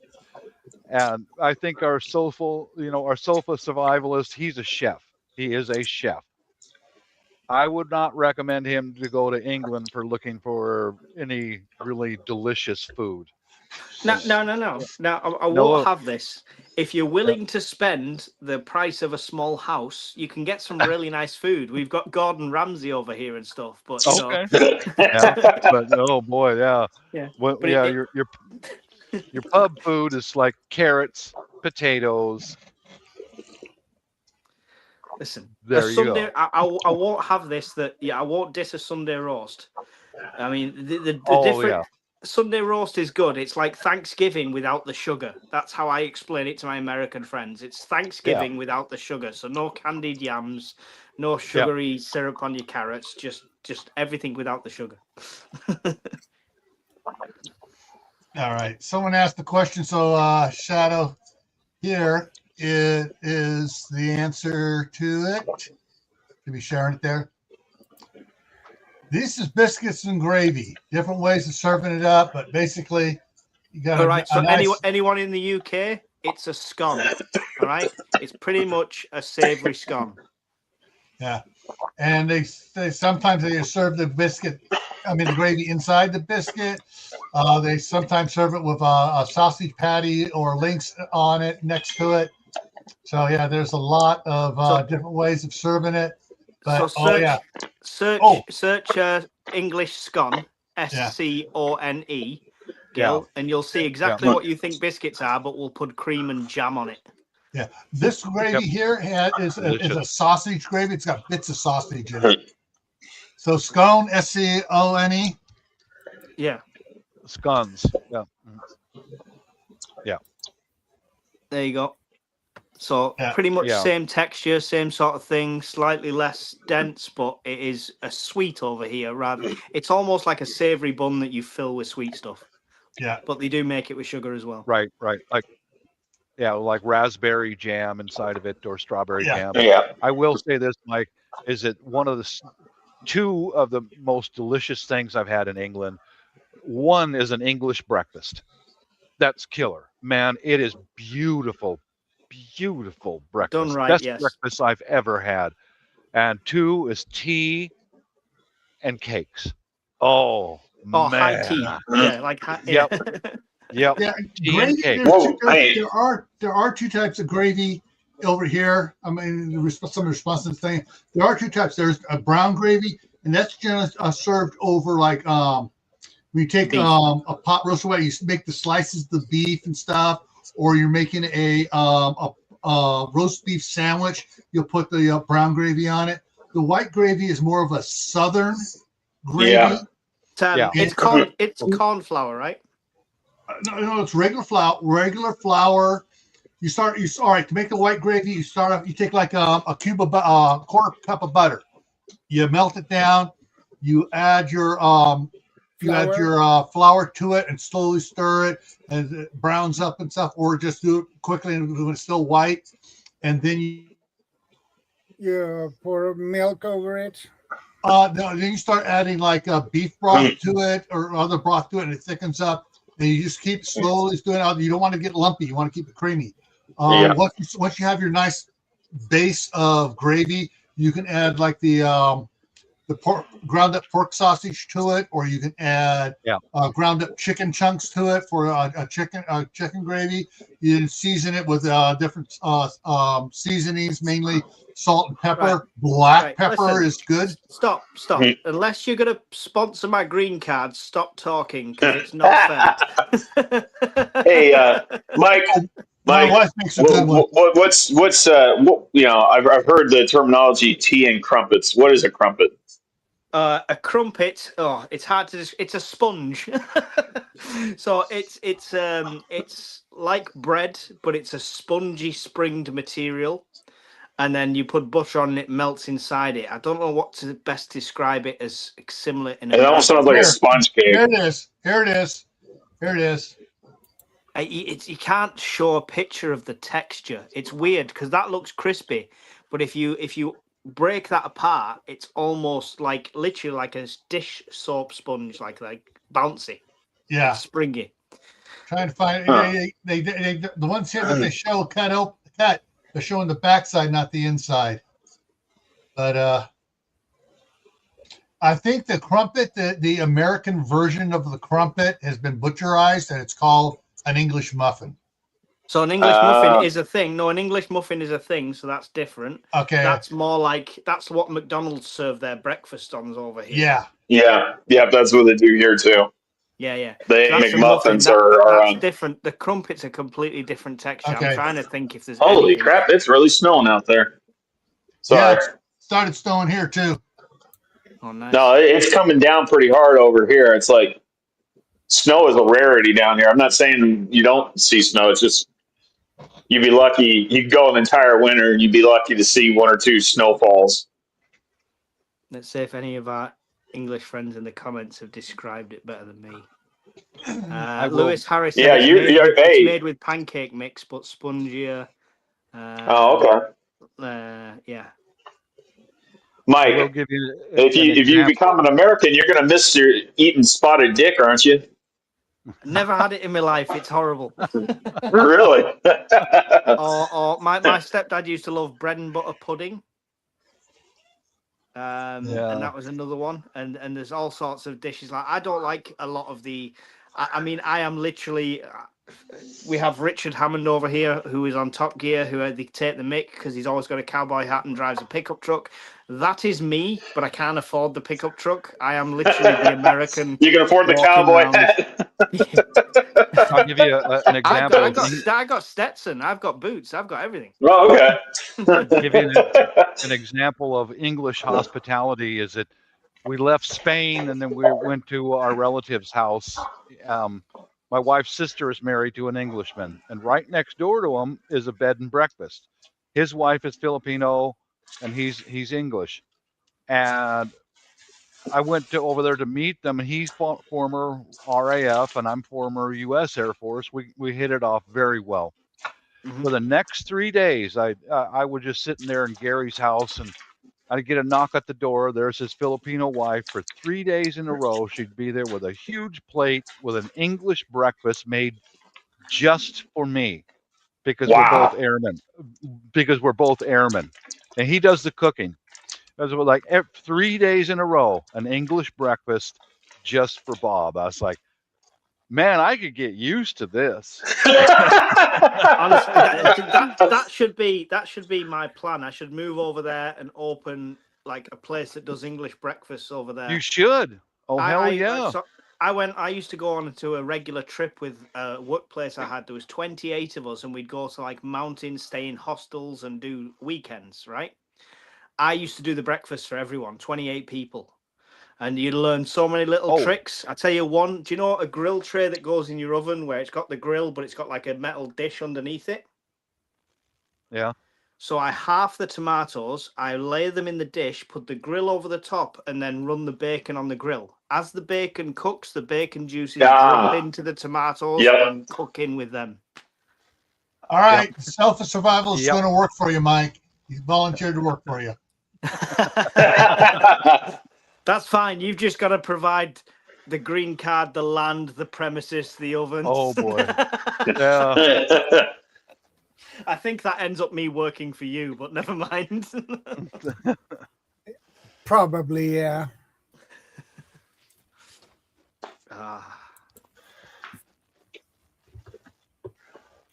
I don't know, Shadow. I don't know about you Swedes. You guys eat that fermented fish stuff. I don't know.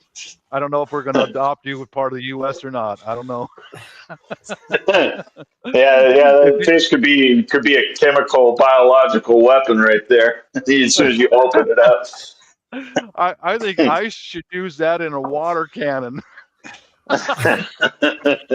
Oh, Lord. Oh. Well, you'd be easy to track them down by the smell. Fish candle. Yeah, you track them down by the smell. Bob, you can use that on your bad neighbor. That's what I'm thinking about. I'm thinking about having what the hell is some of that as a backup, as a backup plan, you know, rather than just pepper spray. Use some of that stuff. Yeah, put some of that in a squirt bottle. One of the old-fashioned water fire extinguishers. Blend it all up, put it in that there, and charge it up with water. You can sure 30 feet. Oh, God. No, I think that's what they used on Maduro's security team. It wasn't sound blasted. They used some of that fermented fish on his security team. Wiped them out. just well, if they get this on your clothes, that will stick for weeks. Throw them away, man. You'd have to take it. Is it Sweden that does the eggs as well? Have you seen the fermented duck eggs? The 100-year-old. No, that's it's Philippine, and it's also I think it's a South American and Central American thing too as well. That looks horrendous. The balut. You're talking about balut. I would rather eat a can of the fish than one of them. Oh man. The balut doesn't smell. It doesn't smell. It smells like chicken soup, you know. But it looks. Ugh. Yeah, it. My understanding is it tastes a lot better than it looks. It does. I've had it multiple times. Yeah. Yeah, it looks horrible, but it's actually pretty good, you know. Yeah, I think I get. Like I said, I think I can get behind eating balut. I could. I just don't understand how these things come about. Who initially found that and thought this is a good idea? understand. I'm going to market it. I don't sell know. this." Someone who was starving Yeah. and found a Probably. buried egg or whatever. Yeah. I mean, at that point, the dirt would look more appealing than the egg.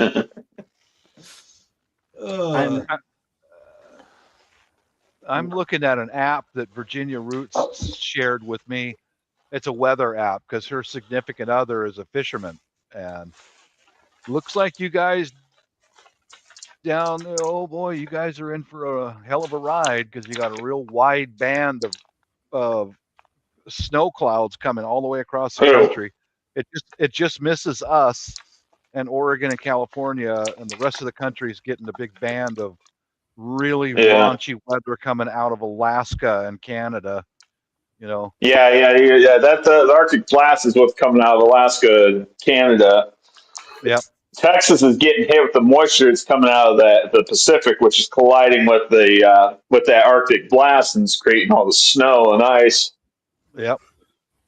Like, I'm not worried. Again, like I said, I have to reiterate, I'm not worried about the snow. The snow does not concern me. What concerns me is the ice. I'm worried about the ice load building up on the utility lines, the utility poles, and building up on the trees. Because some areas, they don't trim their trees back away from the distribution lines like they're supposed to. And tree branches take out utility lines.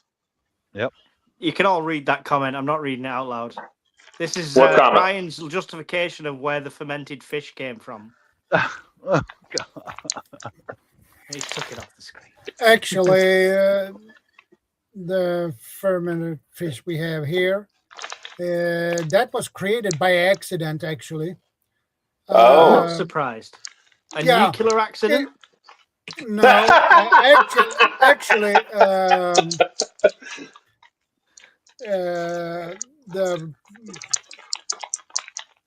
those who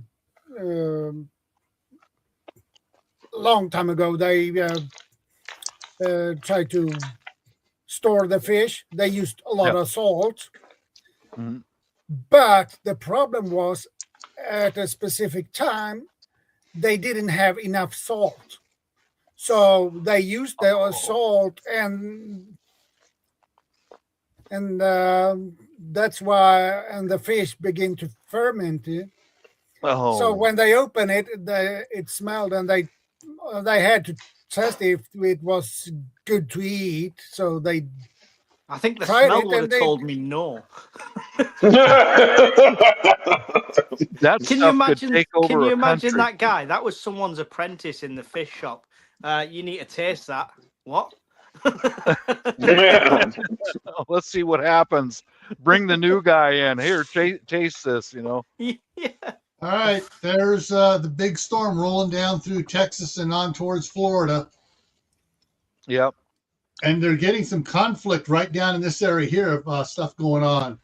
Looks Mississippi. like some lightning strikes there, some lightning strikes here, and yeah, they were talking about there's a channel, there's a YouTube channel, weather YouTube channel. I literally just subscribed to him like 2 days ago. It's called Max Velocity. He's been talking about this storm. He says down there in like Mississippi and all that, and I think even parts of Tennessee, you're going to be experiencing what's called thunder snow. Yeah, that's up there. What? Thunder snow? Oh, yeah, like a thunderstorm or a snowstorm. That sounds like AC/DC released a Christmas album.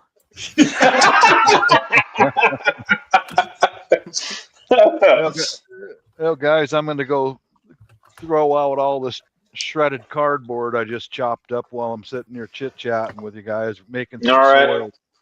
So I might go outside and take you guys with, and I'm just going to walk in this winter wasteland out here in Texas. Oh boy. Bob, Yeah. you've got a full breakfast anytime you come here. Right on. Thanks, Mike. I will take it. English breakfast is the bomb, dude. It is the bomb. Yep. There's always one here And for you. so save some tea and cakes for me too, please.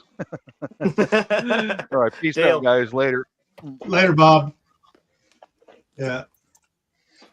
And just reminding everybody, I in 2 hours, actually less than 2 hours now, I'll be doing my live stream for Survival Saturday, and for those, I don't think anybody on Mike's side can see it, but I dropped the link in there for Gray Man Prepping. Let me drop it here in the private chat. You just copy it over there, Mike. There you go. Yeah. And yeah, so tonight's topic is after a year and a half winter, what are your plans? So basically, like a winter without summer, like happened back in after Tambora blew its spout, and the whole everywhere had a year without a summer. So we're going to talk. You talking about Mount Krakatoa? Krakatoa is before it. Tambora was even bigger than Krakatoa. Oh, really? I was not aware of that. Yeah, I was looking it up yesterday. I go, well, wait a minute. I didn't realize Tambora was bigger. Yeah, Tambora was the one that triggered the. Oh shoot! The year without summer. Yeah. Well, there were several years without summer, but the Tambora one was a bad one. Yeah, I think Mount Krakatoa that erupted in 1883, right?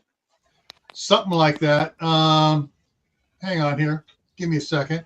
Like I know there was so much ash blown into the Earth's atmosphere that it actually literally changed the color of the sunsets and sunrises. Yeah. And in fact, there's a famous painter. His last name is Monet. I forget his first name, but it was actually portrayed in some of his paintings by accident because there's like a series of paintings he's famous for. It's called pond water lilies or something like that. Yeah, water lilies. Yeah. All right. So 1815 was the eruption of Mount Tambora. The summer of 1816, there was no summer. So wow. Tambora was 1815, and so it went 1815 winter, 1816 summer, winter, 18 winter. Yeah, it was bad. But yeah, I know that Krakatoa was heard around the world. That's just like Scotland, though. They have winter 12 months of the year. Yeah. Well, I guess the same. We could us Americans would be making those kinds of jokes about Alaska and Canada. Winter 12 months a year. But yeah, so that's what the topic's going to be. We're going to talk about going to work in the winter without a summer, gardening. We're going to cover a big long spectrum of that tonight. Man, in an hour and 45 minutes. All right, I don't want to be talking about it right now because I'll take away your topic. Yeah.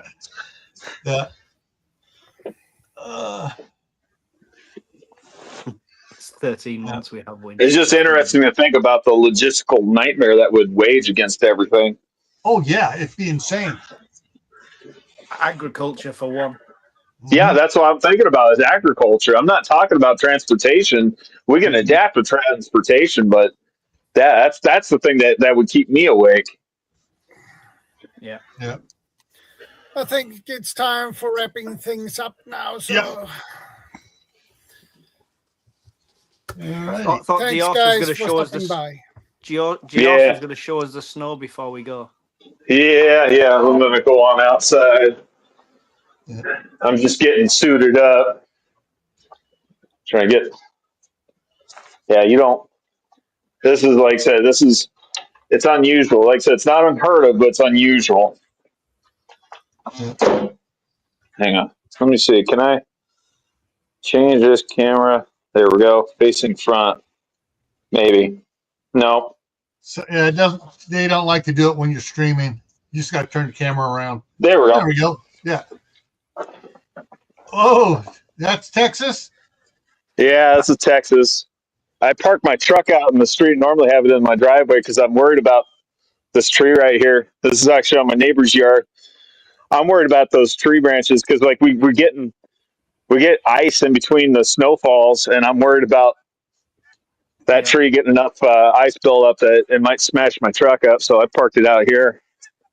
What about that tree across the street? That looks slightly different from the when I went to Texas in August. Yeah, it's like I say, it's amazing when you see all the snow. It's amazing to think. Yeah, it actually gets to be about like 110, 117 degrees Fahrenheit out here during the summer. But then the snow comes in. It's right now. It's like somewhere between 8 and 11 degrees Fahrenheit. I'm not sure what that would be in Celsius, but I know 32 degrees is 0 in Celsius. Yeah, that's what I'm dealing with. Yeah. Nice.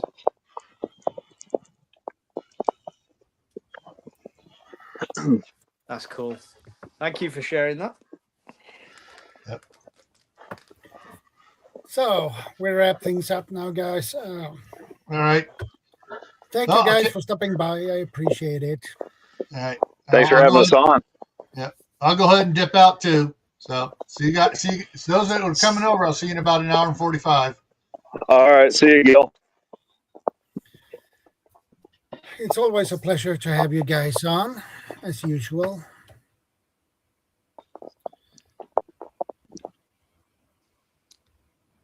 Any last words, Mike?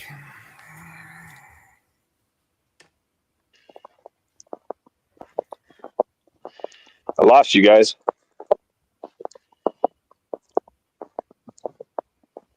Can you hear me? Yeah. Oh, okay. I guess, Mike, you taking off?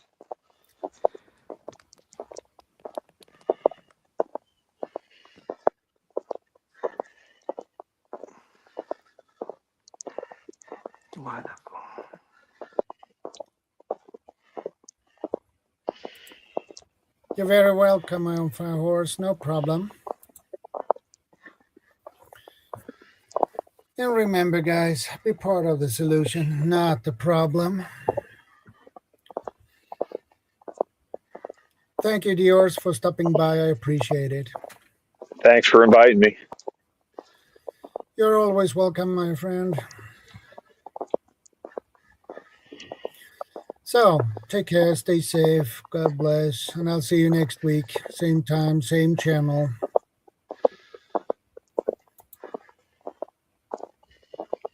All right. Goodbye, everyone. Later, Shadow. Later.